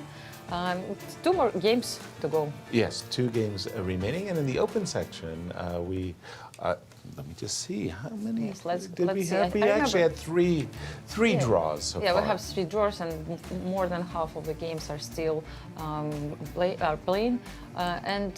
We checked the games of Hans Neiman before, but I'm wondering what's happening with Wesley. I think Wesley is now winning. It feels very much like Christopher got on the wrong. Whoa, yes, well, yeah. Don't get ahead of yourself. Really? Wesley is not winning. He's Wesley not? is worse. Still worse? Yes. I see. Okay. But he's just, what? Just a second. I mean, I thought this was a desperado sacrifice of the rook. He's just played, after the move, bishop c1. Knight f6, yes. Okay, just a second, sorry. This is where we were. We saw this Yes. move, rook a3, and there's this fantastic move, bishop takes a5, which was very hidden, that would have won the game for Christopher. Instead, he played check and knight f6, and after bishop c1, I was expecting that the game was over, but queen h4 and knight h5 is definitely on the agenda, and Cristian said, don't get ahead of myself. Wow. Wow. I think you missed that knight h5 move, didn't you, Yasser? I did. Yes, because that's the big move. That's why he played queen h4, right? Right. Okay, nice move, just to actually. get out of the way of the knight, actually, yes. He gave Bishop the space to the knight, yes. Gosh, and I thought I was breaking through on the queen side as well. How dangerous is it? Let's just have a look. Like bishop takes, and Which this he's is what he done. has done, no? Let's take it. Take, and then, I don't know, move the rook to Let's somewhere. figure out where. To e2, for example. Right, Then and the knight worst h5. possible place, knight Yes. h5. And then, okay, knight g3 is the threat, and you have this check, yes, that's a problem. I think. Well, thank you for Yes, that. yes, we that's a do problem. have a problem. Yes. But we also have a guest in studio. We have a check and the guest. And a guest. Cristian, over to you. We do have the U.S. Women's Junior Champion. Jennifer Yu is with us. Jennifer, first of all, congratulations. A great start for you, 2 out of 2 yesterday against Anna, one of the rating favorites. That was a big battle. Tell us a bit about that. Well, I think like my technique there at the end was definitely a bit suspicious, but overall I think it was a pretty good game. Considering I wasn't really sure like what my form would be coming into this tournament, just because like I prep, but you always feel like you don't prep enough, and I've been really pretty busy with like school. I'm like still making up everything. So overall, felt pretty good about it. I'm really happy the way I played in the end. I think I did some pretty creative stuff, but definitely a lot to work on too. Let's talk about today's game. When did you feel like you're taking over? It felt like the position was complex, but at some point you just broke through. What was that key moment? Okay, well, to start from the beginning, this opening was just, I don't know what the objective evaluation of this opening is. It definitely wasn't that good for me, but yeah, so here, I definitely knew I was supposed to play, but I didn't remember it right away. And then, I don't know if you guys saw the broadcast, but I knew there was a camera on me. I was like coughing my lungs out in the beginning. So I wasn't feeling too good. And I was just like, oh, let me just make some moves. And then all of a sudden, I'm like, what am I doing? Bishop f3, knight e5. Are you better now? Yeah, no, I'm good. No, it's like, it's nothing about COVID. I'm just like, it's just, yeah, I don't know what's going on. But at some point, I think when I started to get, like I moved my knight a bunch of times, but when I got the knight to f4, it started to look like I started to have an initiative. Knight to f4, nice maneuver. Target pawn on d5, queen f6, bishop b2, rook queen h5. Okay, so this was like really tricky here, because she played rook c5, which I think makes a lot of sense. Because now, even though she's losing the pawn, she gets a lot of counterplay for it. So here, I thought for a while we were also both getting lower on time, I think. But here I was like, okay, we have to go for this takes. But it does look a little scary here, because G6 is nice, and then Create a luft for the king first. yeah, but there is like the drawback that the king side is weakened. Yeah, now here, and rook d2. So I thought for a long time between queen b5 and queen f3. Well, queen f3, I just hated this move. I was like, this is horrible, but I was like also a little bit scared about this rook d2 because it just looks so, like black has so many tricks. After queen b5. Yeah, but it seemed like it didn't work. Like none of them worked for her, even though... I think it was the best move, queen b5. Yeah, it didn't work for her, so I went for this. Especially after queen c6. Yeah, queen c6, and like you really want to get bishop takes e3 to work here, but just bishop c1, yeah. So bishop takes e3, that's a nice one. Bishop c1. Yeah. Of course, don't take on e3 because you get checkmated. And then here I think I'm just, you know, I think she still has counterplay, but it's like I don't think she has a really obvious plan on how to continue here. No, maybe this move rook to e2 with the idea to take on e3. Yeah, that actually makes a lot of sense. Like I didn't consider that, but yeah, c4. But it's still go c4, maybe take. Queen c3. And then queen c3, and it gets pretty wild. Yeah, you go f6, but wild position. Yeah, it's just crazy. And how much time do you guys have at this point? 5 minutes for yourself and 13 minutes for her. And actually, she thought for a very long time for this move, queen f6. Yeah, here it just, I think it completely turns my favor because now I'm kicking her rook back. She can't really, like there's not that much, like, you know, her counterplay chances are kind of gone. So yeah, now it's just like very easy for me. Absolutely. Well, Jennifer, a very strong start for you, 2 out of 2. What are your ambitions coming into this event? Well, I kind of had a very weird feeling coming to this event because the last time I played this tournament was like in person here, 2019. I won it 10 out of 11. So because of that, it's like any result other than 10 out of 11 is kind of a disappointment. But obviously, that's really difficult. And it's been a few years, and I haven't had as much time to look at chess. I just really wanted to play this tournament, even though it's not the most convenient time for me because I have midterms and all sorts of things. So I was just kind of like, obviously I want to win because that's my result last time. But I'm just kind of, as long as I play well, keep up with my work, I'll take it. But how do you usually combine your academic career with playing chess? You study at Harvard, right? That's pretty demanding. Yeah. So this is my first time missing school and college. So this is I'm really learning that right now because I used to do it in high school, but it's completely different. So I'm just have to put time out every day to watch lectures and do readings. Took a little quiz this morning. But so far so good. I just need my other goal is to sleep to start because it was catching up with me today. Excellent. Congratulations, Jennifer. I mean, there's still plenty, actually not 11 rounds, 13 rounds this year. A lot of games left to play. Congratulations. Indeed, our congratulations to you, Jennifer. Keep up good work, and well, I'll help you spend the Bobby Fischer prize. If you need any help, I am available. Yes. At the end of the tournament, I'll be available. Yeah. It's your pick, Yasser, yes, we know. We remember exactly. that. Just turning our attention to the game between Irina and Sabina for just a moment, and my spidey sense is tingling. This move, rook e4, looks like an error because Irina has the opportunity to trade the rooks. Now, of course, you've got the tempo. I would love to play the move rook to c5, which would win a pawn, but it would hang my pawn on h4. So I can start with this nice little tickle rook c4.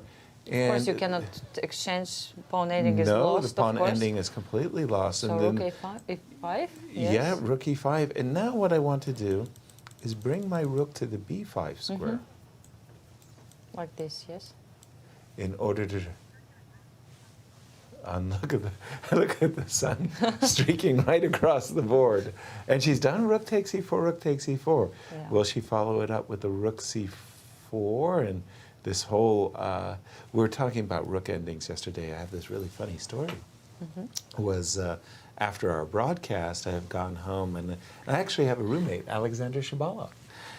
He is the Grandmaster in Residence here at the St. Louis Chess Club.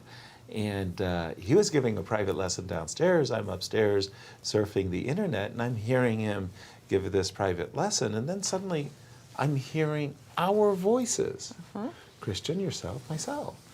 And I'm thinking to myself, what's going on? And I'm hearing Alex Xander saying, she's going to do it. And I hear my voice say, she did it. Yes. There was a 30-minute delay on our broadcast. So it was like really funny. And the private student and Shabalov were going through and they were following our analysis. Yes. And it was almost like a cheer when Jennifer won at the end. It was really, really funny. The 30-minute delay caught me unawares. Do you remember during Singfield Cup when we had this 15 minutes delay, Peter and Alejandro was passing by the club, Yes. and there were people still watching the broadcast, and while they were passing, they saw them and they still broadcast, so they started all to applaud.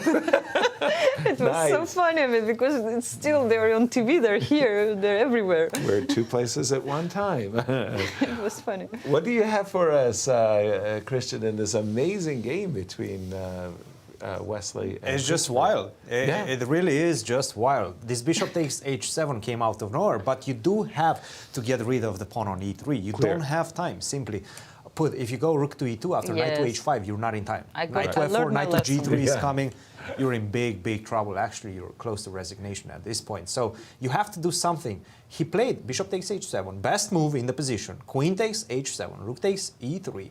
I'm still looking at knight h5, knight f4 ideas, but now I have to worry about rook to e8, and there's no more pawn on e3. Nevertheless, I have one extra move. Queen one of the b1 options check. would be to go queen to b1, go for the b5 pawn. The problem is the queen is kind of getting off track. For example, if you take on b5, I go rook to e2, and now I'm starting to look at ideas of queen to g6, get the king H1 out of dodge hanging. with king f2, and then rook e8. You might be in trouble. Right. H1 is I don't hanging. think That's you want to do that. important tempo, yeah. Exactly. The rook on h1 is also unprotected. So he played the move bishop to c7, which in fact is a really good move. Really? Really good move. It yes. seems to encourage The best b6. move in the position. Wow. Supporting rook to h2. I like this idea, right? The queen is starting to feel some heat on g2. If you go a6, which to my eyes at least looks like the most natural move, the problem is that I have this sequence. Queen to b1, check. I'll pick this one up.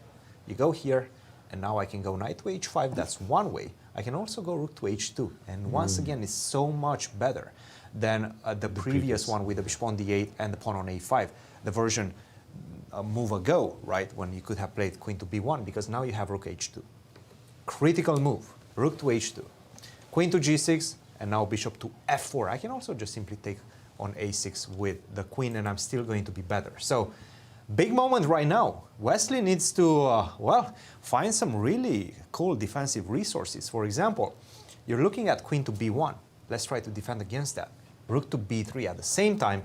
Also, I'm looking at opening up the b file and activating my rook with rook to b7. So, big game, still a lot of details in the position, still not easy for either side, and this is a result game. What about b6? Thank yes, you, Anastasiya. I wanted all the time to ask this question. I'm holding back. b6, but then I just take, right? But and I take with the c pawn. Which, you want to go a6. The one day. But the bishop is protecting that b8 square, and this is critical, right? Okay. And rook e7, let's just... Rook e7, I think you might be looking at some checkmates, but let's try to bring the last piece into the attack, knight h5. This is actually not good at all. You're not in time. It's completely over. -9. -9. -9. Okay. I was about to make until you said Don't even try, -9. yes. Don't even if you try. had said -2, I would like to. Okay, -9. Okay. But -9, it's a bit too much. I'm retreating. Look, I have intimidation. You're intimidating. Yes. I'll take that as a compliment. Especially when I have my good friend, Stockfish 14. Very nice. Very good. A very good friend indeed. It's important to have good friends. Again, from the current position, just give us what the engine is considering Wesley's best play. So this move, rook to b3, seems to be the best way forward, but it's still not as clear. Rook to h2, and now queen to g5, rook takes f2, king takes f2. Isn't that a 6? Queen to c2. Oops. I mean, yes, good I'm luck losing. going for this, right? That can't be the best No, play. this is the draw, because now you go queen f5 and Yes, somehow and you queen have some c8. queen c8. No, come on. It's This crazy. is a draw? Yes. Wesley is not going for this. Yes. This is a No. draw, yes. Maybe This is a some- draw. This is a draw, yes. but maybe I'm going to perpetual. give you perpetual. Yes, Queen queen c8, c8, queen queen h3 if you f5. go to h7, and you cannot go to g6 because the knight is jumping to f4. Wesley's not going to go for this. Okay. Guaranteed. Okay. So what is he going to go for after bishop c7, if not that, if not rook to b3? The most natural, at least to my eyes, is to go rook to e2. Okay. For example. Right? I can. Yeah. if you go I can, knight I h5, can you see give so. checks, you maybe even give Right. a checkmate. Right. I can support that. Feels very natural. But then I just go bishop to f4. And how do you continue? I'm putting some serious questions To the situation. to white. Rook to h2.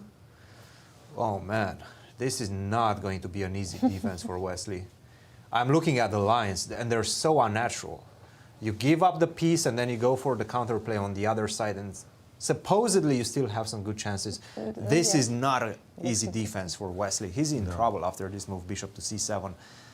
Christopher, you guys, with the black pieces, might be ready to take down the former, well, Reigning the champion. defending Yes. Defending. U.S. champion. Wow. And the current also 960 champion. World champion. Yes. World champion. Yes. I thought that. And how are we doing on time, by the way? Well, they've 11 made the minutes. time. Down to his last 11 minutes. This is a second time control. Yes. Yeah. 23 minutes for Christopher Yu. It's really hard to defend this position, of Very course. difficult. I mean, you can see all the threats and This queen b1 check and queen takes b5. It makes me think that you want as white to play b6 just so that you can Yes, keep this is very this natural. queen side alive. But that line with rook b3 and rook good luck h2, finding that. If he finds that, I golly. mean. Yeah, that would be amazing. By the way, in Eugenio's acceptance speech into the Hall of Fame, he made an interesting observation that in 1992 he served as Bobby Fischer's second in Sveti Stefan in Belgrade, and that Bobby had introduced Fischer Random, and that he, Eugenio, was going to Argentina with Bobby to play the first 960 match, but for various and sundry reasons it didn't happen. And then here we are 40 years later, and a Filipino, Wesley So, is the world champion of Fischer Random. So Eugenio was very puffed about that he could say that.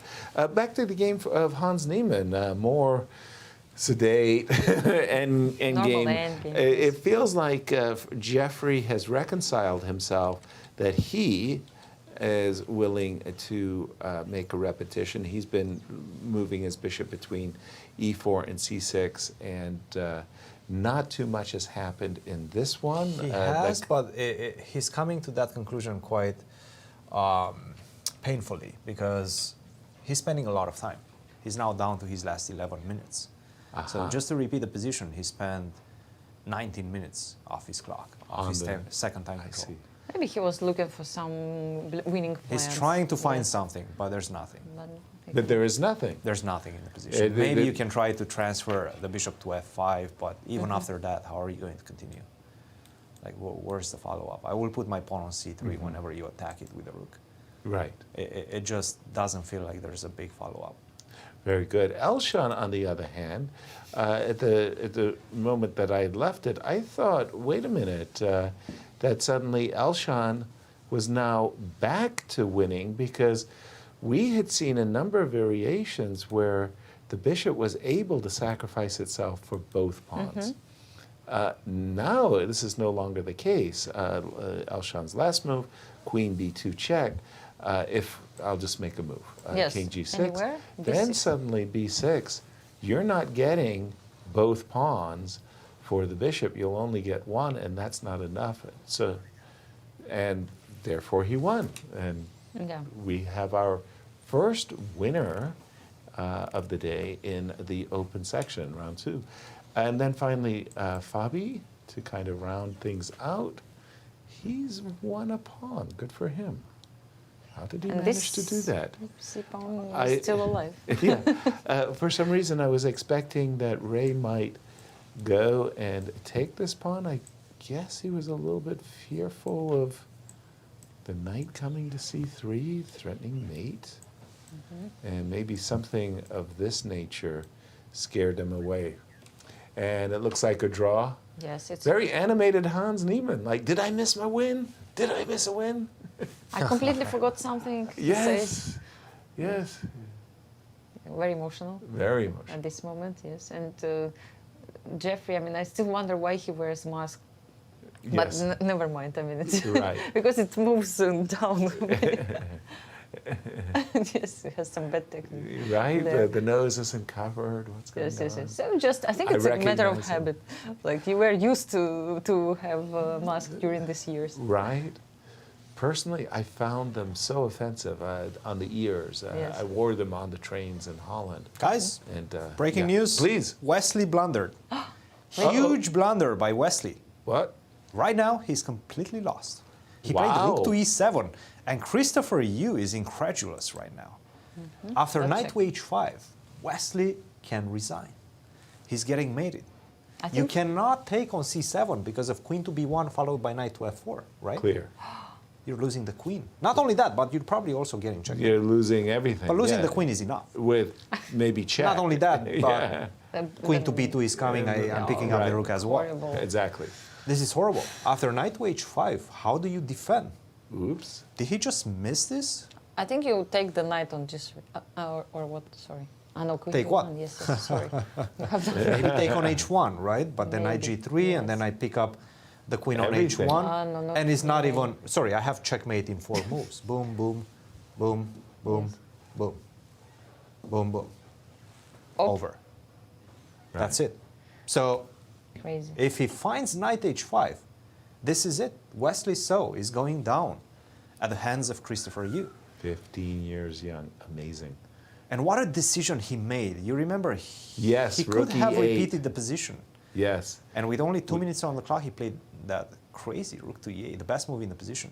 Right. But not an easy decision to make. And let's see if he finds knight h5, guys. This is big right now.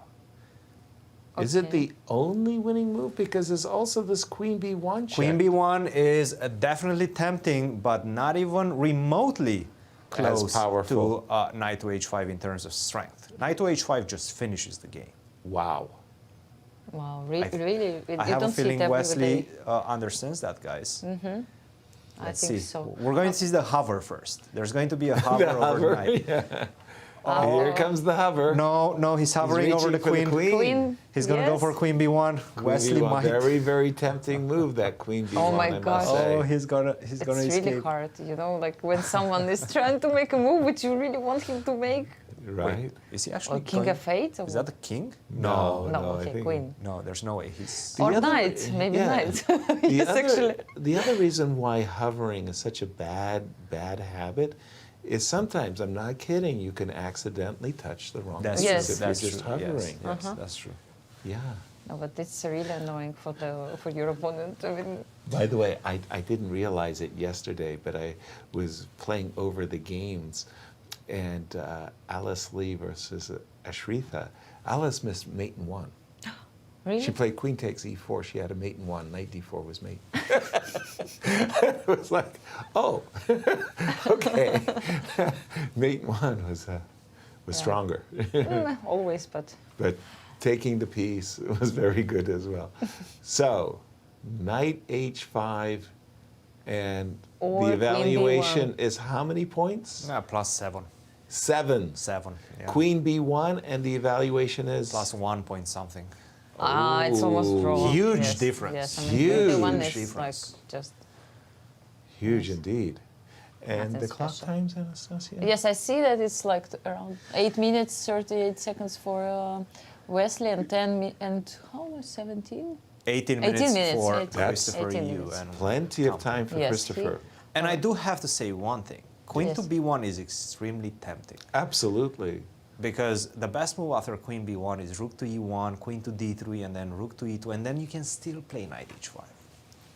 It feels like you're just boxing in your opponent, and then you play knight h5, and you win, right? But it's not that easy anymore. Right.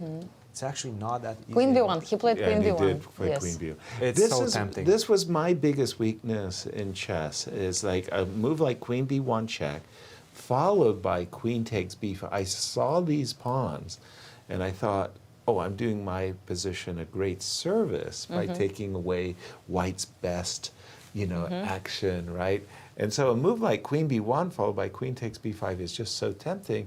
I convinced myself, in fact, it was the best move. I almost stopped looking for anything better.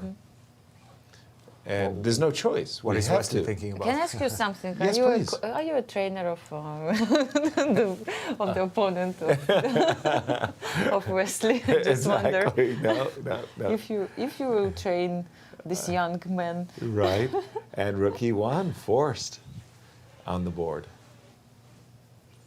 Rook e1, yes, of course. Yes. And then what? Queen b5, rook e2, and the game continues. Absolutely.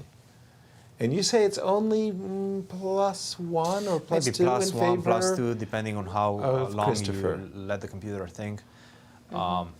Queen to d3, okay, check. all right. He didn't take the pawn. He didn't take the he's pawn. not your That He's is not my student. No, now we know.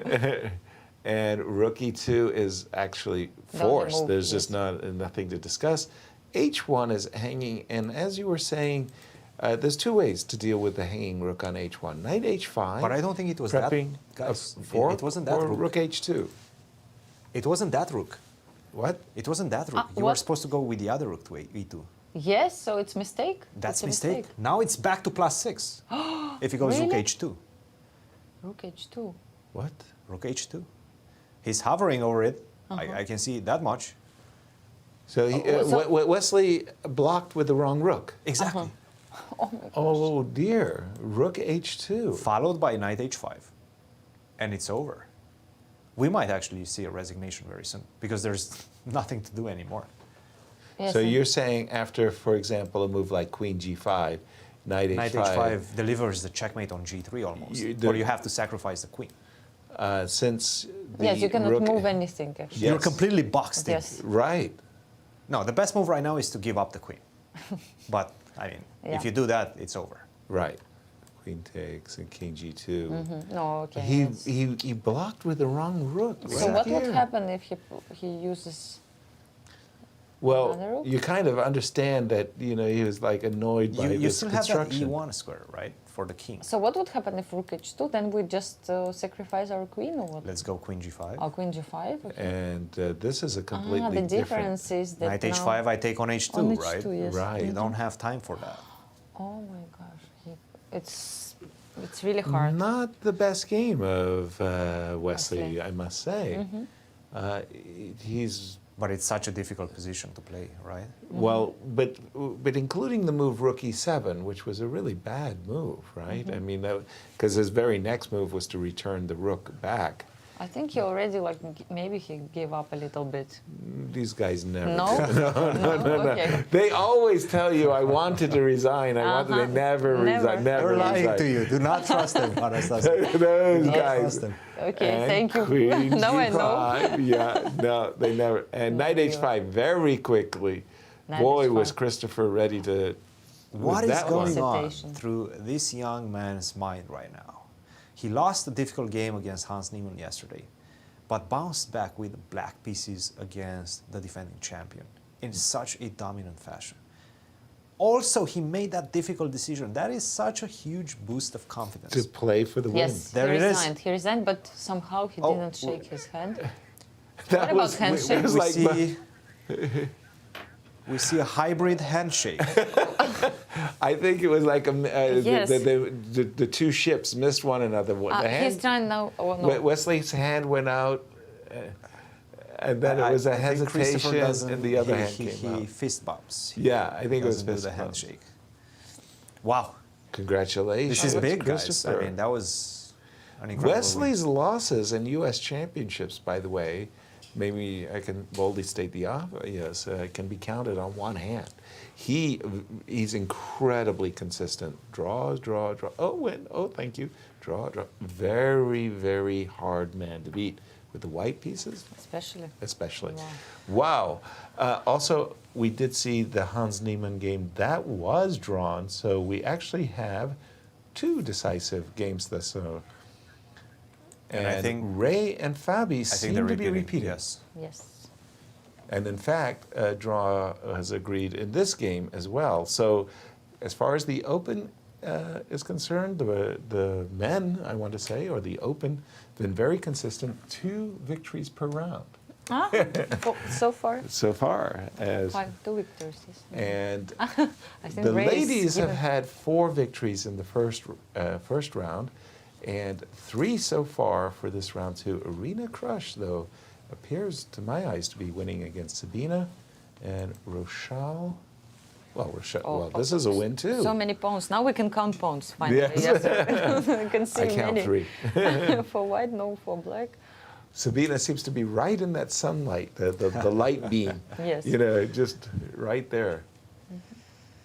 What time is it? Well, she's riding into the sunlight, but it seems like Irina is the one riding into the sunset with a victory. By the way, she jettisoned the H4 pawn, did Arena, in order to win the pawn on A5. So it was a trade, but it's a very good trade for white. Yes, because you have 2 connected pass pawns. But the problem is they're tortoise-like. It's really tedious getting the pawns up the board. So, for example, rook down, pawn here, rook over, right? And you go pawn here, and your next move is to go rook here, pawn, pawn, rook here, pawn. Okay, how do you call this, Yasser? Pardon me? We used to call it the cat's ladder. The cat's ladder. The cat's ladder, yeah. Yeah, I don't know if we actually had a expression for, but almost like this tortoise-like slowness. So the point is, so black says, go ahead and do your worst, and while you're, slowly, methodically running up the board, I'm going to be getting some counterplay myself. Don't forget that I too can play. And if you play king h2, h3 at the end, right? Exactly. Yes, oh, so sorry. In this, After, Anastasiya, what you said. for example, if I try to escape, there is no escape. Like right. h3. Boy, that sunbeam is really irritating. I can imagine the players asking, could we change tables? The table. And by the way, guys, I do think that we're going to see a resignation in that game between Rochelle and Ashrita as well, because that one is not going anywhere anymore. No. Next move will be bishop to d4 and queening the h7 pawn. Let's perhaps capture that handshake between the 2 ladies. And it's going to be 4th decisive game of the round, right? And maybe 5, depending upon Arena's outcome, but definitely Rochelle. If we can see at the playing hall the game between Rochelle and Ashrita, because we're expecting a handshake to show up. Yes, absolutely. That this is bishop d4, h8. What's coming? It's game over. I guess we don't have our cameras in the playing hall for these particular particular players. Yeah. So lots of drama today. Yes, Wesley lost the game. I mean, really interesting game today. Absolutely. And they're gone. In fact, that was why we didn't have a view of the players. Everybody left. Yes. Everybody left. So 4 decisive games with 1 game remaining. It's the Arena. It's the matchup between 2 former U.S. women's champions, and it's interesting that the Arena won it 8 times and Sabina 1 time. Right. Like it's such a big contrast in a way. Yeah, and but still, it was one of the most emotive victories I've ever seen. Prior to the tournament, Sabina had lost her mom. Yes.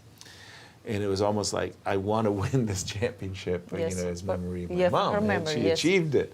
Yes. It was like, I still feel tears. It was really the quite whole world emotive. was watching. I remember that too, even though I was not here. I remember that it was very impressive and moving, yes. And then we see Sabina really buckling down and saying, okay, do I have enough resources here after h4? Again, I think it's vital to get, maybe even with the rook check, but it's vital to get the rook behind the pawn, not to allow white to get her rook behind the pawn. Maybe another plan. And we have a guest with Cristian in studio. We are indeed with a proud victor of today's round, Elshan Moradiabadi, who took down the wildcard wonder Liang. Elshan, welcome to the show. A difficult game yesterday against Sam. You defended so well, but unfortunately fell short. Today, on the other hand, you bounced back in incredible fashion. Tell us a bit about that. Yeah, well, I first have to say that I feel very lucky today. I misplayed my opening, my move 8. 8, okay. Okay, not 8, sorry, later on. Okay, my prep was against, was it A4 here? I played A4, can you play play A4, yeah. And that actually is the move that surprised him. Actually, okay, that game you see, it's down there, drawn off against Marek, that was my prep. What did I forget then? Okay. So that's a game in the correspondence, just that guy is a world champion. Unfortunately, we cannot press that. We cannot look at that? No, okay. We cannot look at that, but... Yeah, so I was expecting something... Knight to A5, perhaps? Knight A5 is not a good move. I know that. Bishop to C2? This is a slightly... I'm good here. I'm good here. Okay, so then I played the right move. So what are the ideas behind this move A4? Because we were discussing the main line, obviously, is D4. So you go A4, D3, wait, and then prepare the move. And because you play the move A4, you have bishop A2. The whole idea is that you keep the bishop A2 an option. Got it. So I you're cannot not play looking at D4, but rather D3 slope. Eventually, you want to play D4. I mean, if you don't play D4 in Spanish and you play with blacks, there's no... But first you get the knight to G3 that is the... Or even sometimes after knight D2, you have right over D4. So, okay, I played the right moment. Well, he surprised you maybe with this move knight to B8, right? Yeah, and I must have then analyzed this and I forgot. I feel very... past 3 weeks, I had this immune system rundown and I don't sleep well. So during the game, I expected him to play this. I had looked at this, but yeah, so I forgot. Anyways, then I played D3, which is okay, and then knight A3 isn't the greatest. Okay, I didn't like this move C5. This move C5, I think knight G5, right? Maybe it looks... knight C5 for him instead. Can we go back and knight C5? Oh, engine likes this for white, huh? Bishop to C2, wow. yeah. Knight E6, then... Still seems to be favorable. And D4, yeah. This postponing works. Yeah. Yeah, because now he doesn't have the right setup with the rook on E8 to go bishop F8, defend the pawn on E5. Makes a lot of sense. So C5 was a good move. Bishop G5. Oh, engine. Oh, wow! That guy is actually correspondence player. Lambert. It seems like you guys are still following some correspondence game. Wow! I did not know. So okay, and he played Queen B6, which already seems to be we were discussing this. That's why I was late. I'm sorry. We were discussing this move that I said I'm not a big fan of this move at all because you let go of the 5 squares kind of. But I thought Bishop C6 is a better move instead of Queen B6. Okay. Bishop to C6. Oh, that's apparently been played, yeah.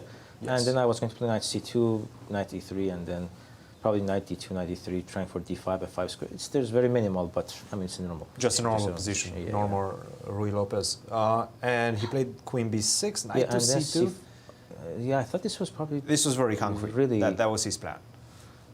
Yeah, I think it's already really bad. I don't know. I mean, your engine doesn't show a lot of advantage for me. I think that's... Okay, knight C5 was definitely... Yeah, but no, knight C5 was definitely losing. I mean, he missed A5, he said, after the game. So knight C5 takes on F6, and then A5, and yeah, he missed this one.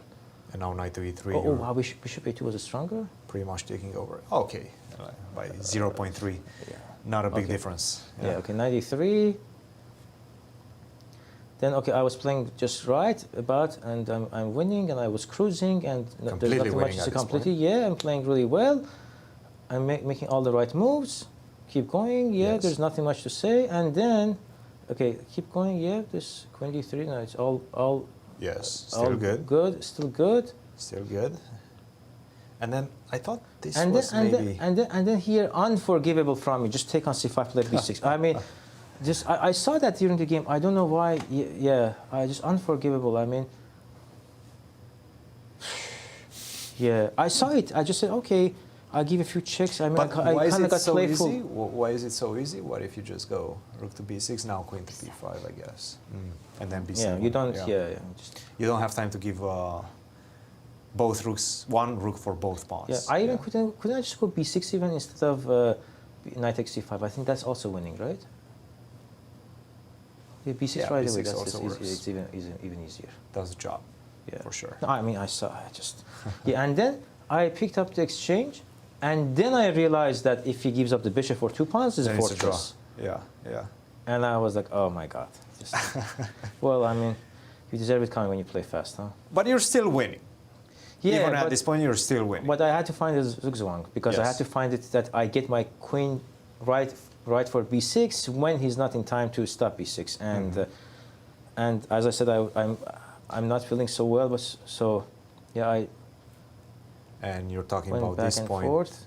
Yeah, and then right finally, here, okay, yeah. I mean, the more important one, if you go back a couple of moves, is that this is the moment for queen a4 because now if he goes rook e5, now I'm in time to play queen b3, bishop b6, and now the queen goes to c6 with a check, and then I'm in time finally. Yeah, I was trying to drag the king to f6 so that I can have this tempo to go Check there. on f3 and go to c6. That's a very nice nuance. Excellent game, Elshan. Congratulations. Thank you. Also, Sabina, you are the coach of Sabina still.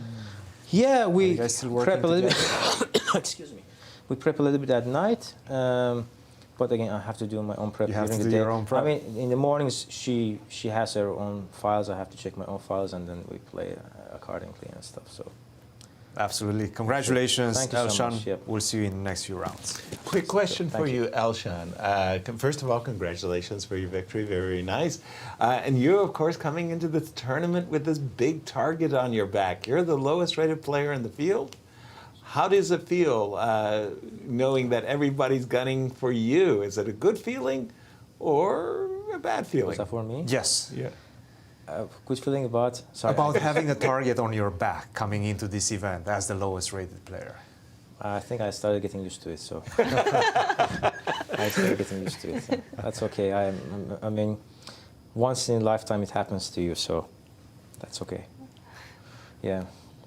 Excellent. You handled It's very well a long so way far. to go, so there are more targets on my back, so I keep going with it. Yeah.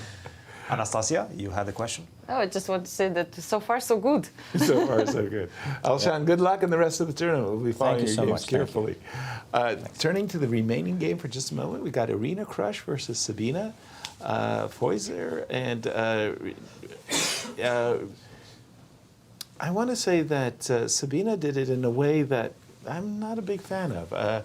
She did the check so that she gave the active king to Arena. It's still probably okay, but with this active king, I think it just gives white a lot more options than before. Kind of helped her, yes, to activate her king. Yes?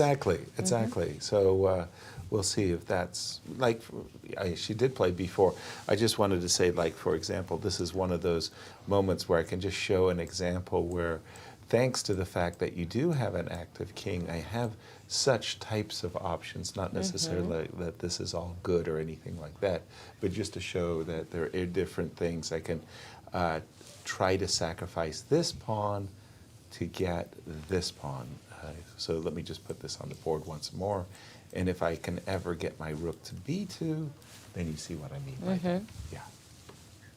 And we have a guest with Cristian. Christopher, this is the biggest win of your career. How do you feel? You just took down the defending US champion with the black pieces. I feel like it's a great redemption from yesterday, especially after seeing the interview and everything. I felt like I was kind of disrespected. And it was also kind of a wake-up call that I really needed to improve my openings and everything. How did you feel after that game yesterday? Because you had your chances as well, right? And there's some rivalry between you and Hans, it seems I felt disrespected on every level. And it was pretty rough. Why is that?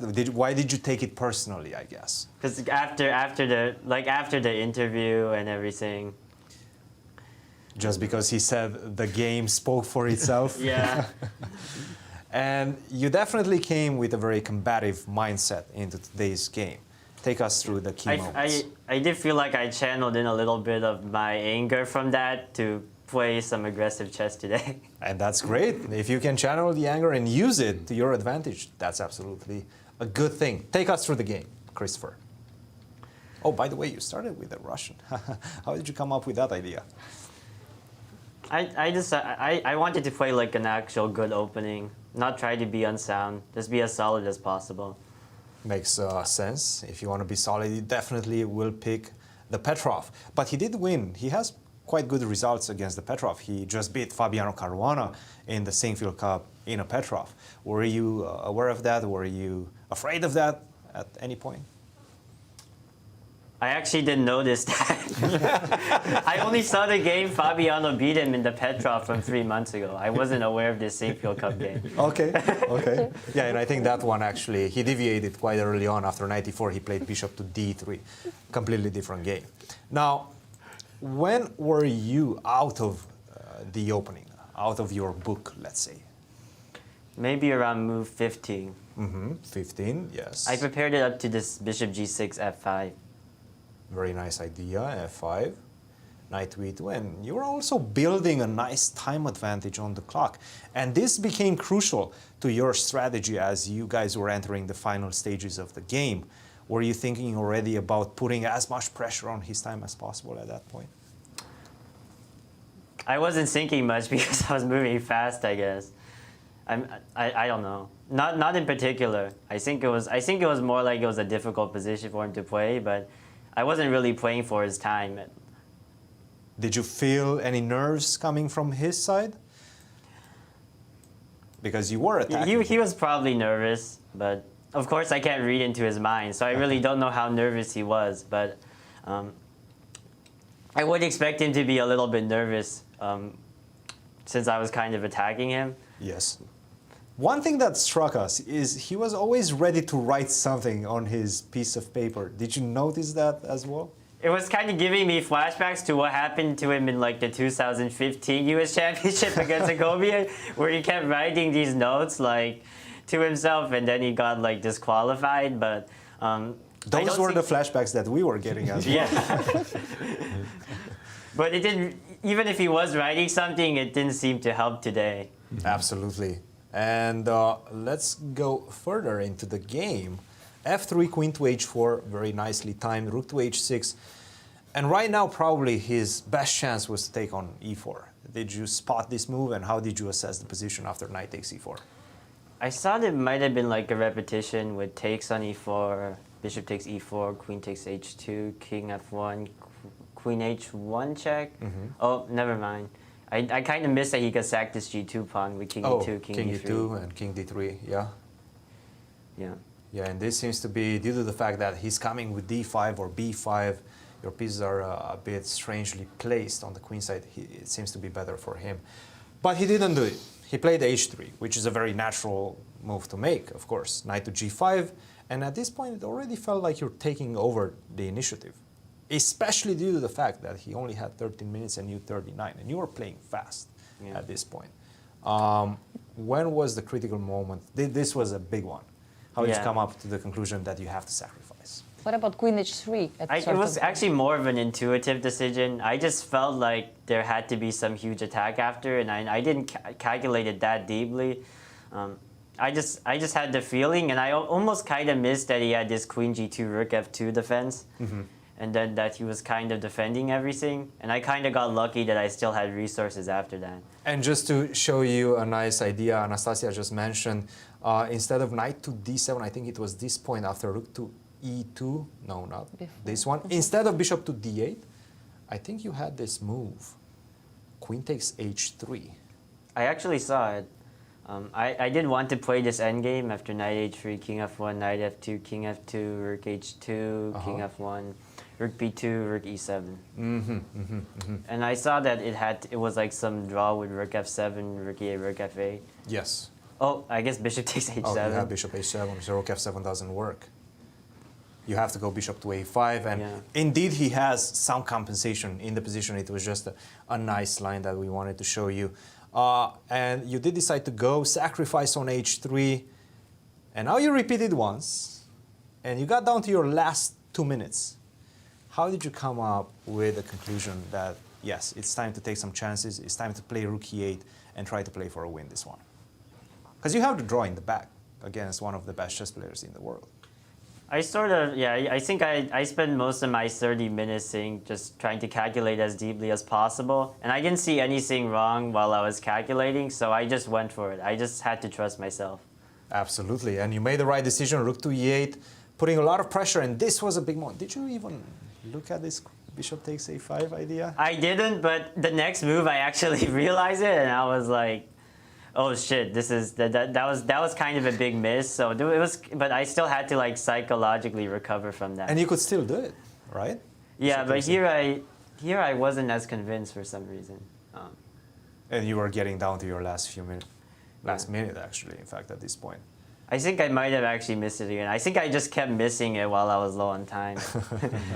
So you played knight f6, bishop to e1. And after that, you just played a pretty much perfect game, I have to say. Bishop to c7, a great move. Rook to b3 is the only way to keep the balance in the position for him, but it's not human. Wait, I'm actually curious. How does that keep? Because I saw rook h2. Yes, and you actually sacrifice a piece after queen takes g5, take here, knight to e2, queen b3, and queen f5 is supposedly a draw. Wow. Yeah, that's insane. It is. And not human. Wesley is not, nobody's going to find this. He played rook e7, and you finished him off in style. Christopher, huge victory. Congratulations. Guys, any questions for our victor? Absolutely. First of all, Christopher, congratulations. And also, when you burned your clock playing the move rook e8 and eschewed the perpetual repetition, you must have been having this inner struggle, like I got to play on, and you were calculating. When you got down so low on time, that was exactly the point that I was about to say, no, he's going to take the perpetual because you were so low on time. But you went for it. What was it that gave you that courage? I felt like there had to be something. For some reason, like my position looked way too active for there not to be something. So it was also kind of based on feeling at the end of the day, but I did try to calculate it as well as possible before doing it. Well, once again, congratulations. You made the bold decision and it paid off. Well done. Good luck in the rest of the event. Thank you. Cheers. And we have one game remaining. And Arena Krush has been nursing an extra pawn. We think it's winning, but it's one of those topsy-turvy endings that Sabina has her counterplay as well, because these pawns move so slowly up the board. And from Sabina's point of view, if she could get, I don't know, somewhere to g3, yeah, maybe you know, the pawn. Yeah, there's counterplay to be had, and the times are 5 minutes to 3. Am I reading that right? Yeah, to 3. Yeah. Okay, and this is going to go down to the wire. We always have one game. I mean, it's a part of the broadcast show. Yes. That we have one game that goes all the way to the last drop, so to speak, the last full measure. What's going on, Christian, in this ending? It seems like rook a2, which was just played, might actually hold her hopes alive. Maybe even hold this game. Exactly, because rook takes. I mean, again, that's a big threat. Right? So these pawns are so slow; they're like stuck in mud or something. I don't know. And if you go king f3, then you can give a check and then go back, or what? King f3, I would maybe g6. No? Maybe I'm even starting to be tempted by king h5. In this case, you would have to give me a check and go back. I don't know. I have to say the moves are very unnatural. So after king to f3, king to g6 is the best move. King g6. Why very not unnatural king h5? to my eyes. Yeah. Why not king h5? Like some human okay, moves. but king g6. Well, on the other hand, you similar ideas. You want to try to dislodge this king, so you get to take the pawn on g2. Mm-hmm. Also looks good. There is a logic there. The evaluation. Sorry, I meant to ask you. How does the engine consider this? The engine is saying that it's plus 1.7, but I have a feeling that this position might be a table-based draw. Wow. Not with the move king f3, by the way. King f3 is not the best, and that's why I'm saying they're so unnatural, the moves. King f3 was not the best. It's not the best, and she hasn't played it yet. King to e3 is the best move. Yes, good luck trying to make sense of that. Wow. Good luck trying to make sense of that. I think you just tickled Anastasia's funny bone there, like King e3. What?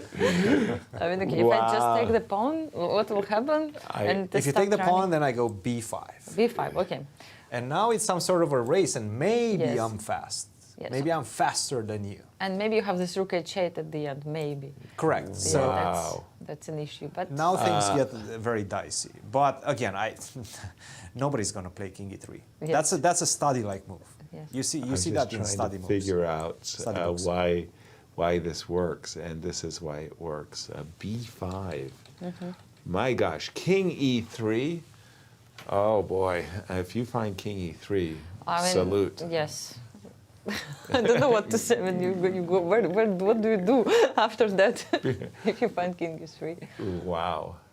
Again, it's still not clear whether it's winning or not. The position still remains very competitive even after that. I'm looking at some lines, and they're just completely wild. Please, go for it. So, for example, king e3. King e3, yes. Yes, let's go king e3. Let's go with this crazy move, right? See if it's winning or not. Yes. b5. Yeah. Rook a2. Let's go h3. h3. h3. Yeah. Yes. Actually, I don't think you can take the pawn because I'm going to pick up one of your pawns. After? Rook to b2 followed by rook to b5. Okay, so yes. h3. So h3. You want to push. Yes. Keep going. a6. Rook a2. Rook a2. b6. b6. Let's keep going. Now h2. For example, h2. Sorry, no, not h2. No, king g6 King or g7. No. Yes, king g7 better because you don't allow rook to go to h8. Okay, there is logic. And by the way, she didn't play king f3. Of She course, has played nobody rook plays b6. king e3. Rook b6, and then she'll try to push a6 probably. Whoa. Yes, a6, yes. This is what she played. Okay, just a second. But this is a completely different kettle of fish. Yes. Just a second. Now we take the pawn. Correct. There's no rook h8 check. There's no a7. A7, I go back with the rook. Whoa, whoa, whoa, whoa, whoa. So maybe she has the idea of b5, a7, and then if you play rook a2, rook a6, something like this. But you have, after b5, maybe you play immediately rook a2. Yes, absolutely. Just because to explain, h3, yes, there's the a7. possibility of a7, and then rook here. But who queens first? Yes, actually, good question. You tricked me. I'll make a bishop. Yes. I'll make you feel better under promotion with the bishop. Whoa, whoa, whoa, whoa, whoa, whoa, whoa. I'm getting confused suddenly. Rook takes g2. Irina played this rather quickly, too. What's her idea, Christian? Well, she is down to her last 2 minutes and 20 seconds. So she has to play it rather quickly. Okay. You have to make something, make your decisions fast. No, rook takes g2 is just a draw. After It's just a draw. Yeah, Sabina managed to equalize the position. Again, it's going to be a race, and it's not going to be easy to calculate, but you have to take the pawn. Yeah, so b5, maybe rook a2 immediately. Exactly. Even, like, why to go for this? Yes, Rook a2 or h3. I mean, you can start with h3 if you want. h3, no. h3. And then after rook to b8, you have to stop the pawns, so you go rook a2. Yeah. I was putting the rook on b7 for some reason. I had it in mind. I wanted to play a7, but h2 would force me to give a check, and that will just be a draw. Still a lot to calculate, guys. I mean, but it does feel like if you want to do something with the black pieces right now, you have to take the pawn on g2. Exactly. Yes. I think she wants to do it. The alternative being king g4, and I can understand why she's hesitating. Yes. Because the rook is ideally placed. Let's just stop there. And if you could play king g3 and take the pawn with but the think king. about it, guys. With king to g4, Yes, I need only one move to get on the h file with my rook. that is true. With a king on h5, I need two moves. I need That is rook true. b7 or rook b8, and rook h8 or rook h7. Mm-hmm. After king g4, I only need one move. I go rook h6 She directly. takes And the she pawn. takes. That's Yes. the right decision. Ooh, Whoa, and whoa, whoa. instantly came rook b5. Rook b5. Rook Whoa, b5. whoa, whoa, whoa, whoa. What is she Why? doing? What is going on? What if I push? h3 is the problem, right? Because The king is on e4. the Ah, yes, she king... wants to play rook a5. I'm promoting first, though. And I'm promoting. Actually, you're promoting first, but I'm promoting with a check and I pick up your queen. Right. Well, it's losing. h3. She's going for it. I don't understand who is winning now. Who is I fighting? think she missed it. I think she missed this move, h3. Maybe now rook b8 is Irina going- is in a very difficult situation right now. I Because think she it's needs to time to- reframe her mind Yeah, to I play think- for a draw right now. I think she's better start thinking about rook b8 and rook h8. Exactly. That pawn is ready for coronation. But this is not easy because you thought you were playing for a win this whole A time. moment ago, when you just played a6 and rook b5, losing time. And she played rook b5 so fast. Yeah, She actually, did. this is the moment when you have to realize you went wrong and you have to go back. Let's say you have to. With 2 minutes, to make though, a draw, yes. one of the hardest things I found in Yes, chess to is when you. admit. Yes, You I must- have a plan. I'm seeing it through, and then I realize, oops, and I've got to take everything. Yeah, rook b8. Next I draw. think Irina is suddenly realizing, wait a minute, maybe I have to play rook b8 and draw. Yes, she's a very experienced player. And I it's believe not that the she only should move. find it, but it's not easy. It's not the easy. only move? No, you can What's- also play a7. No way. A7? Yes. Ah, Really? Yes. Okay, let's check this one. a7. So Rook a2. Rook a2. And now rook b7. B7. Rook b7. Yes. Ah, yes, the idea is the same, like rook h7. And then I'm just going to give you checks. If you go back, if you go to g4, then I think I can just push. Or rook h7. You're not in time. And b5. I'm pretty fast with my pawns as well. As well. Yes, Yeah. you are. So now h2, b6, and I defend my pawn on a7 just in time. Exactly. I don't have the chance of playing rook takes a7. Wow. But you have to see all this. Okay, then it's not that difficult. It's like you kind of still playing for win, right? Not really. This was a cold shower for her. Look at her time expenditure. She Right. understands that she calculated it wrong. She was expecting a7 and just be winning. Right. This is over, right? And now Right. she realized that a7 maybe rook a2 and And she's down to already 45 seconds. Wow. So rook b8, rook b7, in order to check from the 30 H seconds. file.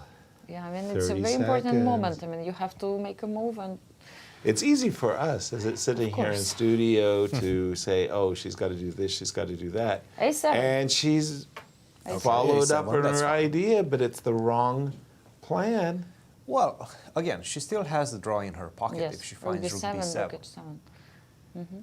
Ah, What about, let's say, rook Excuse a2, me. rook a5? so a7, No, rook a5. a2. Yes, I mean, just for the That's last a moment. loss. Yes, it's lost. Yes, h2 once and, again. and that's what she missed, actually. Yes, h2. This is what we missed together with Irina. I also missed it at the beginning when we checked it with Yasser. But rook b7 keeps it alive because h2, rook check, and you are in time to capture the pawn and make a draw. Exactly. Whew. Talk about making a drama out of this. No, but And, rook endings, it's always drama. Right, The what we drama. saw yesterday, that was By really... the way, guys, don't give a check on e2, because then my king gets off this diagonal, Correct, and then I think you're lost. exactly. So go rook a2 first. Yeah. Yep, she Yeah, finds rook it. a2 first. Now what, rook b7. I don't think she'll play rook a5. No way. No, enough of drama for today. Yes, too enough much. Is enough. Too much. And we are expecting rook b7 now. b7. Yeah, And she's a that's the professional. draw. I mean, she understood that she's in some sort of danger, Right. and she immediately recalibrated her approach. good that it was still possible. The problem is sometimes that you really cannot Went come too back far. to draw Exactly. anymore, that you overpushed the position. Exactly. Happens quite often. Right? Yes, you're carrying this baggage of I must win, I must win. I was better. Yes, now I think we can expect something like, I don't know, maybe King G4 still. 30 seconds? And Yes. Well, I mean, it's time for H2. Let's go. Yes, And, everybody's ready to write moves. Right? With 30 seconds, actually, you're obliged to write your maybe moves until the end. 15 seconds. And, Oops, look at this. Yes, yes, yes. Yes, 10 seconds. Okay, King G4. I think she was choosing between H2 and King G4. Right. And again, the players were not going to get another time control. They're relying upon their increments for the rest of the game. 30 seconds for each move completed. Completed move is actually when you press your clock. Not just that you made the move and you look at my beautiful move, your clock is still ticking. Yes, we should remember that. I'm sure there were these kind of stories when somebody would forget to press his clock. Very famously in the World Championship match between Kasparov and Karpov, Gary forgot to press his clock and it ticked for several crucial minutes until he was sitting there thinking very nicely, and then bang! Kasparov hit his clock so hard, like, I forgot to press my clock. It was quite something. I think it's on YouTube. There's a little clip of it. Really? Oh, yeah. Oh, yes, nice. You know, that your opponent pretends that he didn't notice that. Right. Yeah, he starts thinking, reaching, maybe I'll play this. And at the moment you make a move, you press your clock, suddenly he's like, yes, okay. He makes move quite quickly. B, H2, and Rook. Rook H7. Looks like it's on G7. I don't know. Optical illusion. It would be a disaster if it was on G7. Truly. Just imagine you're trying to make it to H7 and okay. Right. Small mistake. Yeah. No, okay, so the game should finish quite quickly. We're in expecting Rook takes A7, Rook takes H2. Rook takes A7, Rook takes A2. Or King G3 should. Yes, I think she's going to go for it. She'll take it, yes. Don't take the Rook. The pawn is more valuable at this point. Exactly. And so what's going to happen is White's going to go over here and escort her pawn and win the Rook. And Black's king is going to escort her pawn and also win the Rook. Let's not forget no draw offers, so they have to play until naked kings. Naked kings. Yes, so they will probably play until the end. This is very common in the situations when you don't have draw.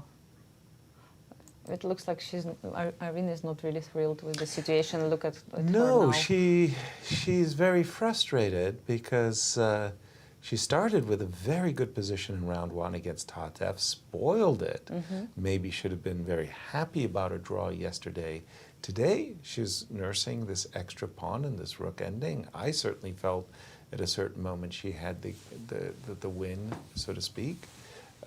Remember this rook e4 moment. And now she realizes it's a dead draw. Yes, I mean, you spend so much energy to get finally some advantage, and then it slips away, and yeah, it's really hard. You feel terrible. Yes. On the other hand, this event will last for a long time, forever almost. Yes. We will have still 11 rounds to go, so she will have time, let's say, to recover or show some interesting chess, of course, and maybe get more advantages in her games. Exactly. Let's see. Rook to b4, and we are expecting, again, we could easily see this type of a situation where both sides are pushing their pawn to promotion. And then give the rooks. And then give the rook. This isn't the only way to do it. I'm sure I'm doing it in the worst possible way. It's just, but just to explain what I'm expecting. Yes. Okay. To rook b4? No, she didn't play king c5. She played king c6. No, king c5. Not king c6, king c5, rook b1. Rook b1. Just pay attention, actually, I mean, for our viewers, like why players spend so much time, you can say, on obvious moves. It's that everybody has this habit to play and to be concentrated until the end and not to make any mistakes. And I mean, we were taught how to do it from our early age. Because you can misplay any position, literally. You can just put your rook on b2 instead of b1 and resign. Right. So everybody's very careful still. Alert? Rook No, c4, I don't rook think b4. that has any Careful. chances of working. Too slow, too slow. Again, I'm expecting a move like king f3. Oh, that you were mentioning also, like... But king f3, maybe I'll give you a check. I know, I was just thinking that. How about that? I like king and- h4, yeah? Yeah, maybe king h4 is like... Give me a check, I cover with a pawn, and actually then I'm faster than you. Exactly, exactly. Looking for tricks, huh? Right. Maybe I'll give you a chance to... Okay. Well, she went king f3. Now we're going to see a check on c3, followed by rook to c4. Pre-move. Pre-move. No matter what you do. Right. To go. It's nice just to try. Why would you do this, though? I mean, you're still well within realms of equality, but why would you risk it like this? Well, the idea that she has is like after king f2, rook c4, king f3, again, I want to push the pawn, rook b4. Now, I can't trade because actually white's pawn is one square further, so I have to come back with the rook. And I'm still in the drawing zone, but you're right, king h4 was so much cleaner. And as you say, Anastasiya, always looking to avoid that last mistake. The king f3, king f4, okay. Rook c4, probably she'll play. This is why Arina put her king on c5 in order to build this bridge between her rook and king. And again... Even though she understands that her opponent most probably will find the right moves, still, why not to try? Of course. Maybe give a chance to your opponent to do Right. mistakes. It works sometimes. Sometimes. Not always, but... Yeah. I mean, you can imagine if Sabina takes on b4 Oh, no. and just counts wrongly, Right. That's a problem. Can Wait, happen. is she counting wrong? No, never mind. You can take on b4. Actually, Guys, I think you can take on yes. b4. Are you, And just- Because really? it's Are no we check. counting on it? There is no check anymore. You can It's just, b-pawn. there's no check. Yes. You can just push the pawns. Yes. Queen versus queen. Good point. Yeah, It's we'll late always- in St. Louis. It's late for us. No Good morning. evening, St. Louis. Yes, and good night, Greece. Good night, Greece. I'm still changing my zones. Anastasiya, we have this amongst our panelists here when we do commentary. When we hang our queen, we make a blunder. Yes. It's always good morning, St. Louis. That's I know our- why you say so. I think during the candidates tournament you had to wake up like at 5 o'clock, right, for commentaries, or 4. 4. 4. Oh my God! Go Even with the 4 o'clock. Yeah. So I remember that you started to say this maybe during that period of Yeah, time. but as we had it at 4, our production team was waking up even earlier as they Why have to to go be to on sleep? set. And I'm going to play king f4, and it looks like a 3-time repetition. Yes.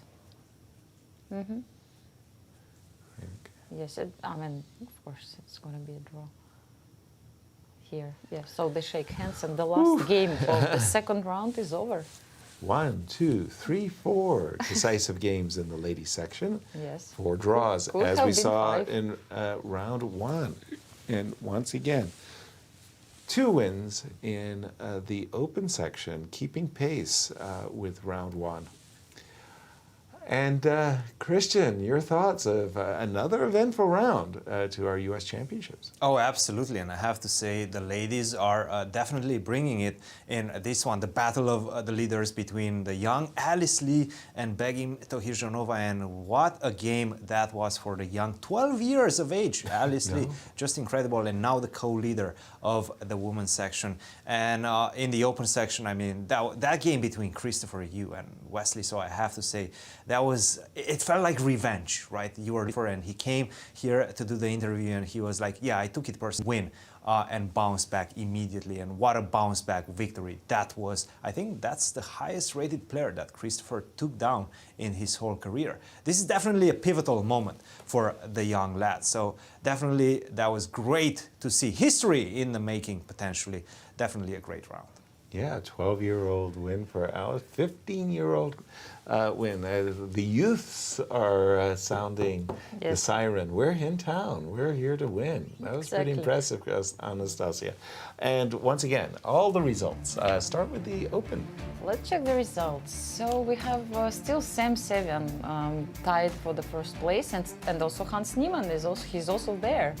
And many people follow them. Fabiano Caruana, Linier, Jeffrey, Sam, Ray, everyone has 1 point except Wesley and Oh, wonder Liang. That's not somebody you see at the bottom very often, Wesley So. And in the ladies, what the current standings after 2 rounds, as we've seen, well, some people going for the Bobby Fischer prize, yes, at least in the ladies section. Keep some chances. Yes. Here we come. So we have 3 ladies keeping chances to get Bobby Fischer prize. It's Jennifer Yu, Alice Lee, and Megan Lee. All of them, they have 100%, 2 out of 2. And then we have Irina Krush and Begim and Tatev and Thalia and other girls, you know, with 1. Interestingly enough, we don't have any with 1.5. There's a full point gap between our leaders and the chasing pack. But there you have it, 2 very eventful rounds of the U.S. Championships. And I have to say, once again, Anastasiya, it's wonderful calling the action with you and Cristian. And we're going to do it all again tomorrow, right? Exactly. Absolutely. We'll see you all tomorrow. Good night, everyone.